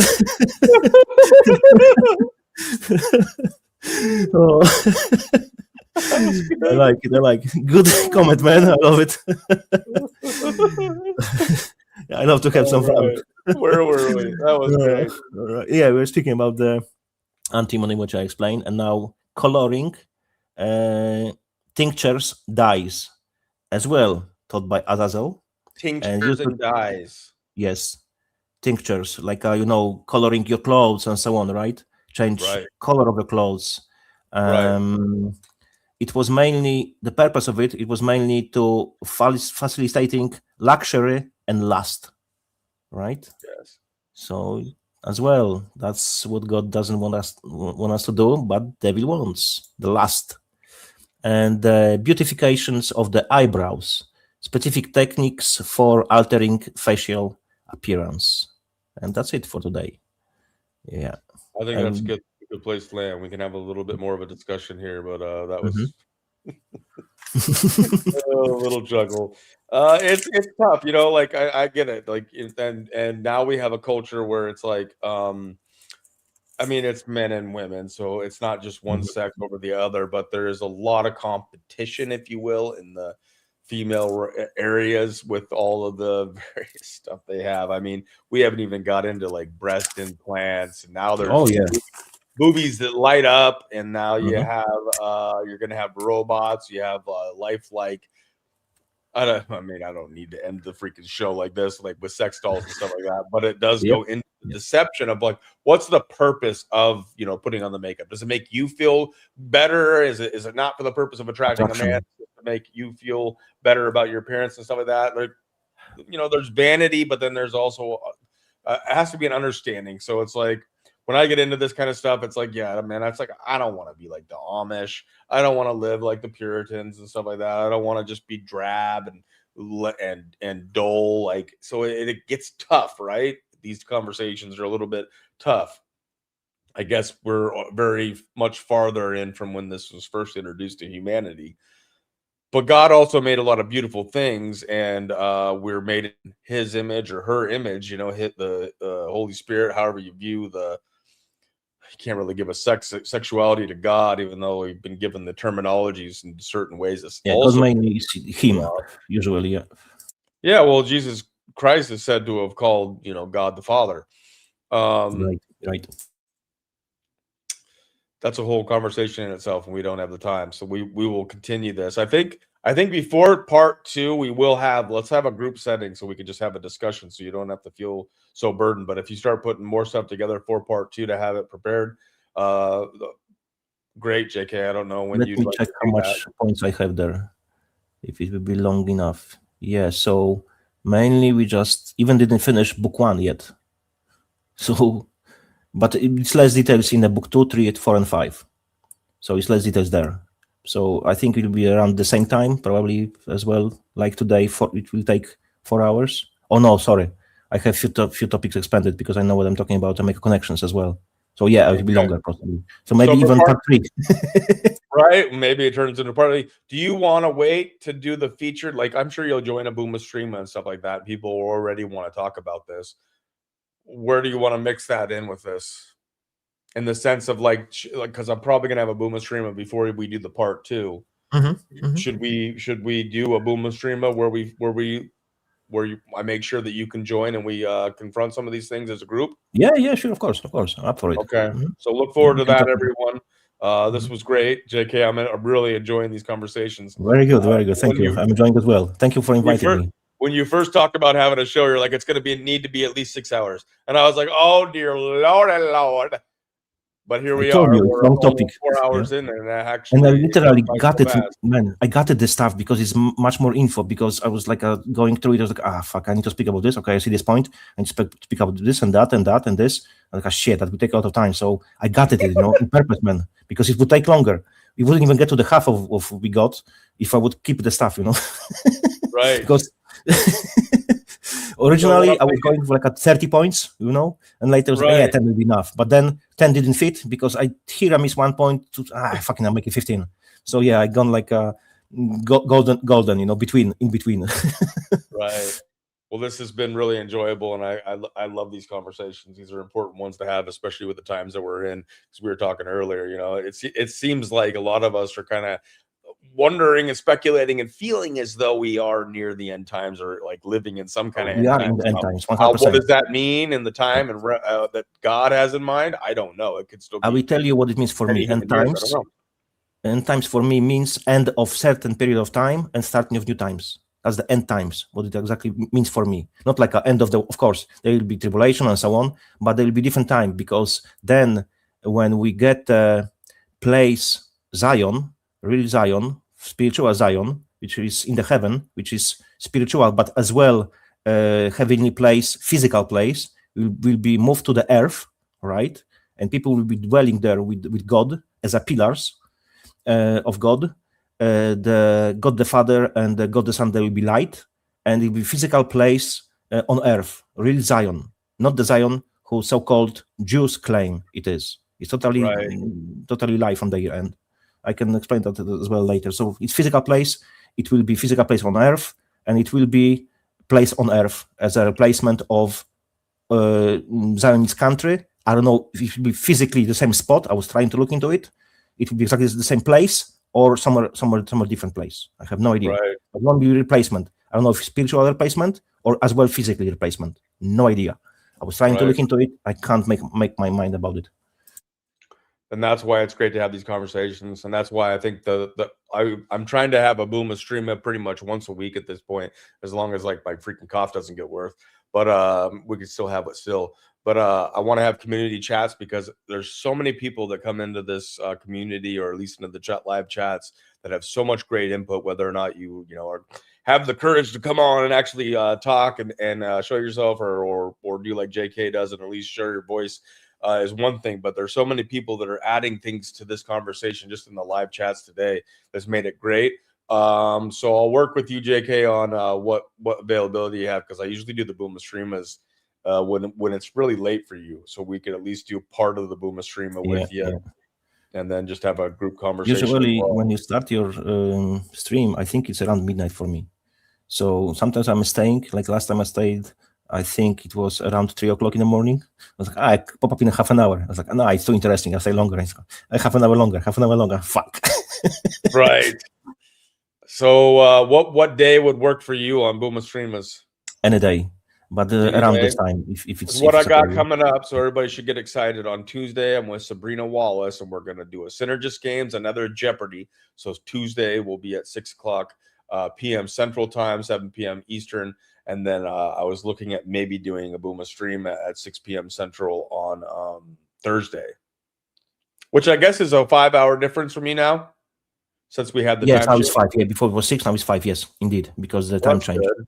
Would that work? Okay, so time did change for you, yes? Sorry. The time did change for you, yes? 1 hour. It did change, yep. Okay. We lost an hour. So now it's 5 hours. Yeah. So now it's 5 hours. So if I did it 6 p.m. on Thursday, you would be there at 11 p.m.? Yeah, definitely. Midnight. At least give us a couple hours of answering questions, and then we'll do part 2. We'll decide that. Well, I'll be email coordinating with you, and we'll I even didn't bring the versions yet, of the translations. So we even didn't get there. We even didn't get to the books yet. So right. Yes. So everybody that joined us or is watching the replay of this, thank you all for being here. We have a lot to discuss leading up into just getting into the actual book of Enoch.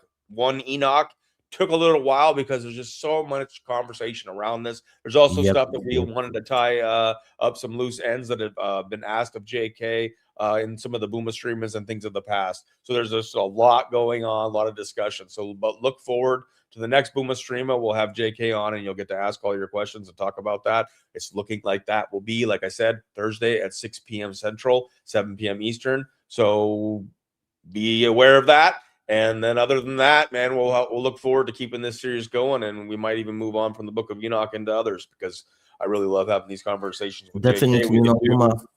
One day I wanna, I don't know, maybe week, 2 weeks, I wanna just have a talk like today. I wanna present kind of knowledge from different parts of the world, different things, different part of the technology and so on. Show you connections, how it's really part of the Debbie's agenda, the double speak, the vaccines, the technology. I will combine it for you and I'll show you how it works together in one big spider web. And Jews are on top of it, so-called Jews on top of it. So yeah, I want to show you connections because there's plenty of knowledge. I don't know if I sent you email before with this kind of knowledge, because I have email ready. So. All right. We just started emailing to set up this all right. live today. And this is great because this is like the first time JK, because he's been offered to come on other shows, that something didn't go wrong and he didn't end up being able to present. So this is like a first for JK. Yay! But I had the alarm, so something happened. Watch, we'll end this and then I'll just erase it all. Yeah, literally, first time. I look forward to that. That'd be great. Yeah, we'll mix it all in. We could do all kinds of stuff. I think I will make this. I had imagined this being like it's in the spiritual war, but I think JK is going to have his own podcast series, and we'll keep on we can do that, we go into, man, if you want there's a question someone asked about what happens after we die, right? Yeah. Okay, so we have to go to redefinition of the death. Real definition, according to scripture, of the death, it's separation from God, because you're believing forever in God's presence, you'll be enjoying His presence forever, for eternity. But you die when you are separated from God. So you're not exactly living, you are punished for forever in hell, burning in the fires, no oxygen to get a breath. You are suffocating all the time. You're being thrown on the on the walls of the hell. You are being tortured by those animals, those entities in the hell, and they really enjoy it. That's what I think is happening. That's what Scripture says. Seems to be what Scripture says. Do you really think God allows that to go on for eternity? Yes, because you have chosen. Because he really gives you to your free will. If you choose to reject him, he will grant you your wish. He will not put himself. He will not force himself on you. If you have chosen be without him, he will grant it. That's only on your own. Right, and that could be a whole show in itself. It'd Could be be, a whole yeah. show in We itself talked to about have that discussion. Let's bring that one into the Booma streama. I want to end on that note. Let's say something nice, JK. Something nice. Something nice. Guys, it was really a Grace, pleasure grace is a beautiful speaking for thing. you. I'm looking for the next talk, next my gibberish and the yapping and the speeding through the freaking stream, speaking fast, waiting for people to slow me down. Right. Well, we got one that's just catching up, and they got it on fast speed. Good luck to you, because JK got going there a couple times. Even I get going sometimes. I have, by definition, by design, I am double speed, so good luck watching and hearing on double speed. Sorry. Double speed, man. I can't imagine JK on double speed. That's like, you better have your freaking coffee. Look, or whatever. believe me, I'm still trying to slow down myself. I can tell you really how fast I can speak. You will not understand even a word. Yeah, like how fast I can speak. Oh, yeah, I believe it. I've heard you a couple times on Booma streaming going. Yeah. I've gotten better at tuning in because I know that's what could possibly happen. So I really focus. Where some people I can be a little bit more like do a double or multitasking, whatever it is. I like to say it's not about JK's talking. I'm like, okay, I got paid. You have to pay attention, right? What I'm talking. Exactly. I like to say it's not about me to speak slower. It's about you to learn to hear faster. Right. Well, we'll dissect that. Though. We'll dissect that. I understand that. I can't imagine God allowing someone to suffer for eternity. No. I know that if that's your choice, then you get granted a separation from God. I don't know how that separation exactly works. I can't imagine a loving God just allowing any creation to just suffer and suffer and suffer. So I don't know. There's a discussion to be had. However, okay, I will ask you the question quickly. If you love woman and you know she does not like you, will you force her to be with you? If you know he rejects you, but you still love her, you would. I would assume you would remove yourself from the picture, right? Right, and I can understand living with a broken heart, but it's not burning flesh and being thirsty and not being able to quench it. It's not a punishment. It's just a giving and granting the wish and the life of the person who rejects Christ. It's on you. You have the choice. You can follow Christ or you can reject him. If you reject him, there are consequences. So put it in your mind what you're going to do. That's how I see it. I'm wrong. I'm right. Up to you. What do you take from it? 1 Corinthians. All right. Somebody's saying, read 1 Corinthians 15:28. Let's pull that up real quick. And then we will. Yeah, get to the Corinthians. Here we go. When he has done this, then the Son himself will be made subject to him who put everything under him, so that God may be all in all. Right. When he has done this, then the Son himself will be made subject to him who put everything under him, so that God may be all in all. So is that someone saying that? So what's your point? Question is, what's the point? Yeah, go ahead and put the point. What's the question? I don't know. Even Jesus's reign ends? I don't know about that. I thought it was eternal. Because Jesus cannot be as devil, because there is no one but thing in him. So right, you are now and bringing new age, which is abomination. So please don't. I've approached this one. This one's been tough for me too. I mean, there was a time in my life where I wanted to commit suicide, and I wanted. That's when I started asking my questions about God, because I didn't want to end up in hell. It's interesting that I was more atheist than anything, but I've been working with a bunch of Christians at Starbucks, and I was like, I'll at least ask them some questions before I do this, because I don't want to end up in hell. So not saying I know or whatever, but when you are depressed, or you are in a bad mood, and somebody tries to hug you, you pull away. Love hurts. I don't want to be loved. I don't feel worthy of being loved. That to me is kind of like hell, in the sense that you don't want God's love. So what a believer or somebody that wants God's love, they love it. I want your hugs. I want your love. I want to feel you in my being. And then a person that rejects God, that very same thing that we get pleasure from, they don't like it, because they don't feel worthy of it, and they don't want it, and they want something else, so it doesn't feel That's a good take on it. Yeah. So that's You know an what, idea specialist? I think you are kind of struggling with the reconciliation between the divine providence and free will. If you want, I can speak about it next time. I can give you more detailed info, and I hope I'll be able to sway you, because I think you have wrong perception of the situation. Right, but it could be in discussion. So please bring that. What it's looking like right now is perhaps on this next Thursday.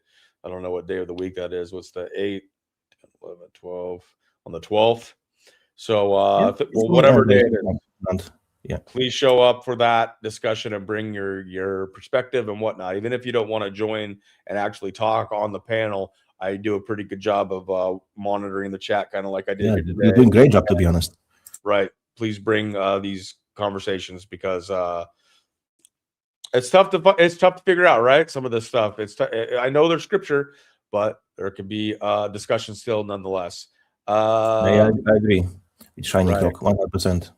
Exactly. We already don't deserve it based on what we've inherited through the fall of Adam and Eve. That's what we've been told. There's a lot of discussion to be had. But anyways, we want to end this one. This was at least part 1 of One Enoch with JK, the God Loving Anarchist, and I am Dorian D Booma San, and it's been my pleasure. Thank you, sir, for being here. Thank you for sharing with us. It'll continue, but until next time, we'll catch you on the next one.